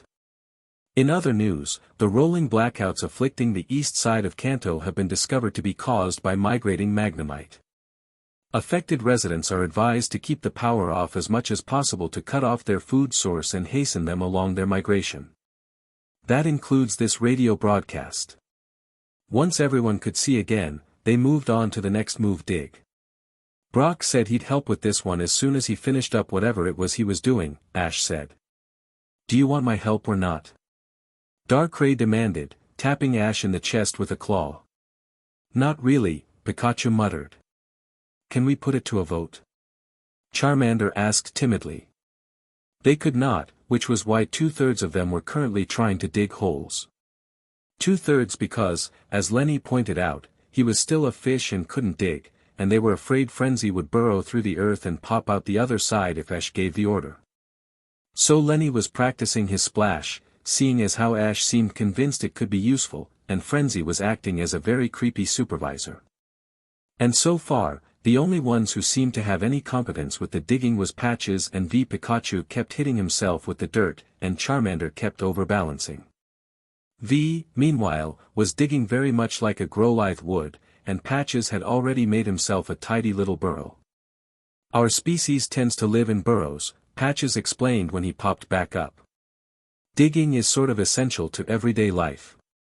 Well, mine don't, Pikachu spat. So no tunneling for me. This stinks. You can do it. V cheered, still digging just a hole. Pikachu had the feeling that when or if Brock came over, it would be to say that Patches was the one who would learn the move. Just keep digging. Patches nodded, ducking back underground while humming some song. Pikachu blew an irritated sigh, twitched his ears when he heard Ash talking to Darkrai. Would you object too terribly to doing me a favor? Ash asked. I'm helping you here, technically you owe me, Darkrai said. Yeah, well, this is the sort of thing you'd actually like to do. Keep talking. Pikachu scowled, moved to cross over. Hey, you stop digging, V protested. I did, Pikachu said. I'm not built for it, so I'd rather not. And he wanted to hear what Ash and Darkrai were talking about. But you've got to try. And what have I been doing, pray tell? You're not really into it, V said, ears drooping. It's like that big black mon suggested it, so you automatically hate it. And you're cool with it? Pikachu had to ask. Well, yeah, V said, flicking his ears. It's kind of like the Umbreon and Haxorus from Bills, all rolled into one big and strong and scary and smelling like a dark type. And Ash is fine with it, so why shouldn't we be? Because Ash isn't the best judge of character. Don't be silly, V said, beaming in what he probably thought was an encouraging way. I mean, look at us. Pikachu did so. And honestly, the only one he thought was both competent and normal was Patch's Frenzy was terrific in battle, in the scare Mon and then tear them to shreds way. Meanwhile, Charmander jumped at his own shadow, V probably whistled through his ears if he turned sideways in a windstorm, and Lenny was, well, a fish. In all honesty, it resulted in V's rhetoric being very depressing indeed. Hey, Ash. Pikachu's ears shot up at Brock's voice. Glance at Brock. Back to Ash. Darkrai was gone, and Ash was waving at Brock. Hey! Ash hailed. We've been practicing. Want to take a look? Sure, Brock said, coming down the slope and examining the group. I think Patches would be the best bet, honestly. Pikachu bit back a frustrated growl, realizing he had lost his chance. Whatever Ash had said to Darkrai was now lost to the winds. Damien was caught in the throes of a nightmare, although he didn't know it yet. He had an unstoppable Pokemon. He couldn't quite identify it, as it was amorphous and dark, but it was doing its job and doing it well. Nothing could stand before it. Nothing. Even the Pokemon League fell before its mighty curse attack, which one hit KO'd everything. And for everything it defeated, trainer and Pokemon, a gravestone took their place. Damien couldn't help but laugh as even the legendary Red fell. Nothing can stop me now, he crowed, gesticulating in victory. Are you so sure? Damien felt his insides turn cold as his unbeatable Pokemon Dark and Unknown and Unidentifiable turned on him. He had nothing to defend himself with, he realized nothing. So tough, aren't you? Let's see how you hold up when you're the one in the battle. Darkrai watched as the boy thrashed in his sleep. Scratch one off the list. Next, visit the AJ kid, and then that so-called school of trainers. Granted, he wouldn't normally do this. Well, yes, he would do this, but not on request. But the kid didn't request this sort of thing too often, so it was the sort of thing to savor. He's all grown up and making lists, Darkrai said, feigning sappy joy. Honestly, this was the sort of behavior he could understand, instead of that silly let's all play nice drivel. As he flew off, he reflected that that probably was a bad thing. But who cared? He had that fixed with that egg. Now he could sleep happy. And maybe give that Clefable a raspberry the next time he saw him. All right. Vermilion City. First stop, Pokemon Center, and then on to the gym. I think he sneaks sugar when we're not looking, Misty said. I've been marking the ingredients, Brock declared. I think you're right. Hey, I've got natural exuberance, Ash argued. It's like, hey, what are you doing? Ad? Misty asked. I'm going with ADHD, Brock said, watching as Ash peppered a guy standing in a field supervising his Mach-Hop with questions. One of my little brothers has it, and he only has 2 speeds, wide open and asleep. I'll go with that too then.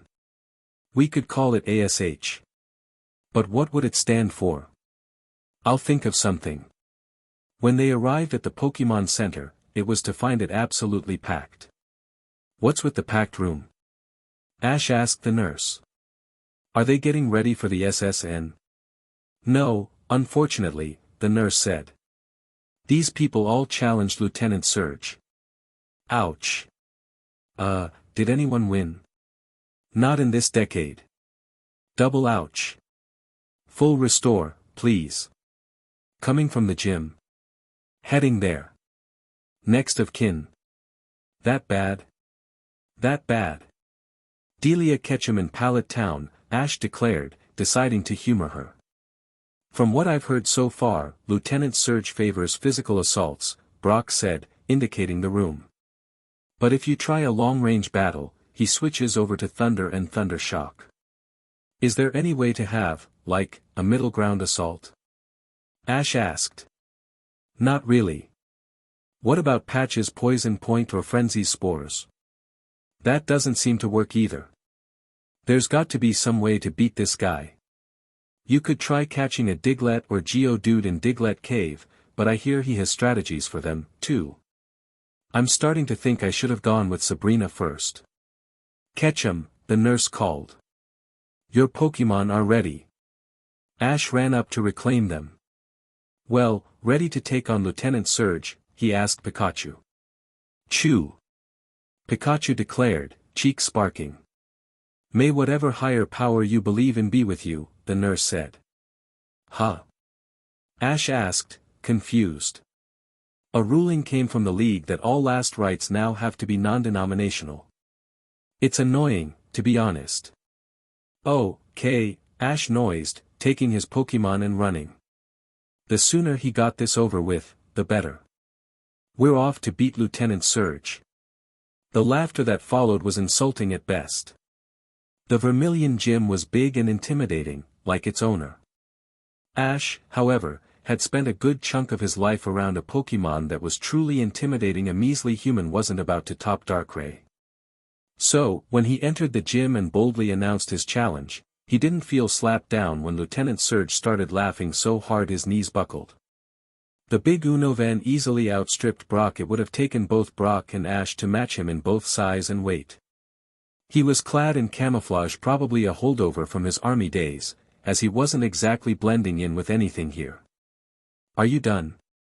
Ash asked, when Lieutenant Surge finally wound down and started breathing normally again. He had laughed so long that Misty and Brock had managed to find decent seats and make themselves comfortable. Yeah, Lieutenant Surge said, wiping his eyes.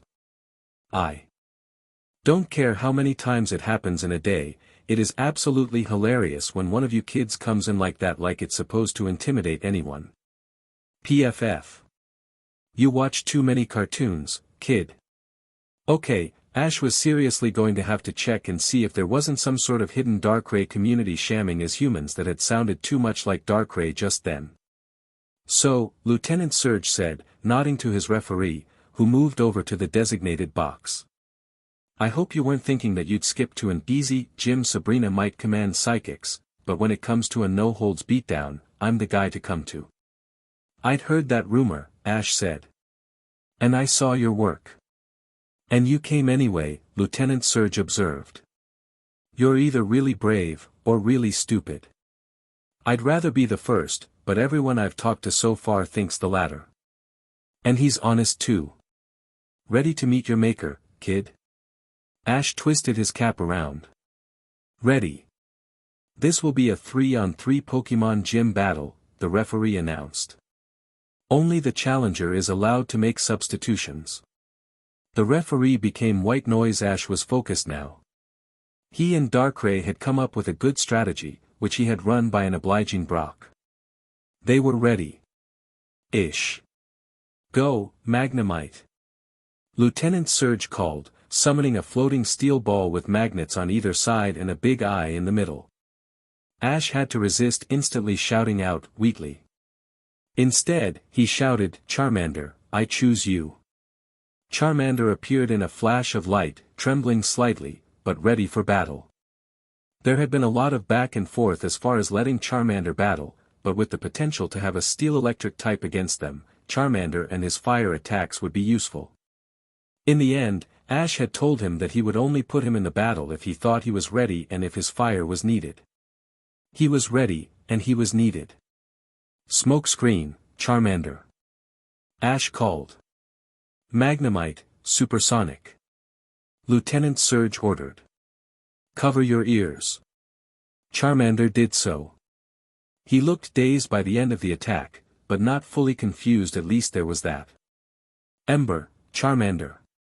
Don't think type advantage is going to save you, kid, Lieutenant Surge sneered. Magnemite. Sonic Boom.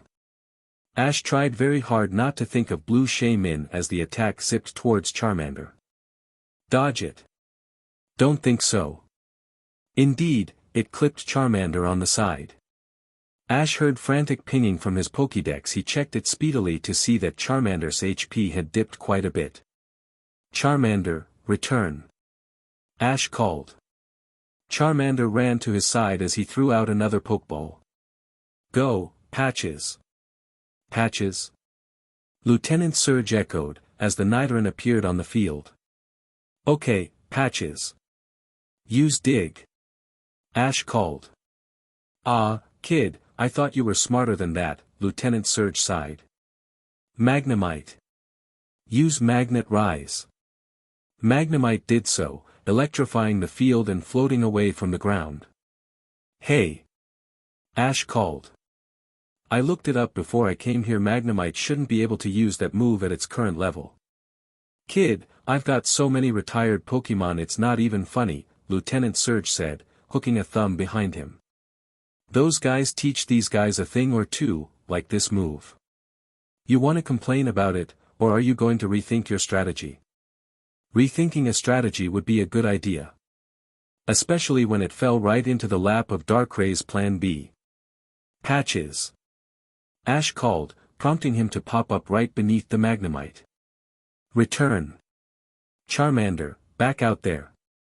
You're killing me, kid. Ash had to fight to keep from visualizing a big black irate Pokemon opposite of him. Charmander, use Ember in that hole. Charmander obliged. Lieutenant Surge looked like he was trying very hard not to laugh again. Magnemite, dodge it. Magnemite simply drifted sideways. Up the power, Charmander. Kid, your trick's not working. Did you seriously think Patches dug a straight tunnel? Lieutenant Surge had just enough time to register alarm when the field suddenly erupted in fire. And now, for something completely different. In other news, the fire raging in the small village of Boonhix has finally come to a halt. The Pokemon League would like to take this opportunity to remind everyone of the dangers of having a fire type in the house. Please keep your fire types in an asbestos-lined Pokemon kennel at least 10 feet away from your residence. Asbestos kennels can be purchased at any hardware store. The hole dug underneath Magnemite had been a blind, one designed to collapse right after the first use. Which meant that the second, more powerful ember burst through the multiple holes that Patches had dug but not quite completed, taking Magnemite and Lieutenant Surge completely flat-footed. Magnemite is unable to battle, the referee observed. This round goes to Charmander. All right. Ash cheered. Good job, Charmander. Don't get cocky, kid, Lieutenant Surge said, tossing out another Pokeball. You've got 2 more Pokemon to deal with. Ash blinked for a moment, he thought that Lieutenant Surge had tossed out another larger Pokeball. And then he saw the eyes. Voltorb, roll out. Lieutenant Surge ordered.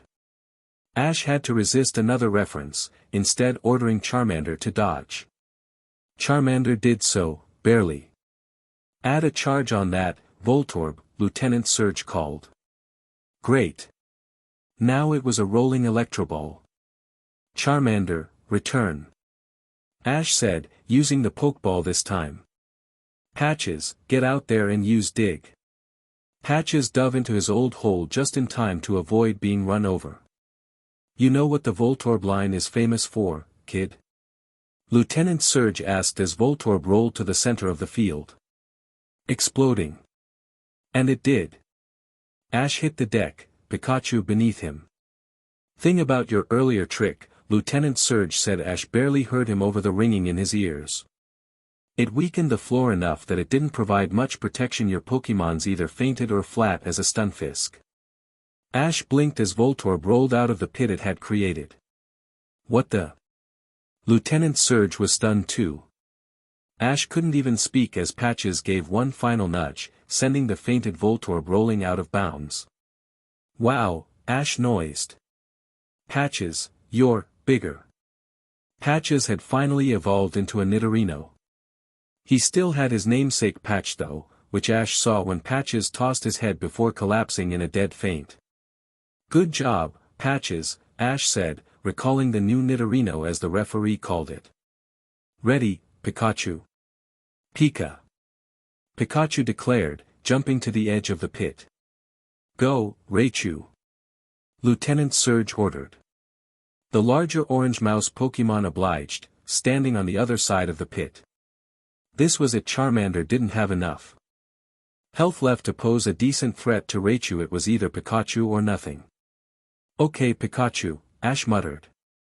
"Remember what we talked about. Nail him fast, and don't let him touch you."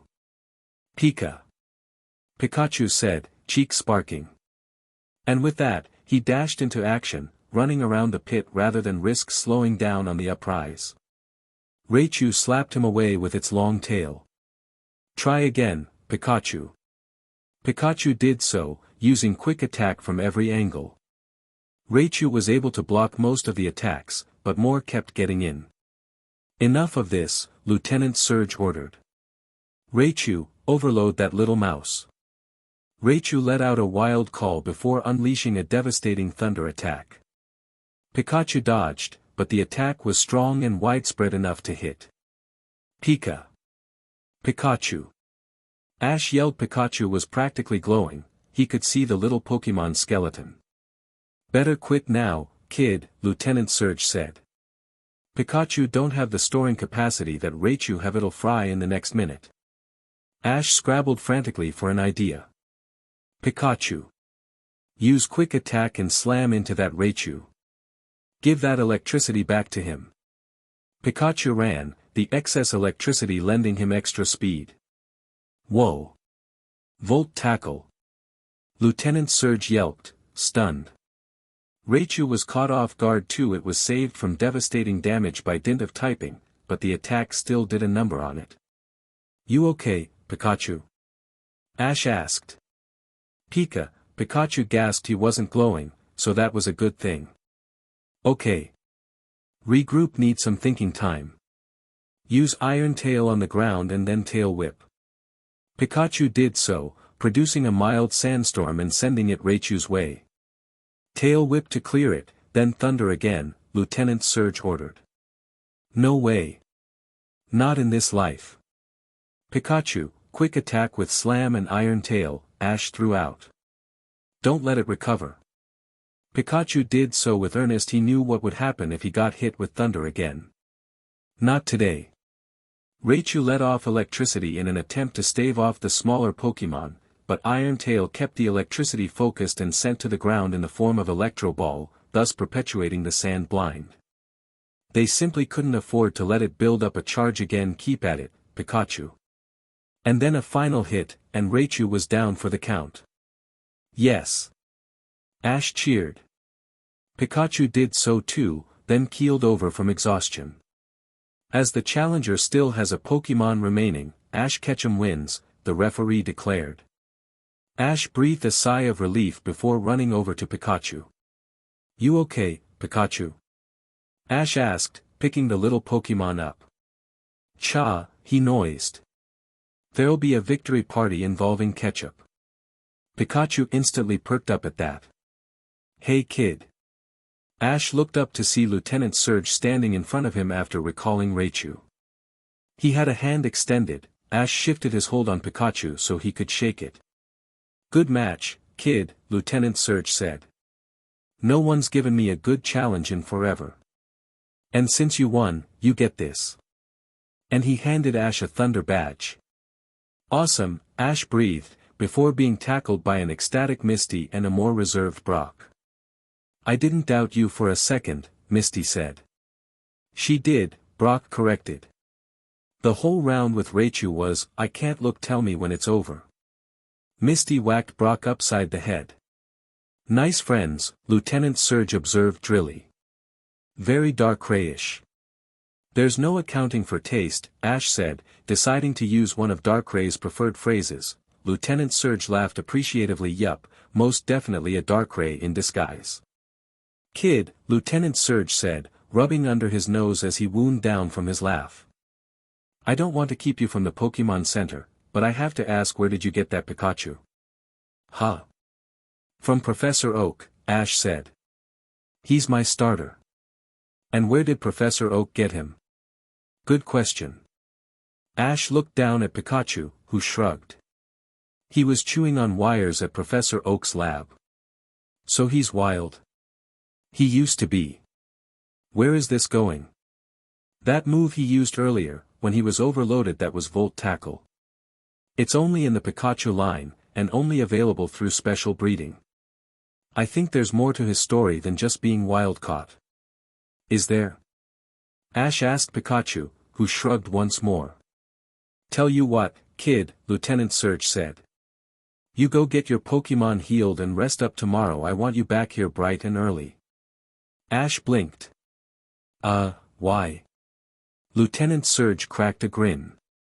Because you impressed me, kid. Come back tomorrow, and me and my Mons will help your Pikachu master that Volt Tackle. Lieutenant Surge had called ahead to the Pokemon Center. Apparently not only did the nurse not laugh when Ash told her he had won, but had also directed them to a hotel with a few rooms open and prepaid, since the Pokemon Center was packed full of previous challengers. Granted, it wasn't a great hotel. The rooms were small and needed a new paint job, but it was an improvement over sleeping in a sleeping bag on dirt in the middle of nowhere. Even better, Ash's room had a window for him to chat with Darkrai, freshly returned from his little trip, as Charmander, Patches, and Pikachu recovered. The nurse wanted them to stay overnight for observation. He wasn't too miffed at the moment. He was too busy giving Darkrai the play-by-play of the gym battle. He cumulated the story with showing Darkrai the Thunder Badge. And Lieutenant Surge says he'll help Pikachu learn Volt Tackle, too, Ash finished, sighing happily. Good for you, Darkrai observed, examining the badge. You could at least sound happy. It's not in my vocal capabilities. Ash flopped down on the bed, mentally beat. When he did, he noted the discrepancy. I just realized, Ash said, sitting back up. This is the first time in a while that I've been anywhere without Pikachu. Don't tell me you miss the yellow rat. I do.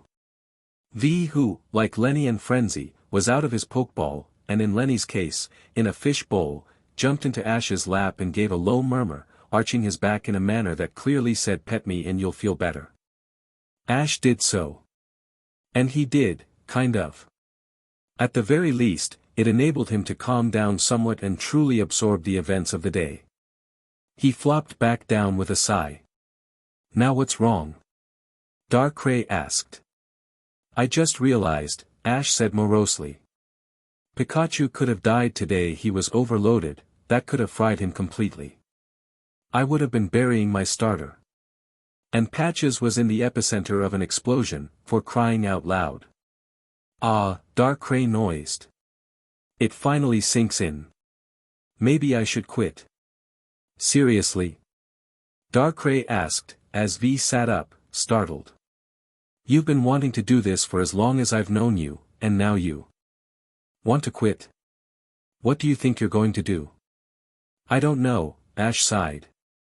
But, this was just the third gym. The others are going to be even stronger. What if I can't hack it and get my team killed? Might I direct you to a term called training? I hear that's what Pokemon trainers are for. Yeah, but... Ash propped himself up on his elbows. You're the one who's always telling me how bad at the job humans are. Do Pokemon even want this sort of thing? V. Ash blinked as V jumped up on his chest, little Eevee nose inches from his own. He was talking vehemently, although Ash couldn't understand a second of it. He looked to Darkrai for the translation.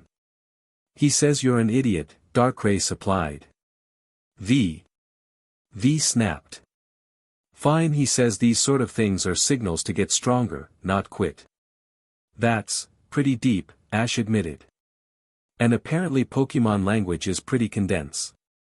Add yet another reason Pokemon are superior, Darkrai said, listening as V continued.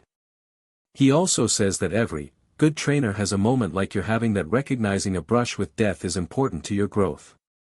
At this point, you could quit, or you could make sure that next time you're strong enough that it won't be a problem. All Pokemon have the desire to grow stronger, and traveling with trainers is the best way for them, for the most part. Alright, that's enough. I'm not translating sappy stuff. That's okay, I get the picture, Ash said, petting V. Thanks, V. V noised, curling up on Ash's chest. Ash glanced at Lenny and Frenzy. The former looked relieved, while the other looked like he always did before laying back down. Well, he noised. I guess the next step is to go learn with Lieutenant Surge. I like that guy, Darkrai declared. I can't put my claw on it, but I like him. That reminds me, I have a theory I've been working on for a while. Is there such a thing as an underground Darkrai community? Oh sure, we pay visits and throw parties all the time. I knew it. And now, for something completely different. In other news, the Unnovan sentient cloud has been spotted above Hoenn. This has caused a mass exodus to Hoenn by the cult following of the sentient cloud. Thus far, no one has made it to Hoenn proper, as they have been detained upon arrival at the midway point of Midway Jewel. Chief Inspector Nielsen Clendenil is unavailable for comment at this time. This is in no small part due to all reporters arriving on the island also being detained. Ash ran to pick Pikachu, Patches and Charmander up bright and early the next morning. Having V curled up next to him was comforting, but he missed his starter. Hi, Pikachu, Ash said, running up to the counter where Pikachu was sitting and eating apples. Did you miss me? Cha, Pikachu said around a mouthful. I give your Pokemon a clean bill of health, the nurse declared. So nothing bad from the battle yesterday? Ash asked. No. If I thought they weren't healthy, they wouldn't be out here. Ash resisted scowling at her in favor of peeking in on Charmander and Patches still in their Pokeballs and returning them to their place on his belt. That done, he couldn't help but pet Pikachu, mostly to assure himself that he was all right. You okay, little buddy? Ash asked, making especially sure to scratch between Pikachu's ears. Cha, Pikachu said, taking another bite of apple.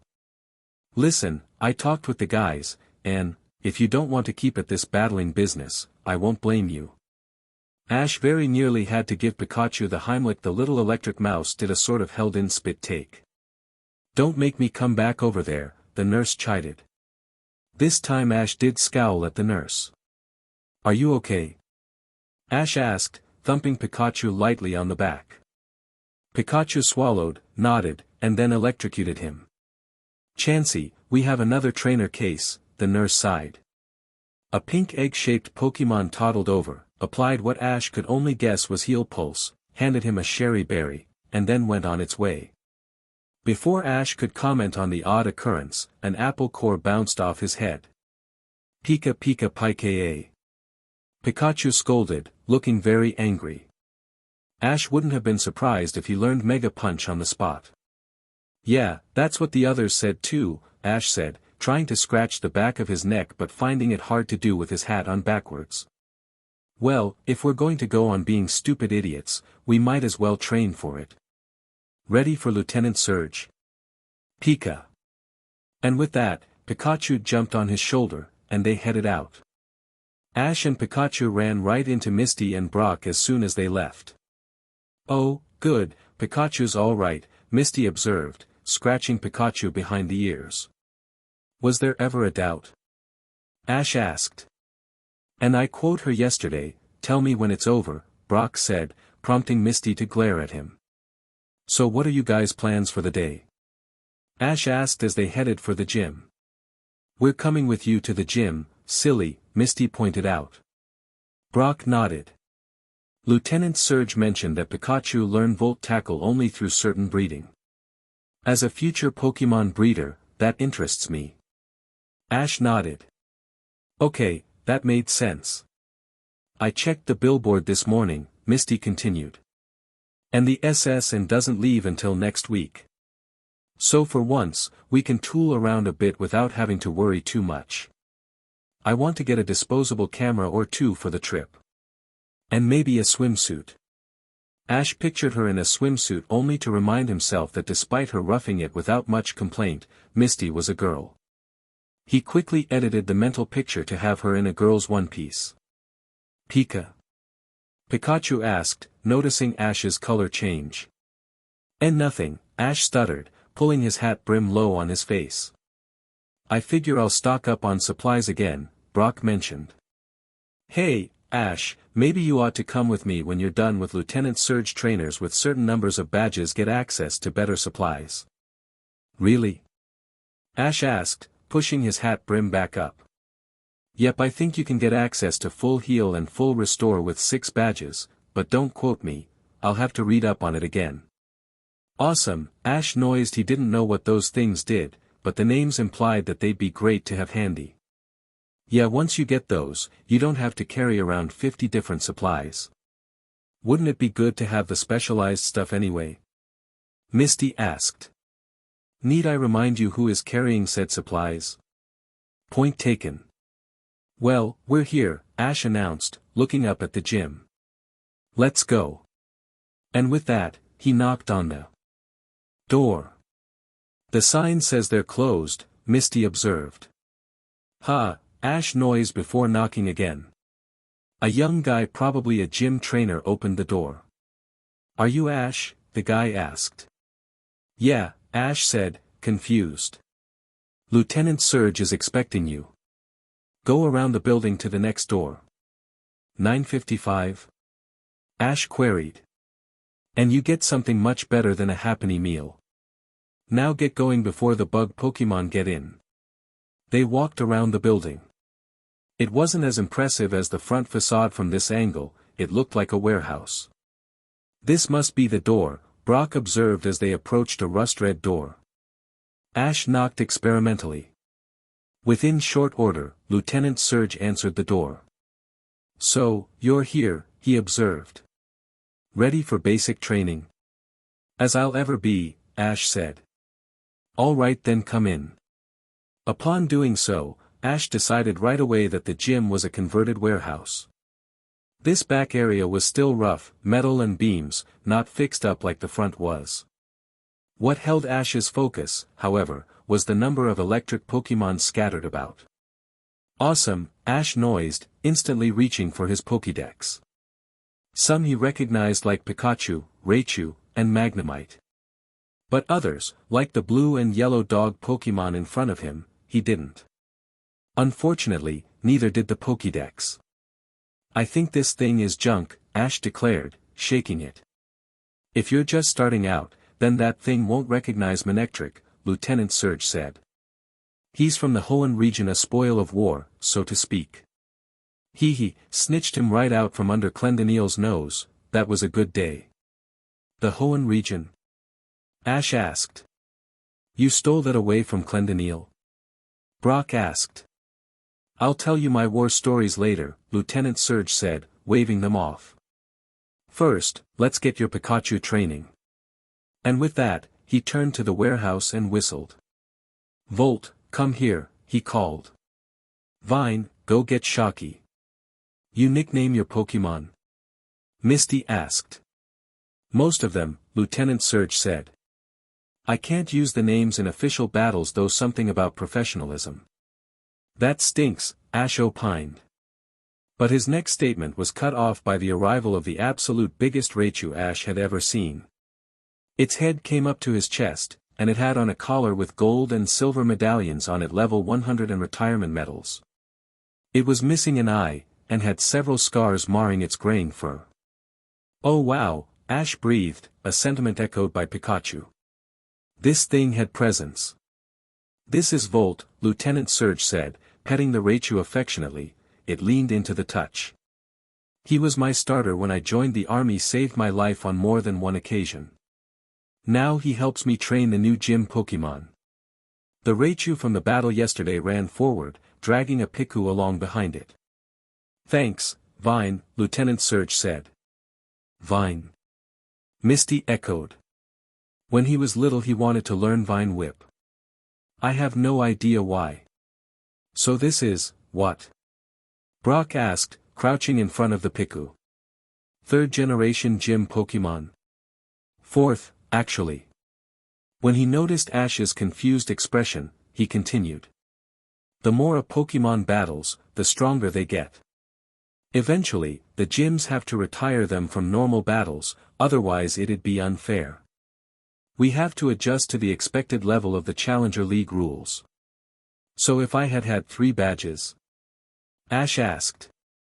I would have used Vine's parents, Lieutenant Surge affirmed, pointing at a Raichu and a Pikachu across the way. And don't let your guard down around him, he added, looking at Brock. There's a reason I call him Shocky. And why's Yo? Brock yelped, receiving a shock from the Piku. Ouch, Misty noised, sounding like she was holding in a laugh. Enough of that, Shocky, Lieutenant Surge said. You and Volt are going to demonstrate Volt Tackle, all right?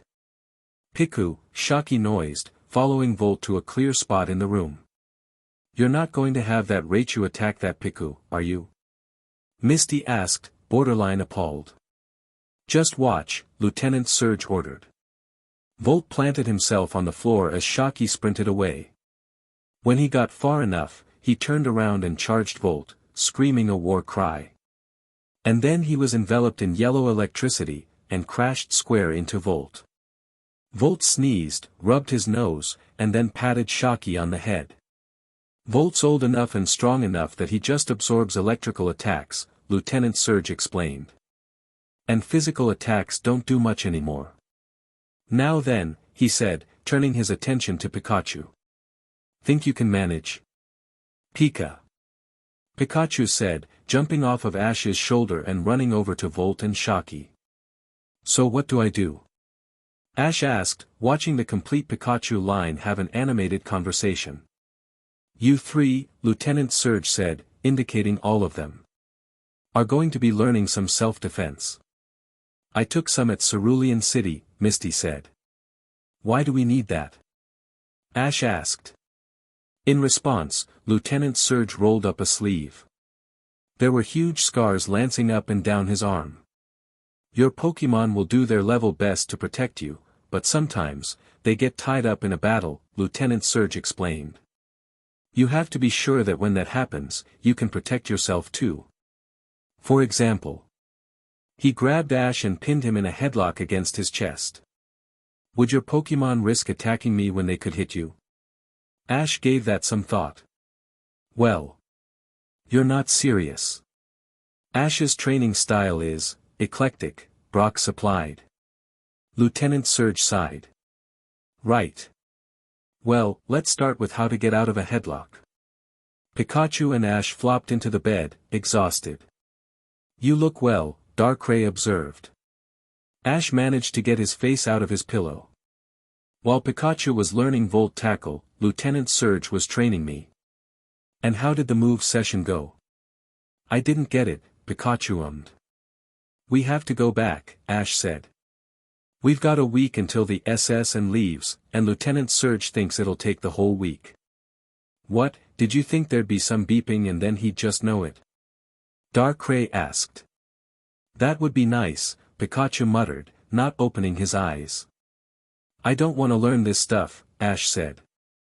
We have Pokemon battles, not trainer battles. I'd rather be helping Pikachu get Volt Tackle than learning how to get out of a headlock. Don't be stupid, Darkrai scolded. What if you get caught without anyone around? You should learn to defend yourself. Ah, he does care, Pikachu said. Shut it, you yellow rat. GNHS, STPFFGHN, Ash half murmured, before completely falling asleep. Now that looks like a good idea, Pikachu said, curling up next to him. Good night, scary dude. Darkrai blinked, more than a little irritated that he had been basically brushed off. And then he drifted to a lower roof to puzzle out just why it was bothering him. It didn't take long to figure out. It was simple, really. He, once again, was being ostracized. Not on purpose, but the way the boy was drifting away and making new friends pretty much left Darkrai by himself once more. Heaven help him, he had even tried buying his friendship back with that egg. He hopped up and used Shadow Claw on a nearby brick wall. Why did he care? The kid was an aggravation. An annoyance. He had been trying to figure out how to get rid of him for ages. And lo and behold, it was happening without him having to lift a claw. So what was his beef with this gift falling into his lap? And then the awful truth hit him with the force of a body slam. He had liked having someone be happy to see him once again. Ah, Mook, he muttered, resting his head against the now ravaged wall. He had gone and gotten attached to someone great. Wonderful. Just throw a pokeball at him and stick a fork in, he was done. No. He had moved on before, he would do it again. Up and leave the kid and go on living his own life before it was so rudely interrupted by clingy 5-year-olds. He drifted about, considering. He ought to check the rest of Kanto out, he figured, and find some nice out-of-the-way locations to torment. And avoid that one town with the psychic trainer in it. Not that he was weak to such moves, but she would notice the sudden blot on her radar and investigate, certainly. His peace had been preserved by avoiding such needless confrontation. No reason to go and ruin it now. He set off with this new plan in mind, forcing himself not to look back. He never looked back. Looking back hurt too much. And now, for something completely different. The Pokémon League would like to remind you that traveling into the long grass without a Pokémon is extremely dangerous. The Pokémon League would also like to remind you that the survival kits floating around actually detract from your survival, as tomato spray does nothing more than anger the Ursaring you are trying to flee from. Ugh, this SCKS. I'll never get this. So saith Pikachu as he flopped down on the ground after another attempted volt tackle had resulted in just a simple tackle. This was his 4th day, and he was running out of time. They'd be leaving soon, and he would have still not mastered it. He was a failure to Pikachu everywhere. Something tapped on his head, prompting him to look up. Volt looked down at him, scars rippling as he leaned forward. Pikachu unconsciously closed the eye, matching Volt's missing one that just looked downright painful. "You're doing it wrong," Volt told him. "Funnily enough, I figured that out," Pikachu spat. "You misunderstand," Volt said, offering a paw. "Get up." Pikachu did so, ignoring the offered paw. "Take my paw," Volt said, using a tone usually reserved for young hatchlings. Pikachu did so, grumbling. "All right," Volt said, and then started coursing a small electrical current through the both of them. "First things first, we've got to get you used to handling a lot of electricity and then work on your finesse with it. Tell me, what was your biggest thunderbolt?" Pikachu had to think about it. Let's see, about a year ago," he said finally. "I ran into a flock of wild Spearow and gave them a what for." "Ha," Volt noised. "Was that before or after you started traveling with your trainer?" "Before. I've been traveling with him, about a month, I think." "Ha. Ready to up the amperage?" "I guess," Pikachu said, wincing a bit as the voltage increased. "So. Yeah. Just relax, feel the flow. So what do you think of your trainer so far?" Pikachu glanced over at Ash, who was being spared from headlocks for the moment. He was listening to Lieutenant Surge tell an animated story about a fight between him and somebody named Clendenil. "He's, all right, I guess." "You don't sound sure." "I wasn't captured by choice." "Ha. I thought you were his starter." Pikachu looked at Volt, startled. "How did you know?" "Trainers and their starters have a certain bond. When you've been around as long as I have, you start to recognize this. One eye or two," he cracked, closing his good eye for a moment in what he must have thought was a wink. "You two have it, and usually my instincts on the matter are spot on. I guess they still are. But not by choice." Pikachu scowled at the memory. "I got lost, separated from my troop," he explained. "I was wandering around, trying to find my way, and stopped to chew on some guy's wires for some quick electricity. And while I was distracted, the dope attacked me and captured me. And then to top it all off, he gives me to some Utes kid after I shocked him for poking me." Volt looked mildly amused. "Utes kid? Well, he is. And after a month of traveling with him, you don't feel differently?" Pikachu looked back at Ash. The conversation had ended, and the humans were watching them now. "Well," he said, turning back to Volt. I think he's less of a Utes. His heart's in the right place. His head isn't, but his heart is." Volt nodded. That's the important thing. I know you were probably brought up to believe that being captured by a human is the end of the world, but that's not necessarily true. You get a good human, and you can go places, kid. Pikachu nodded, feeling a little uncomfortable. He didn't want to admit it, even to himself, but he had grown to like Ash. He had even missed him when he had been forced to overnight at the Pokemon Center. You can up the amperage again, he said, wanting to distract himself. Volt chuckled. I have been steadily over the course of the conversation. Pikachu looked at him, floored. That dirty. You feel the electricity? Volt asked him. Pikachu blinked. Well, yeah. That's the level you need for Volt tackle, Volt said, letting go. The electricity began to die down. Now that you know what to aim for, try again. Pikachu started walking away, paused, looked back at Volt. That was low, he informed the old Raichu. Volt chuckled again. Don't you know? All's fair in love and war. Pikachu blinked again. But I'm not fighting a war. Not anymore, but if you were born 10 years ago, you would have been. Pikachu blinked and continued walking. Hey, Volt called after him as he reached his starting point. You're the starter.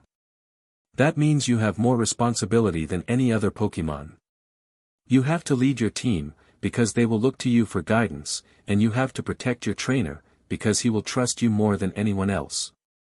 It's a lot to live up to. Do you think you can manage? Did he? That was a lot of responsibility, Volt was implying, and Pikachu just simply wasn't ready for that sort of thing. He never wanted anything like that. He had never wanted to be some human's pet. Volt was right. Pokemon caught by humans were never heard from again. He had never wanted to become a statistic. He had been press-ganged into this. But, he liked the kid, he realized. Ash and Misty and Brock were good, for humans. And Ash had never forced him to do anything. He'd ask first, give him the option to back out. He had even offered to up and quit, for crying out loud. All he had wanted was to find home again. Ever since he had gotten separated from his family, that was what he wanted. And now. He looked over to Ash, who finally managed to squirm out of a headlock and cheered, thrilled with the victory. Pikachu turned to face Volt. Prove it, kid, Volt said, tapping his chest. Hit me right here. Pikachu charged, throwing all the frustration and anger and fear and hope into it, screaming his fury at being forced to actually face all these uncomfortable feelings. He slammed into Volt. And heard electricity discharged. He collapsed on the floor from the impact, looked to see sparks dancing all over Volt. Yes. Pikachu heard Ash cheer. You did it, Pikachu. You did it. Volt nodded sagely. You answered my question, he told Pikachu. And you performed that Volt tackle perfectly. Now do it again. And now, for something completely different. In other news, new legislation for the banning of motor vehicles has been filed following the collision of a DLVRY truck and a Rhyhorn. Researchers cite this incident as impetus to remove such vehicles altogether, declaring that automobiles are harmful to the environment and to Pokemon. These claims are supported by groups such as Plasma, People for the Liberation, Assistance, and Support of Monsters Among Us. The incident report states that the driver of the DLVRY truck is still in critical condition. The Rhyhorn was unharmed. It was the end of the week. The SS and would shortly leave port. Ash and company were bidding Lieutenant Surge and his Pokemon goodbye, promising to visit again sometime and to keep practicing. I'm expecting a rematch the next time you come by, kid, Lieutenant Surge told Ash, shaking his hand. A rematch as in a Pokemon battle, or more headlocks? Ash asked. Lieutenant Surge laughed. I like your style, kid, don't ever change. The general attitude was upbeat as they headed for port, waving goodbye as they went. Wow! It's huge! Of course, Brock said patently as Misty and Ash gawked at the huge cruise ship. Misty was busy trying to capture the whole boat on film. This ship has to deal with massive waves across giant oceans. It can't be some dinky dinghy. Awesome, Misty said, backing up to try and get a long shot. Ash, meanwhile, darted off. Hey! Brock called. Where are you going? I have to go check something out.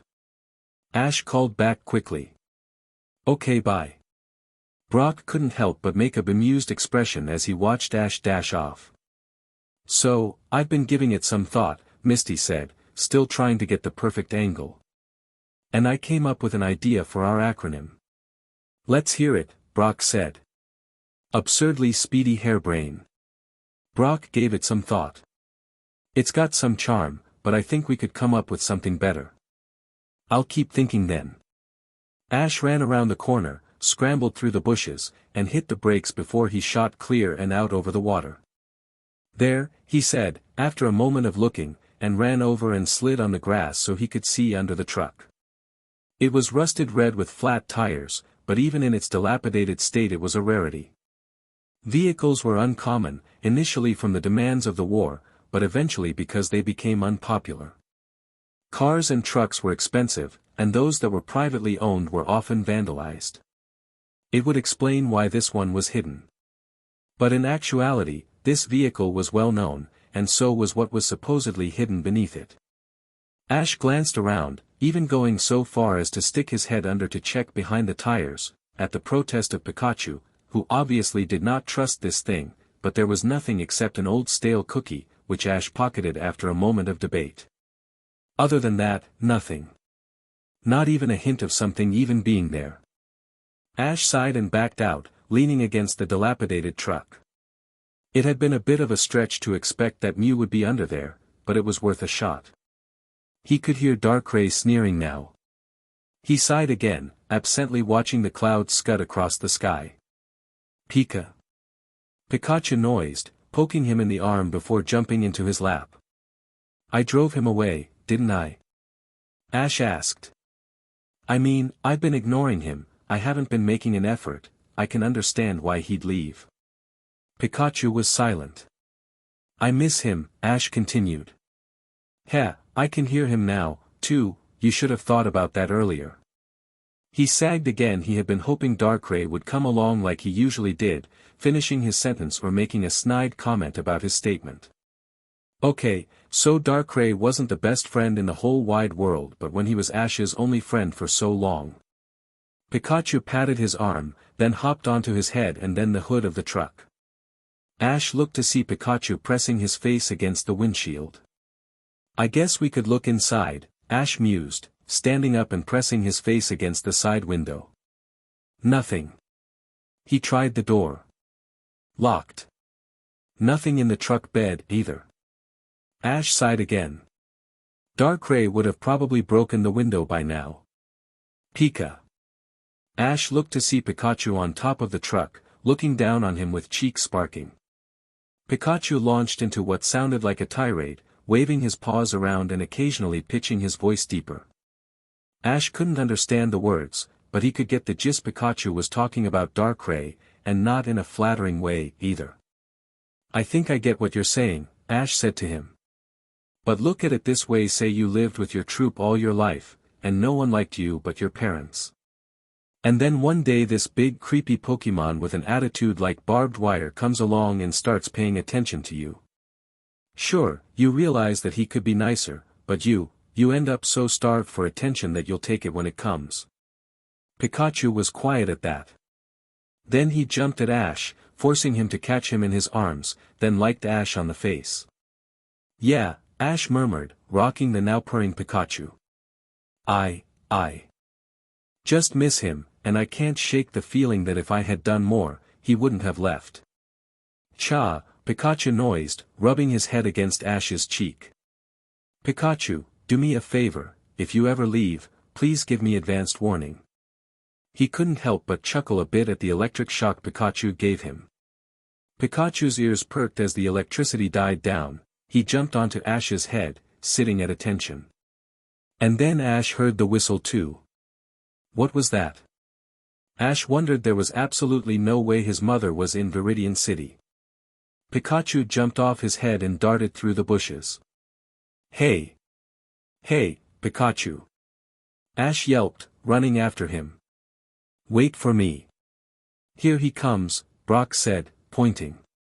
Misty slapped him upside the head with her free hand. Next time you whistle like that, warn me. Sorry, Brock said, catching Pikachu as he jumped up. Ash skidded to a halt right behind him. You guys haven't seen my mom, have you? Ash asked. I thought I heard her whistle, and then Pikachu ran off. That was me, Brock said. He turned to Misty. I'm going to demonstrate now. Misty nodded and covered her ears. Satisfied that he wouldn't get slapped again, Brock put 2 fingers in his mouth and whistled. Everyone in the immediate vicinity turned to glare at him. Sorry, Brock called. Just demonstrating for my friend. There was muttering as people went back to their business, and Pikachu took the opportunity to shock him. Ow, Brock muttered as Pikachu jumped back to Ash's shoulder. Ash, meanwhile, was rubbing his ears. Ow. Where did you learn that? From my mom, Brock explained. She told us that we couldn't go any farther than her whistle could carry. When she left, I had to pick up the talent quickly. Anyway, now that you're here, Misty said. We've got to go. The SS&N is boarding, and we don't want to be left behind. Brock ran after Misty and the already sprinting Ash. Okay, absurdly speedy worked. This kid could seriously run for track and field. We should make it a rule that Ash can't go any farther than your whistle carries, Misty called back to Brock. Brock nodded. It's a tried and true technique. Darkrai completed his cursory circuit in time to see the SS&N leave port. Somewhere on there, the kid and his new friends were fooling around. Good riddance, Darkrai said, crossing his arms and watching it go. He fully intended to delude himself for as long as it took to get over the kid. This is going to take a while, he sighed. But he was startled out of any self-pity he might have worked up by a flock of bird Pokemon flying inland. Hey, he yelled after them. Watch where you're going. None of them paid him much mind, instead chattering Storm. Storm. Storm. As they flew away. Do what? He looked back out to see dark blotches marring the far horizon. That's not good, he observed. And that dumb ship was heading straight for it.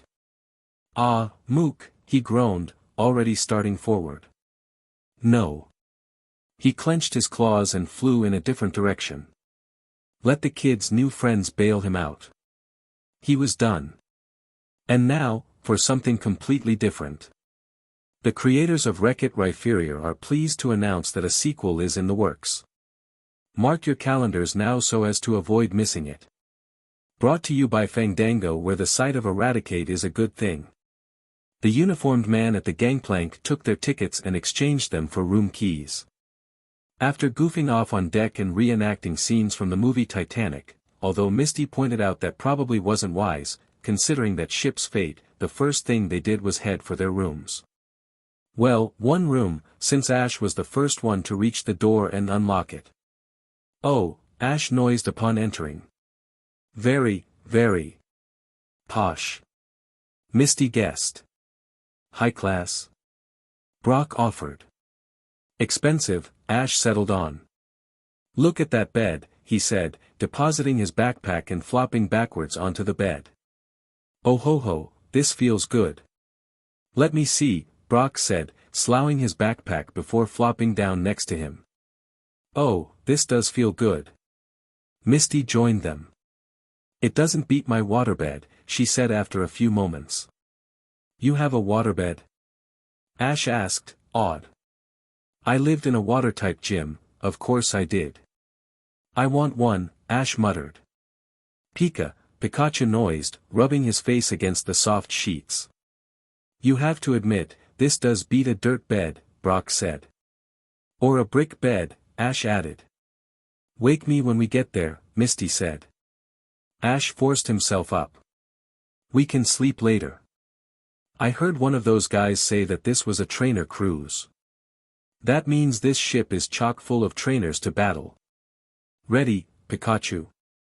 Ka, Pikachu said, voice muttered by dint of his face being buried in the sheets. Ash is right, Brock said, sitting up as Ash retrieved his backpack. We'll have time later to sleep, there's still plenty of ship to explore. Aw man, Misty muttered, following the boys out. A few moments later, Ash re-entered, picked up a protesting Pikachu, and left again, ignoring the minor electric shock he was receiving. Deep in a portion of the SSN, plotting was progressing. I can't believe we got stuck with this job, Meowth muttered, using his claws to tap a keyboard one key at a time. The glamour of receiving such a job had faded once they got to the fiddly logistics portion of it, which constituted a good 90% of the job. So much for the awesome promotion. The boss thought you earned it, what with all the Pokemon you've been presenting, a grunt said, giving his new Spearow a glance before returning to his keyboard. And your team has a good track record with machines. We were busy with another assignment, Jessie told the grunt. She too had lost the rose-colored glasses upon getting to the grind of the assignment. Everyone is. Hee hee, I tell you though, Cassidy and Butch were livid when they found out you got this assignment. Meowth wouldn't have been surprised if Jessie started purring right then and there.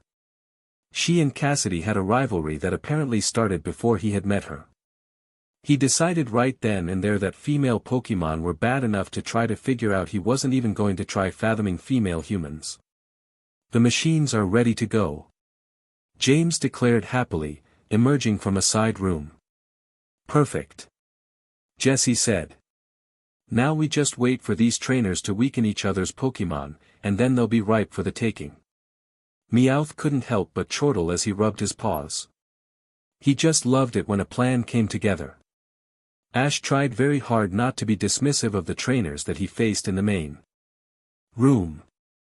Instead, he used the weaker ones to grind some more, focusing on training Lenny and Charmander. Lenny was due for evolution, he was sure of it.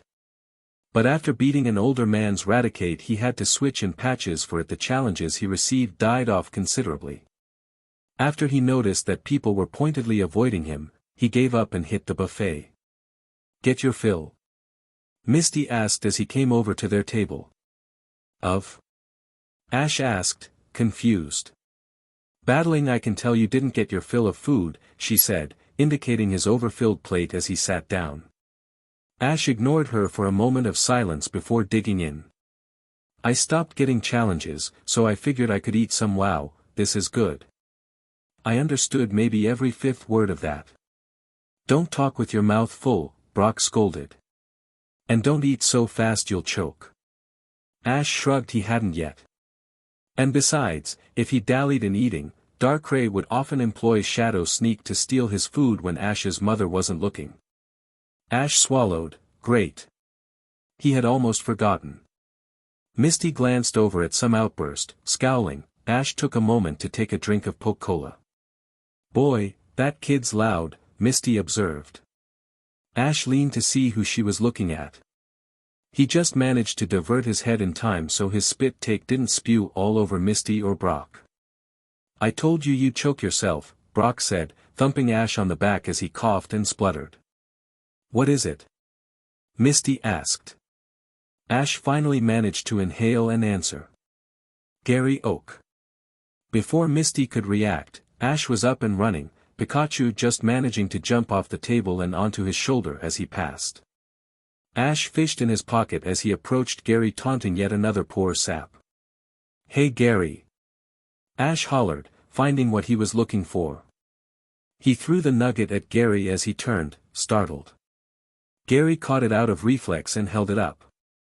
Huh, Gary noised, tossing it back. Well, Ashy boy, got lucky, didn't you? I softened them up for you. I don't care if you ran over them with a steamroller, Ash returned, catching the nugget and pocketing it. You owe me a match, Gary. Gary made a dismissive noise and tossed his head. Unless you're too much of a sissy to fight me, Ash added.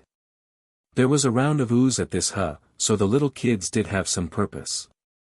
Ash reflected that he probably shouldn't think that way about kids his age yet again, another effect of Fine, I'll battle you, Gary said, pulling out a pokeball.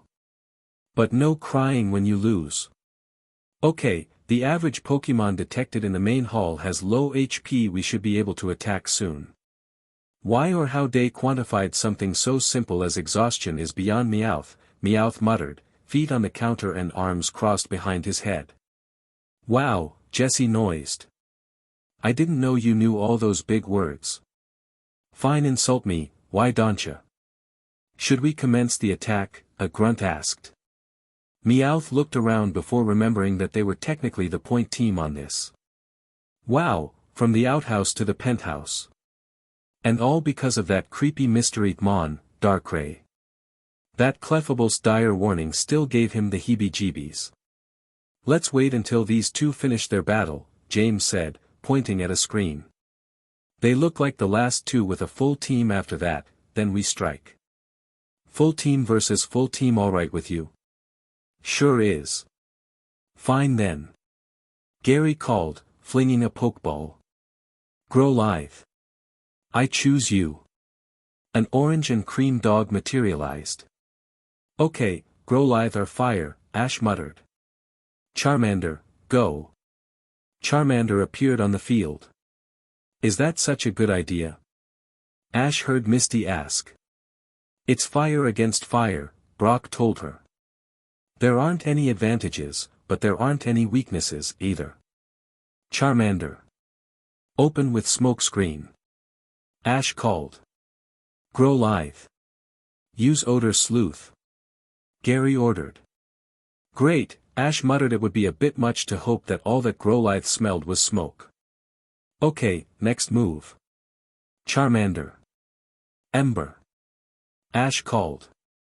Charmander spotted something moving and spat fire at it. Ash hoped it wasn't one of the waiting staff. Gary started laughing. Moron. Grow lithe has flash fire. Fire moves just make him stronger. Grow lithe demonstrated by leaping out of the smoke and tackling Charmander, sending the poor lizard skidding. Ash didn't need the frantic pinging of his Pokédex to tell him he was bad off. He returned Charmander with no comment. One down, Ashy boy, Gary taunted. JRK. Go, Patches. Horn attack. Patches hit the ground running and the Grow lithe, too. Grow lithe. Ember. Gary commanded. Poison sting and dodge. The ember burned up the poison sting, but it got Patches out of the Grow lithe's line of sight. Patches took advantage of that and drove his horn into its side. Grow lithe rolled and didn't get up. Grow lithe, return, Gary ordered, pointing a pokeball at the prostrate Pokemon. We're even, Gary, Ash pointed out. Not for long go. Nidorino. Patches double in all but his namesake appeared on the field. Okay, poison's weak against ground, Ash said. Patches. Use dig.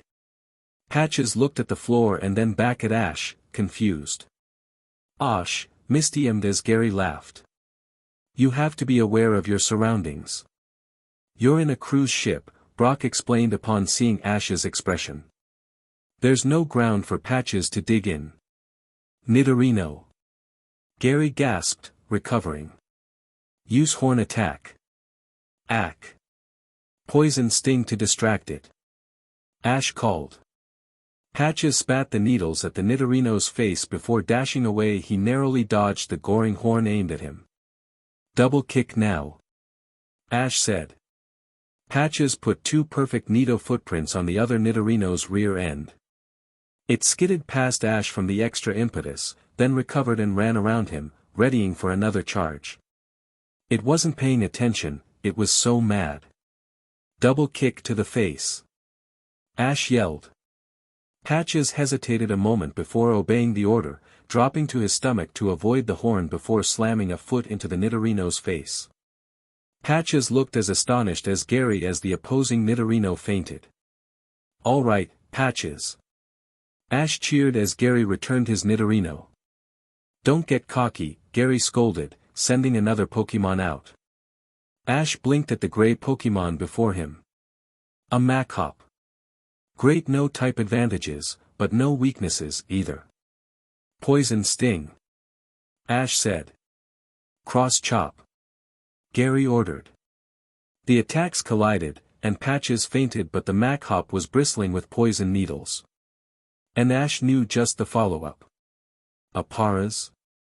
Gary asked, when Ash made the swap. Are you serious? Ash smirked before giving his order. Frenzy, take out that Mach-Hop. Frenzy ramped up to his hind legs with a wild scream before rushing the alarmed Mach-Hop. Gary was too startled to give an order.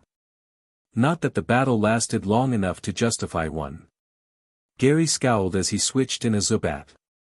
Take care of that one too, Ash said. Wing attack. Gary yelled. The attack barely registered on the paras. Ash half expected to hear a buzzsaw effect as Frenzy hit the Zubat. The Zubat hit the ground too. Gary switched in a Geodude, looking concerned now. Ash, switch Frenzy out, Brock called. He won't be able to take a direct hit from a rock throw. Hey! No kibitzing! Gary yelled. Ash frowned, but saw Brock's point. Frenzy didn't dodge attacks, he'd be squished with the first rock. Frenzy, return! Ash called, pulling the Pokeball out. Frenzy instantly scuttled to Ash's side. That's not quite what I meant, Ash said, returning Frenzy. Let's see, Patches was out. He looked to Pikachu. You can take him, right? Pika. Pikachu said, sparks flying as he jumped off of Ash's shoulder. Gary barked out a laugh. Don't you know about type advantages, Ashy boy? I sure do, Ash said. Pikachu. Iron Tail. He savored the startled expression Gary had as Pikachu slammed into the Geodude. Geodude, counter. Gary called. Don't let it recover. Pikachu didn't. Fine then, Gary said, making his final exchange. Go, Raticate. Two mouse Pokemon faced off. Get it, both trainers yelled. But within a few moments, it was evident that the Raticate was the stronger. Pikachu, return. Ash called, intending to switch Frenzy back in. Pikachu shook his head and charged at the Raticate. After he covered half the distance between the two, his body became enveloped in electricity. And then he slammed into Raticate, sending its electrified body sprawling next to Gary. Ash blinked, uncomprehending. Quick count on his fingers. We did it, he breathed. We did it, he cheered, louder, dropping down so Pikachu could run up to him. He winced at the leftover electricity, but didn't much care he had done it. He had beaten Gary Oak. He wished Darkrai had seen it. Gary returned Raticate, scowling at Ash. The lights dimmed. Ladies and gentlemen, now that the battles are concluded, we'd like to direct your attention to the floor show. Ash blinked, confused. Floor show. But then he heard the beginning of a well-rehearsed motto. And started preparing for trouble. And now, for something completely different. This just in from the Hoenn Weather Institute, several tropical storms have been reported by Moss Deep satellites. The likely cause is Kyogre being woken up by Team Aqua. Again. This was going better than Meowth had hoped. The initial plan of waiting for the trainers to put their Pokemon forward for healing had been shot down, as there were always those weirdos that preferred to heal their Pokemon themselves. Therefore, individual Pokeball vacuums equipped to Team Rocket grunts would most likely yield a higher return. Plus, waiting for everyone to wear themselves out reduced the likelihood of resistance. Yes sir, this might actually be a plan that worked. Team Rocket, someone yelled as they finished the motto. Finally, all that practice worked. Plus, it kept people distracted as the grunts positioned themselves. It's so nice to be recognized, Jessie sighed. Meowth squinted. The twerp that had hollered out looked vaguely familiar. What do you think you're doing? A redhead yelled. Silly girl, we're taking the Pokemon. Jessie said. Take it from the Meowth's mouth, Meowth said, paws on his hips. Your Pokemon will be better off with us. Now. James yelled, flinging his rose up in the air. On that cue, the rocket grunts activated the vacuums. Pokeballs went flying. Meowth couldn't help but cheer. Victory for Team Rocket. The captain examined the radar warily before glancing around the empty control room once again. Team Rocket had paid him handsomely to captain the ship, but it had also come with the promise that he not be left with an understaffed control room. But something was happening upstairs, that prompted the rest of the rockets to run out, leaving him, by himself, with a ship that was heading straight for a storm with no means to steer it away. He took a calculated risk, ran upstairs to get someone to help with the steering. Whatever was happening in the ballroom, and it sounded like a huge battle. Again, the need for a calculated risk. Go get in the thick of things, or... In the end, self-preservation won out. We've got to do something. I'm open to suggestions. Misty said, clinging to her Pokeballs. Ash was trying to hang on to his Pokeballs and Pikachu at the same time. Something occurred to him. They want our Pokemon. Ash hollered. Then let's give them our Pokemon. Go, Pikachu. Thunder shock. Pikachu zapped the first goon. And was assisted by several others on the second. Good idea, Ash. Brock exclaimed. Go. Geodude. Zubat. Bulbasaur. Go. Staryu. Squirtle. Misty added. Ash hesitated before throwing out Charmander. Think you can manage? Ash asked. Charmander said, nodding. Perfect. Ash said, releasing Frenzy and V. Cover Charmander. Then, to the room, everyone, attack. The rockets were quickly routed. Their Pokemon are weak from Battling, the Meowth yelled, jumping up and down frantically. Fight back. You got Pokemon. Use them. Spearow and Zubat and Beedrill and even one or two Grimer and Clefairy appeared in the room. This is going to be a mess, Misty observed, before quickly ordering her Staryu to use Psybeam on an approaching Grimer. The ship can handle this, right?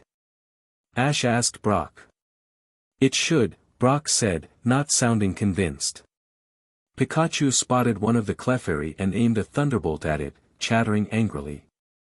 Pikachu, Ash began, but was cut off by something landing on his head. You're the instigator all this. Meowth snarled, batting Ash around the ears. Hey! Get off! Ash yelped, stumbling. Pikachu! Pikachu yelled, tackling Meowth. The Clefairy followed, bouncing off of Ash's head. Clefairy, the Clefairy said to Meowth. Not now. Meowth said. Yu-Gi-Oh! Meowth ran off, the electrocuted Clefairy following, Pikachu dashing angrily after them. Pikachu! Don't run off like that! Ash yelled, running after them. Ash! Take your own advice! Misty called after him. Ash skidded to a halt. Misty had a point. Especially considering he was now facing down Jessie and James' team of Ekans, Coughing, Growlithe, and a Magikarp? Jessie asked, looking at James. Where did you pick up that one? Why did you pick it up? I bought it from a salesperson. Jessie gave James a look very similar to Darkray's "You're such an idiot, I'll deal with you later" look. We'll discuss this after we deal with the twerp. I'm not a twerp. Ash said. Who cares? Meowth asked. What matters is you're outnumbered. Everyone. Jessie ordered. Get that Pikachu. Pikachu noised, cheeks sparking. Not good. Pikachu had taken some damage from Raticate and then some from this melee. Back up. Frenzy. Ash hollered. He heard the shriek, and was able to track Frenzy's movement by the people and Pokemon jumping up or scrambling out of the way of the scuttling bug Pokemon. Okay, now we've got a fair fight. Ash said as Frenzy arrived. Don'tcha know? Meowth asked. We never fight fair. Clef, the Clefairy said shortly. Fine, you don't have to fight him. But go make yourself useful and fight someone else. The Clefairy bounced away. How did you people get a Clefairy? Ash asked. We have our ways, Jessie said. Now, everyone, exterminate those pests. Pikachu, thunder. Frenzy, get anyone still standing after that. Pikachu let loose a devastating electrical shock. James Coughing's internal gases ignited from the heat, and exploded. Several other small explosions occurred. The Clefairy used metronome. At least, that's what Ash thought. Someone said his ears were ringing from the nearby explosion. And why was he getting wet? He sat up, looked up. To see that the explosion had not only blown a hole in the floor, but in the ceiling as well. And it was raining. A storm. Misty said. We must have sailed into it. But why? I think the answer has something to do with that captain in a lifeboat, Gary observed from a nearby window. Pikachu directed Ash's attention to Frenzy, who had again taken Ash's exact words to heart. Frenzy, return. Ash called. We've got to get out of here. This ship wasn't built for that sort of punishment. Brock hollered. We've got to abandon ship. Rockets and passengers both hastened to obey, jostling and elbowing each other in an attempt to get to the lifeboats first. Brock had Zubat use Screech, which made all activity grind to a halt. If you keep acting like that, you're all going to drown, Brock yelled. Gary hopped onto the railing and held onto the ropes for the first lifeboat. All right, you losers. Get on the boats in an orderly fashion. I want 2 people per rocket. Now move. Ash returned Frenzy, Charmander, and V before scooping Pikachu up and running to Misty, who was helping Brock organize everyone. Is the ship really going to sink? Ash asked. We've sailed into a storm and blown holes in the ship, Brock observed. There's no if here, it's when.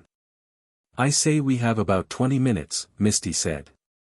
Ash glanced around, bracing himself against the rocking of the ship and trying to ignore the feeling of cold and wet. I don't see anyone else in here.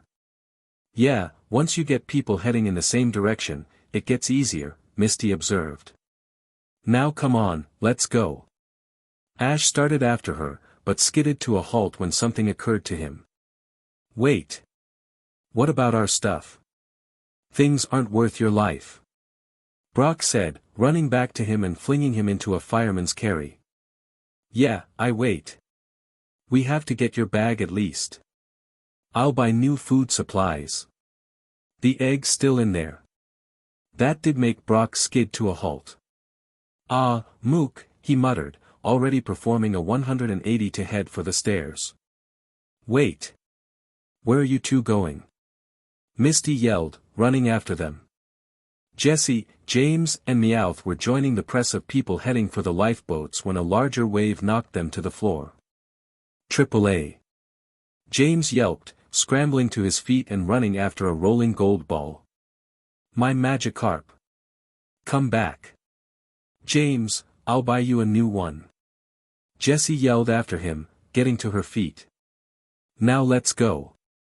Meowth hopped upright just as James answered. You can't. It took all 3 of our advance salaries to pay for it. Meowth blinked, praying he had salt water in his ears. Did he say what I thought he said? I'm going to kill him, Jessie said, running after James. Hey, wait. Meowth yelped, running after her. Lifeboats. Sinking ship. We gotta leave. Okay, in the interest of not being able to do much else but look around at the moment, traveling down a hall backwards offered an interesting view. Ash felt it would make a great scene in a movie, although he wasn't sure what sort of movie it would fit with. Brock plopped Ash down at the room. Key. Quick. Ash fumbled in his pockets. I think I dropped. Brock made an impatient noise, backed up to the opposite wall, then gave a running kick to the door near the knob. It broke open. "Wow," Ash said. "I thought that was just in the movies." "What's going on?" Misty said, finally catching up. Brock did a Chuck Norris. "Well, unless he wants to do a Leonardo DiCaprio, we have to go." Brock came running out of the room, tossing Misty her bag before unzipping his. "Okay, it's still there," he said, pulling a few shirts down to show the egg still safely wrapped up. "Great," Misty said, grabbing Ash's wrist and tugging him along as Brock rezipped his pack and slung it over his shoulders. "Now we've gotta." Whatever else they had to do was cut off as the hall suddenly went topsy-turvy. They stumbled, fell, tumbled. And then the impact. And everything went dark. And now, for something completely different. New on the PPN: The New Adventures of Zubitman. Tune in to see one costumed crime fighter's never-ending war on crime. Watch as he fights a colorful cast of villains. Thrill at the POWs and socks and BAMs. Tune in tonight only on the PPN, the Pokemon Planet Network. Darkrai wasn't the sort to try for tanning, but this Port Vista place made it very tempting.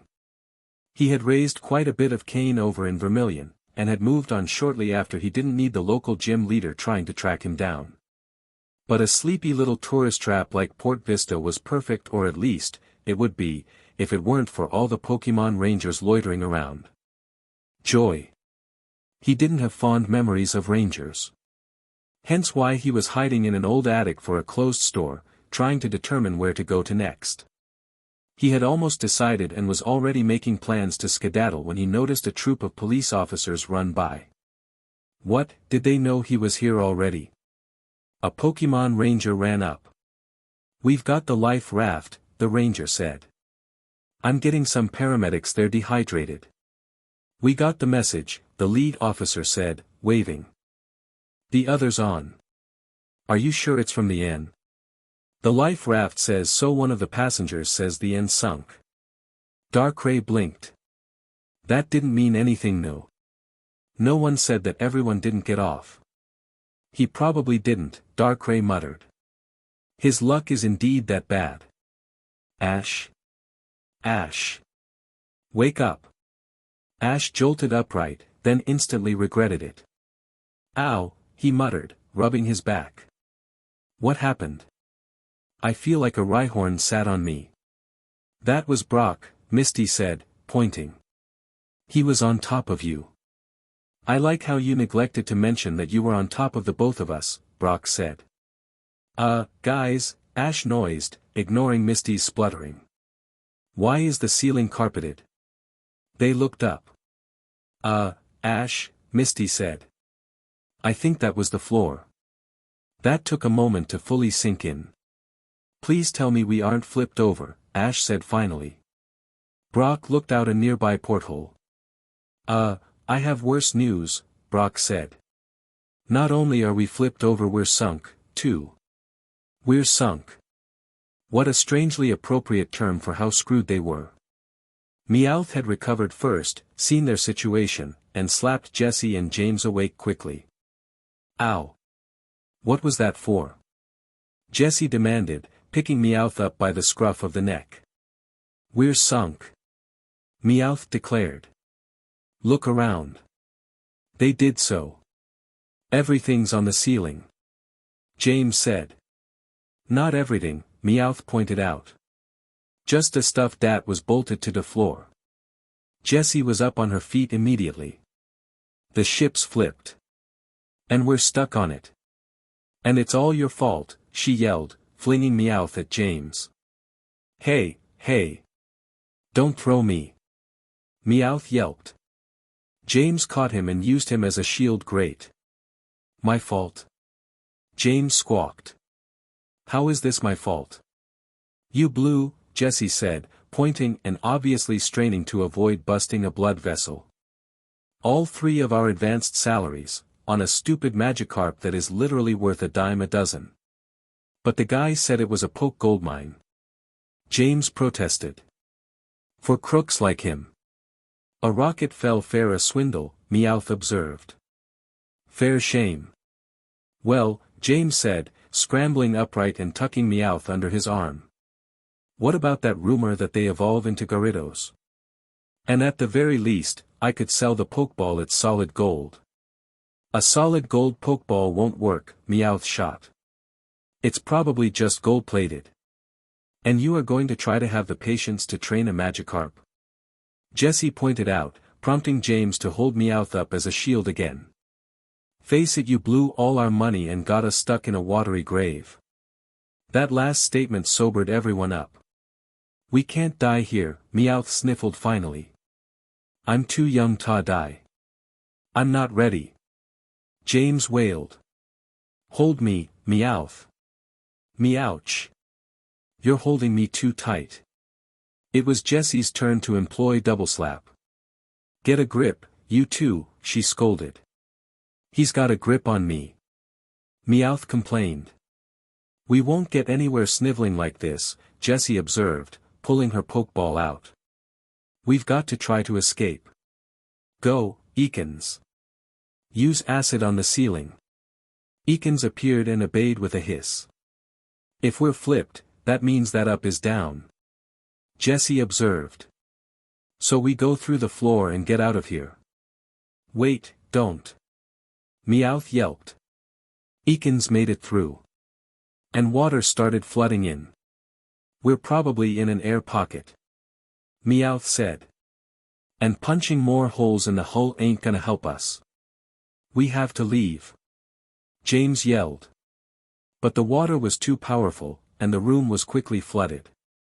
A cat drowning, Meowth thought. Water way to go. He spent the entire time drifting after the rescue boat trying to convince himself that it was just morbid curiosity that was driving him out here. What was he doing? But it was getting dark now, and the head Jenny was checking her radio. They checked the roster, she called, prompting the workers to look up at her. No one bothered to scan the skies, which had suited Darkrai just fine. Everyone's accounted for except for 5 people, and from the looks of it, they went down with the ship. She disappeared down into the boat and returned with a bouquet of flowers. Darkrai wondered just why she had a fresh bouquet handy, then reflected that maybe she was as morbid as he was. We hereby commemorate the lives of 5 trainers cut short, she declared as someone played appropriately somber music. Ash, Brock, James, Jessie, and Misty had such promising careers. They will be missed by all. She threw the bouquet over the side and turned back to the crew, waving them back to work and ordering them to return to shore. Darkrai wouldn't have been surprised if she had said, well, that was fun. Who's up for Cantonese? He watched as they left, reflecting on the news. So the kid was dead. Big whoop. So why wasn't he leaving? He can't be dead, he found himself thinking. He's too stupid to die. Well, there was one way to be certain. He extended his senses down, seeking sleep patterns. If they were dead, then they wouldn't register. But if the egg wasn't drowned, then there was a chance they weren't either. And there was that egg. What was he doing? He was trying to get away from this kid. And it didn't bother him if humans died. Except. He sighed and swore. You owe me big time, kid. He swooped up and then dived, aiming for a shadow that required perfect timing. If you're still alive, I'm going to kill you if I get wet. And now, for something completely different. In other news, Pokemon researchers and rangers have finally deduced the source of the sentient cloud. Rangers today captured a Pokemon residing in the center of the cloud. Unnovan researcher Professor Juniper has identified it as Thundurus, a genie-like Pokemon known for causing disruption. Professor Juniper admits that Unova tends to produce Pokemon known for causing disruption. She offers no theories as to why this is so at this time. They had wandered through the upside-down ship, seeking a way out. For how long Ash wasn't certain. So should we be heading up or down? Ash wondered. Up, Brock said. Air, down. Well, up to the bottom of the ship. This is confusing. We want to go that way, Misty said, pointing up. If we try to head for the deck and hit a dead end, we're done for. Ash, Brock and Pikachu all shivered at that. I am literally too young to die, Ash thought. I can't die, I've got a journey ahead of me. I need some help, up there. I don't want to show at the pearly gates at 10. Well, Brock said, recovering. The good news is, with these air pockets, the ship can't have sunk too far down. It took the Titanic hours to sink, right? Until it broke in half, Misty said matter-of-factly. I don't feel good, Ash ummed. That'll be carbon dioxide building up. Maybe we should try for positive, Brock suggested, noting Ash's expression. How about this then, Misty said, stopping. Stairs. Ash looked at the water slowly leaking onto their level before looking at the slick bottom to the upwards leading stairs. You know, when I was little, I used to fantasize about walking on the ceiling. And now that you're doing it? Brock asked. I'd like it better if I wasn't 20,000 leagues under the sea. We'd be crushed like a tin can if we were, Misty said, tossing out a pokeball. Goldine. Check the ship for us, will you? Bring back anything interesting, like air tanks or life preservers. Air tanks? Ash asked. Life preservers? Brock echoed. It's a bit of a stretch to hope any survived, Misty conceded. But it's worth a shot. Golden had already dived downstairs. Upstairs. Whatever. Do you guys feel cold? Ash asked. I feel cold. There's very little heat once you get past the surface of the water, Misty pointed out. Shock will do that too, Brock added. Pikachu said, pricking his ears. Wait, if Pikachu sensed something. Is it anything good? Ash asked. Pikachu shook his head in the negative. As a shadow just behind Brock disgorged a terrifying black blot. Darkrai. Ash fairly shrieked, throwing his arms up and dislodging Pikachu. He'd rib him later for sounding like a girl, but who cared, he was back. Darkrai stiff-armed his hug before bonking him on the head soundly. And repeatedly. You absolute moron, he said, punctuating each word with a wallop. You have absolutely no sense of self-preservation. It wasn't my fault. Ash protested, trying to shield his head. Do I look like I care? Anything else Darkrai was winding up to say was cut off by a multicolored beam hitting him in the side and dissipating off of him, prompting him to redirect his attention. Ash looked to see that Brock and Misty had thrown out Zubat and Stereo respectively, and that all of them looked distinctly horrified.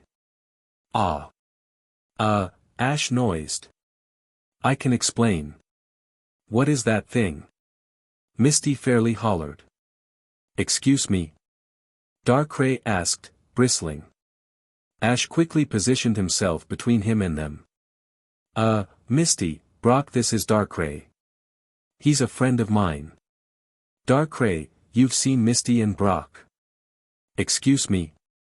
Brock asked, drilly. Yeah, it's involved, Anne.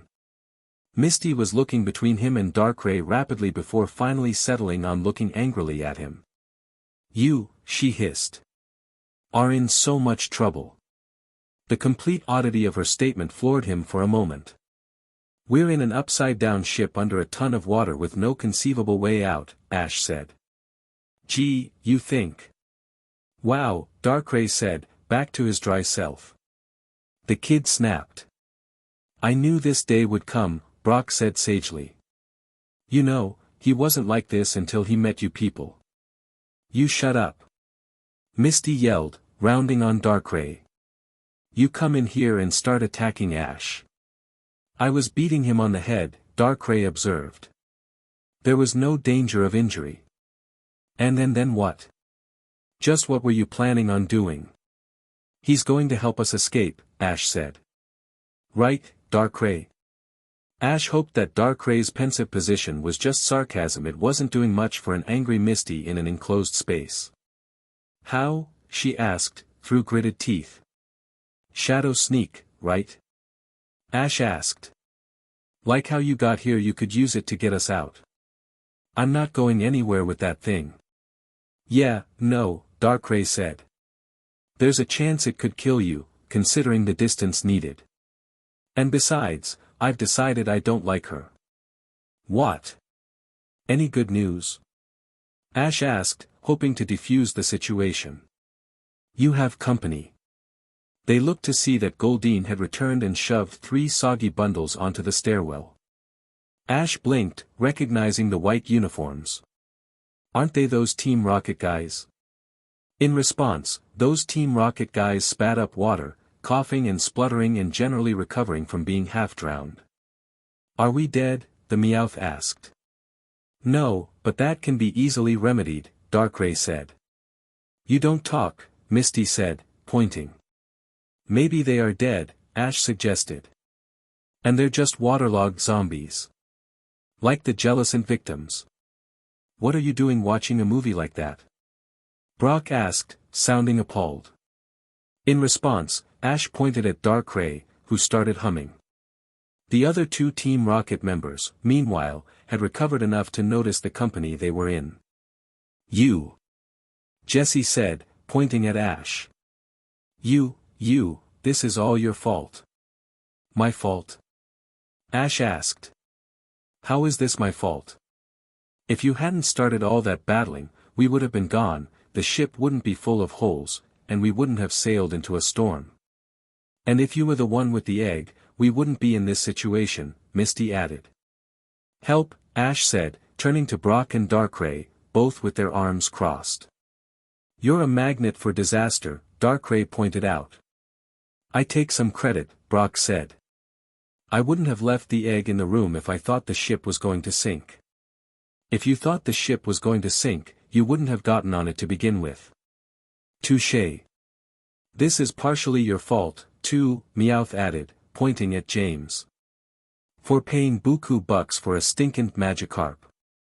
I got it back, James argued. Let me repeat, you paid money for a Magikarp. Brock put 2 fingers into his mouth and whistled. Now that I have your undivided attention, he said. As charming as this blame game is, we're still stuck in a sunken ship. And oh, by the way, the water's rising. They looked down to see that the water had risen an inch during their argument. Ash's socks were getting wet. I vote we suspend all animosity until we're back to safety, Brock proposed. Seconded, Darkrai said, raising a claw. Hey, wait a minute, Meowth said, pointing at Darkrai, recognition flooding his face. Allow me to emphasize the not now portion of this truce, Brock said. Fine. But he's coming with us when this is all over. When Tepig fly, Darkrai spat. A quickly and briefly summoned Onyx helped them up the stairs and away from the water. What's the feasibility of flying Tepig? Ash heard Jessie ask as they progressed. Well, James said. First we'll need a Tepig, and then maybe a rocket or a cannon. And now, for something completely different. In other news, the town of Danjeeves had to cull their supply of foodie Magikarp due to scale rot. Fillets coming from Pokemon with scale rot have an overpowering bitter and sour taste. Stores receiving fillet packets ending in 27 should return the packets immediately. Is there an actual plan, or are we just wandering around waiting to drown? Misty glared back at Jessie. I built a Model SS, and when I was little I know how this ship is structured. We have to get to the bottom of the ship to the engine room, that's where the hull is thinnest. You'd think it'd be the opposite, Ash observed. Ah, the brilliance of engineering, Darkrai said. I don't know why you want that, Misty said to Team Rocket, pointing at Darkrai. It's been nothing but useless so far. Oh, that's rich. I've decided that none of us are any good in a crisis, Ash said to Brock. I've noticed, Brock said as they entered the engine room. Whoa. It was on fire.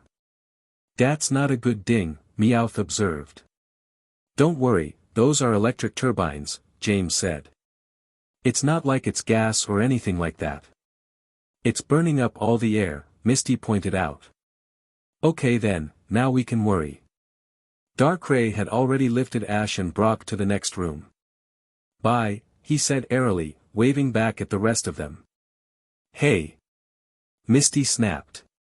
Brock had Bulbasaur lift the rest of them to the next room. "I can't believe you were going to leave us," Misty said as soon as she was across, rounding on Darkrai. "I don't like the rest of you," Darkrai pointed out. "See?" Ash asked Pikachu, who had stayed on his head to avoid the water. "I told you he liked me." Pikachu stuck his tongue out at him. "I second that emotion," Meowth said, pointing. "Are we in the right place?" James asked. "Yes," Misty said, forcing herself to break off of the tantrum she was having. "We just have to get through the hole. And then have our water Pokémon get us to the surface. And hope we can hold our breath for long enough. And hope we don't get the bends. And hope we don't get crushed by the water pressure." "What a positive outlook you have," Darkrai observed. "It's realistic." "If we don't get out alive," Jessie said to James. "I want you to know that you made my life rich. And you made my life an adventure." James returned, hugging her. Ash looked at Darkrai. "Do I get a premortem hug?" "No," Darkrai said flatly. Misty released Goldeen, Squirtle, and Staryu. "Start tying yourselves to them," she ordered, pulling rope out of her pack. "I'm not sure if they can tow all of us, but it's a start." "Here, this might help," Ash said, releasing Lenny. "Lenny, you can tow me out of here, right?" "Carp?" Lenny asked, confused. "It was nice knowing you, kid," Darkrai said. "Hey, wait. I have one too," James said, releasing his Magikarp. "See? And you made fun of me for buying it. And I will up until it actually saves my life," Jessie said. Ash glanced at James' Magikarp. Comparing it to Lenny, it was bigger. Ash returned his attention to Lenny, who was apparently asking Pikachu a question. Pikachu responded with a few terse words, pointing up. "Carp," Lenny squeaked, the enormity of the situation becoming evident to him. "We still have to get through the hull," Misty said, looking up. "Fire types, maybe, or a strong enough impact. Can you punch through the hull?" Ash asked Darkrai. "Are you suicidal?" Darkrai asked. "So that's a yes." Darkrai sighed and warmed up an attack. "It was nice knowing you. See you on the surface."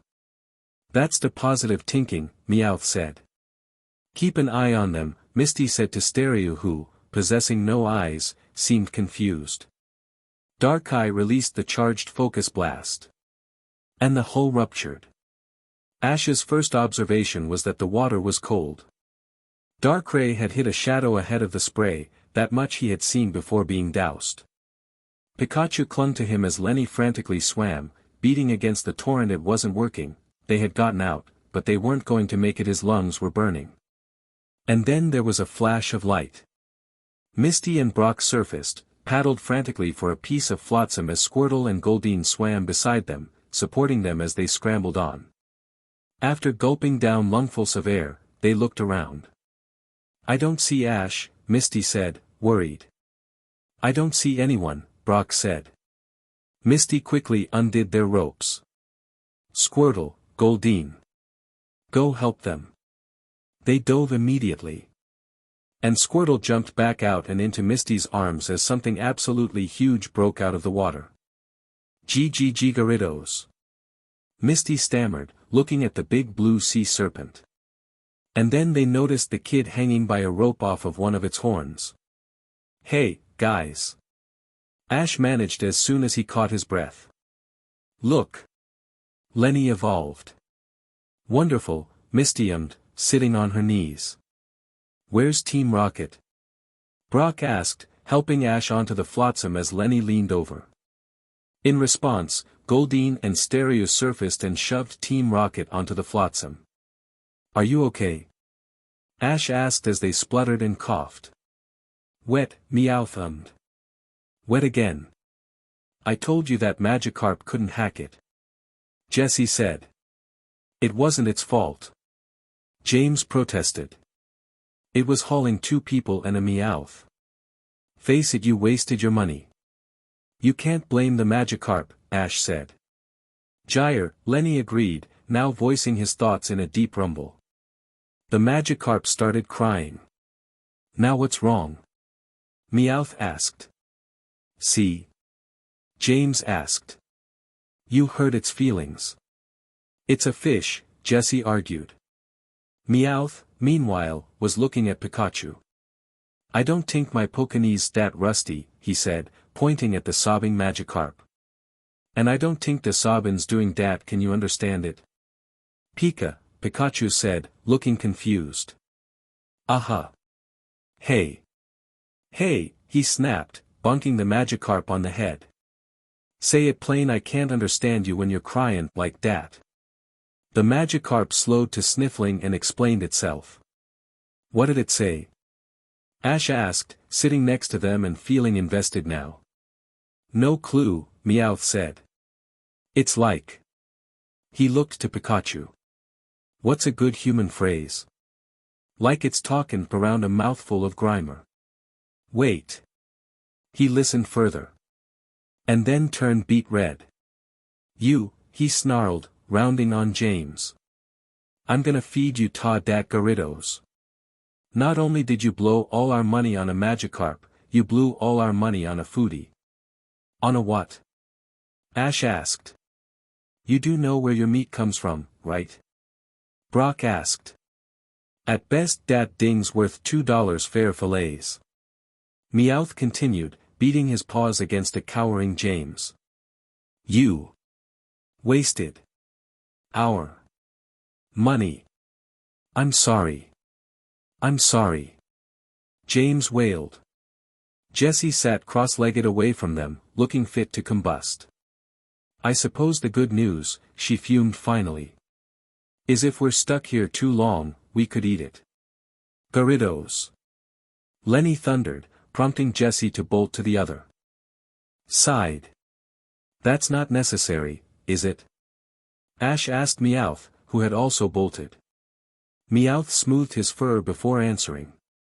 Well, foodies were bred ta be, there's no delicate way ta say this day were bred ta be dumb so people didn't feel bad about eating them. Not dat Pokemon have dat problem, anyway, they not bright, they don't learn moves like regular Pokemon, and no one knows how long they live because they always killed in the first year.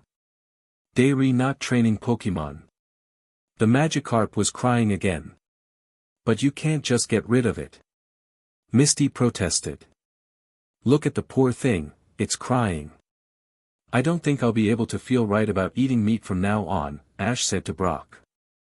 You'll get over it next mealtime, Brock told him. And now, for something completely different. The Regional Police Corps would like to remind you that, while acceptable slang when referring to the female officers, Officer Jenny, should not be used as a blanket term for police officers. Please stop calling our male officers Jenny. The issue over the Magikarp had relatively settled after a few hours, and Lenny had entertained himself with showing off how magnificent he looked now that he was a Gyarados. Ash, meanwhile, had tried to make James feel better by scanning his Magikarp. It was female, level 5, and new splash. And with the end result of a Magikarp parading in front of them, James' mood was improving enough for him to consider naming it. Call it expensive, Jessie shot over. We agreed, Misty said. That we weren't going to discuss politics, economics, or that Magikarp while we were stuck together. Silence. Did you catch the game the other night?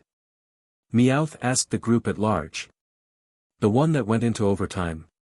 Brock asked. Yeah. Can you believe that one, ref? Since we're stuck here, Ash said. How is it that Meowth can talk? Please don't get him started, Jessie sighed. I'll tell you how I can speak human. Meowth declared, hopping up. It's a tale of romance, of heartbreak, of sheer willpower. He learned how to speak so he could impress a girl, James said. Not just any girl. The prettiest Meowth in all of Kanto. I struggled tooth and nail to learn the lingo and walk the walk, and when I finally present myself, what did she do? She ran off with a Persian, Jesse and James said dully. Ash had the impression they had heard it before. Many times. A Persian. Meowth ranted. Ash looked up to see that Darkrai had returned. Ash waved at Lenny and pointed. Lenny nodded, dove beneath the flotsam, and resurfaced with it balanced on his head, carefully making his way after Darkrai. So what's with the accent? Ash decided to ask. I learned from old detective movies, Meowth explained. Here's looking at you, kid. Found out not all humans talk that way, but it helps considerin' I don't have a human mouth. Ash glanced at Pikachu. So any Pokemon could learn to talk. No idea, kid. Ash considered this. I don't know, what do you think? Ash asked Pikachu. Worth a shot. Pikablah, Pikachu responded, sticking his tongue out before pointing at Ash. Pika-Pichu. Ash glanced at Meowth for clarification. He says if learning another language is so easy, why don't you do it? Meowth translated. I tried once, Ash explained. Apparently, I know a lot of insults in Pokemon. Oh really? Let's hear it. Let's see, rat-tat-rat-tat. Meowth and Pikachu exchanged glances. Yeah, Meowth said finally. Don't do that in polite company. Why? What did I say? You don't want to know, kid. The silence they lapsed into was broken hours later. Look. Land ho. Meowth yelped, hopping up and down and pointing. It had been a long enough journey that the sun was beginning to set, making the wind on the water cold. It took a bit of squinting to see through the glare of the sunset, but it quickly became evident that Meowth was right, there was land. And lights on the land civilization. We're gonna live. Jesse and James sobbed, clinging to each other. Ash couldn't help but echo the sentiment. If he never saw the ocean again, it would be too soon. The minute we get on land I want a warm bed and a hot meal. Misty declared. And then I'm filing a negative review with the cruise company. I think that's an understatement, Brock said as they approached the shore and Lenny slowed down. Welp, toodles. Ash looked around, saw that Jesse, James, and Meowth were making a break for it, Magikarp tucked under James' arm as they slid off Lenny's back. Where are you three going? Use your brain, twerp. Meowth snapped back. We're members of Team Rocket. We have a reputation to uphold. We can't be seen with twerps, even if you did help us. I can't go back to jail again, James said simply. So you see the predicament. Ash looked at Brock, confused, as the trio hit the water and splashed away. Wet, he heard Meowth. Wet again. Lenny's appearance on the beach had caused quite the stir. Ash, you'd better return him, Misty counseled, prompting him to do so. The rangers running for them slowed somewhat. Was that Gyarados yours? The lead one asked. Yeah. Ash said, eagerly. He was fairly certain that most starting trainers didn't have one. We're going to have to confiscate it. What? Ash squawked, appalled.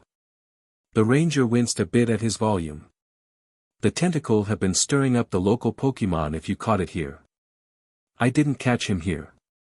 I caught him on Route 1 as a Magikarp. Can we see the documentation? How? Your Pokédex. Sure, fine, here, Ash groused, handing it over. Where are we? Brock asked, looking around. Port Vista, the ranger said, hitting a few buttons on the Pokédex. All right, your story checks out. He handed the Pokédex back to Ash. But you're still in trouble for surfing in a cordoned-off area. What? Ash, Misty and Brock chorused. We just escaped from a sunken ship. Misty squawked. I'm pretty sure our surfing here was justified. Even with Lenny not knowing surf, Brock muttered. You hush. Sunken ship, one of the other rangers asked, confused. You don't mean the SSN? Yeah, that was the ship, Ash began. The Rangers were already on their Pokénavs. Survivors from the SSN. What are your names? One demanded. I'm Ash Ketchum, Ash said, startled. Misty Waterflower, Misty said. Brock T. Harrison, Brock said. We'll alert your families, they'll be glad you're all right, one ranger said.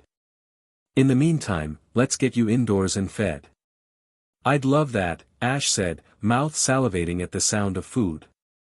I'm sure news of my death went over well with my sisters, Misty mused as they followed. How morbid, Brock informed her. Yeah, why are the tentacles stirring up local Pokemon, by the way? Misty asked. Port Vista has grown over the years, one of the rangers said, escorting them into a hotel. And the increased activity has agitated them. We're capturing some and relocating them, but it's going to be a long process. Misty glanced at Ash. I'm a water trainer, she said. Maybe I can help. It'd be appreciated. The next few hours were a blur of food, being escorted to their rooms, and cleaning up. Ugh, Ash hummed, pulling on clean hotel pajamas and toweling his hair as he left the bathroom. I feel a whole lot better. That's what happens when you bathe on a regular basis. Darkrai. Ash yelped, looking up sharply to see the legendary floating over his bed. Darkrai deftly dodged the flying hug tackle, leaving Ash to flop face-first onto the bed. Don't get all worked up, this doesn't mean that I like you, Darkrai informed him. And yet you came to save my life. That's true, you know, in some cultures, that'd mean you'd have to do everything I said from now on. Not my culture. You could convert. Pikachu said, pausing in his grooming to address them. And what use would I have for a yellow rat? Ash didn't hear Pikachu's response. He drifted off on the soft bed, relief knocking him clean out. Thanks, Darkrai, he managed before the oblivion of sleep. And now, for something completely different. A small craft advisory has been issued for the following areas: Hoenn routes 124, 125, 126, and the small craft advisory will be repealed as soon as Kyogre goes back to sleep and stops stirring up the Pokémon. Darkrai was gone the next morning, but Ash wasn't too miffed at that just yet. He was talking to Ash again, at least, and that was a start, he supposed. Although he decided he'd probably have a new problem soon enough, he reflected when he went to the breakfast buffet and only saw Brock around. Where's Misty? Ash asked, coming over with a plate full of food. Helping out with the tentacle, Brock said, after waiting for Ash's moment of silence. She said she wanted to get a head start. Already? It is almost lunchtime. Ash conceded that and focused on eating for the next handful of minutes. Now what? He finally asked after he came up for air. I have no idea where Port Vista is compared to the rest of Kanto. I think we're somewhere between Vermilion and Fuchsia, Brock said, indicating a map mounted on the wall. We're not too far off course.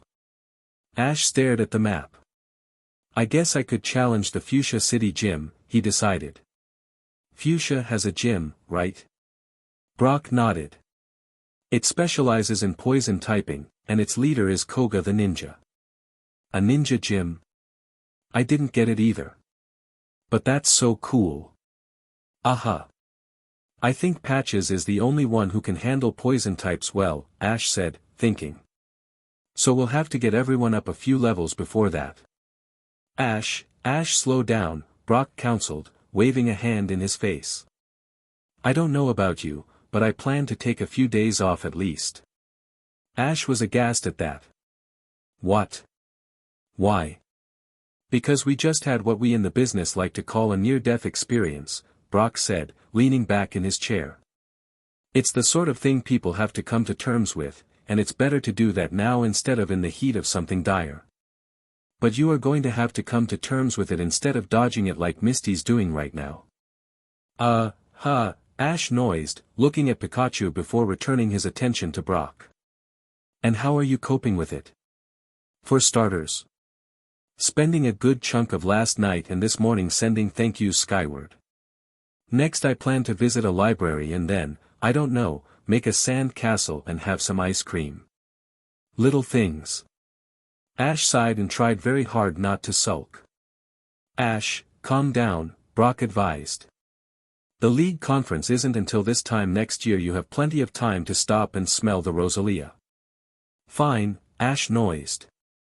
But if training helps me cope, that's all right, right? I suppose I've heard of studies on how being around Pokemon is therapeutic. At that, Brock's expression darkened. Speaking of, that black Pokemon from yesterday. Ash stared at him before glancing around. Satisfied no one was paying attention, he turned back to Brock. You mean Darkrai? Darkrai, Brock repeated, nodding slightly. That's not a Kanto Pokemon. I think he said he was from Sinnoh. Aha. Ash frowned slightly, thinking he could guess where Brock was going with this. Darkrai's not a bad Pokemon, Brock. I'm sure, Brock said, checking his watch before standing up. I think I'll go look for that library now. See you tonight, Ash. Bye, Ash noised, waving. When he was gone, Ash turned to Pikachu. What was that about? He asked. Pikachu noised, shrugging. Ash frowned, digesting the previous conversation. And then what they had just discussed hit him with its full weight. Holy shiftry, Ash muttered. We really did nearly die. Pika. I mean, that's pretty serious stuff. Pika. Maybe we should take a little break, to rest up. Pika. There's only one problem, as far as I can see. Pika. We'll have to go to Hoenn in order to stop and smell the Rosalia, and I don't feel like getting on a ship anytime soon. Pika. Ash decided after some consideration to take a leaf out of Brock's book. Therefore, after breakfast, he was out on the beach, reclining in one of the beach chairs with his hat over his eyes and Pikachu in his lap. It lasted about 5 minutes. Ah, man, I'm bored, Ash hummed, sitting up and dislodging a protesting Pikachu. I've got to do something besides sit around. I wonder if the Rangers would mind us catching a beach Pokemon or two. Pikachu noised. Yeah, probably, come on, let's go for a walk. And with that, Ash struck off along the beach, heading away from the buildings and to more sedate locales. He had never really been one for crowds and had never been a social butterfree, which kind of sked, now that he thought about it. But he had always had more fun running around in the fields with Darkrai and the other Pokemon instead of trying to ignore Gary's teasing in a group of people. You think I ought to try to be more sociable? Ash asked Pikachu. Pikachu queried, looking up at him. I don't know either. Hey look. A battle. Ash picked up the pace in time to catch the end of a match between two tuber kids. The little girl's Rattata was knocked out by the boys. Ash checked his Pokédex, which came up empty. Did it get damaged in the water or what? Hey, Ash called, walking up as the girl gave the boy his winnings. What kind of Pokemon is that? This is an Azurill, the boy said happily. Mom got him for me when we went to Hoenn last year. Okay, that explained it. I caught the last bit of that battle. That was so cool, Ash complimented, crouching down to look at the Azurill better. Your Rattata was good too, Ash mentioned to the girl. Yeah, but we need to practice more, she said. I'm gonna be a trainer someday, the boy boasted. Ash perked up at that. Really? Well, I'm a trainer. Let's have a battle. Okay. Mom. I'm gonna battle again, the kid yelled, projecting at a lady sitting in a chair under an umbrella and reading a book. She glanced up over her sunglasses and under her sun hat, spotted Ash, and put a bookmark in her book. Fine dear, she said. But when I say it's over, you both quit. At that, she glared levelly at Ash. Are we clear? Yeah, Mom. Sure, Ash said demurely, standing. He could get the drift the mom was sending. Don't kill my son's Pokemon. Well, that nixed Lenny and Frenzy and probably Pikachu, since it looked like a water type. And probably Patches, since poisoning the Azurill probably wasn't a good thing. Let's see, that left Charmander not a good choice here and, aha. Go, V. Ash called, sending the EV out. V landed with an excited call and ran in a circle before facing the Azurill squarely. At least his Pokemon weren't bothered by the SS and adventure at least, that was what the nurse had said. All right V, Ash said, calculating be aware of his surroundings, right? Use sand attack. V's ears twitched as he glanced around, got the drift, and ran forward, spinning around at the last second to send a tailful of sand at the Azurill's face. Bouncy. Use splash, the boy yelled. The Azurill did so and dodged the sand attack completely. Ash couldn't help but stare for a moment. Why didn't I think of that with Lenny? Ash asked finally. The boy hastened to follow up on this opening. Bouncy. Slam. Ash snapped himself out of it. V. Quick attack. V dodged, spun and rammed into the Azurill. Water gun. Quick attack. Use bubble. That wouldn't be as easy to dodge. Swift. Now. V spat out stars, meeting the bubbles and detonating them. Now. Quick attack. Ash yelled. V ran through the smokescreen and collided with the Azurill, sending it bouncing away. Bouncy, the boy yelped, running over to check on the Azurill. All right, that's enough, the mom said. She nodded at Ash and beckoned him over. You won. Ash came over and accepted the $5 she pulled out of her purse. Ah, Mom, the boy ummed, cradling the Azurill. We could have beaten him. Maybe when you can gauge Pokemon strength better, she said, closing her purse. Ash glanced at the money. It really was a lot for such a simple match. He held the 5 up in front of the 2 kids. Who wants ice cream? That may very well have been what Darkrai liked to call a dumb question.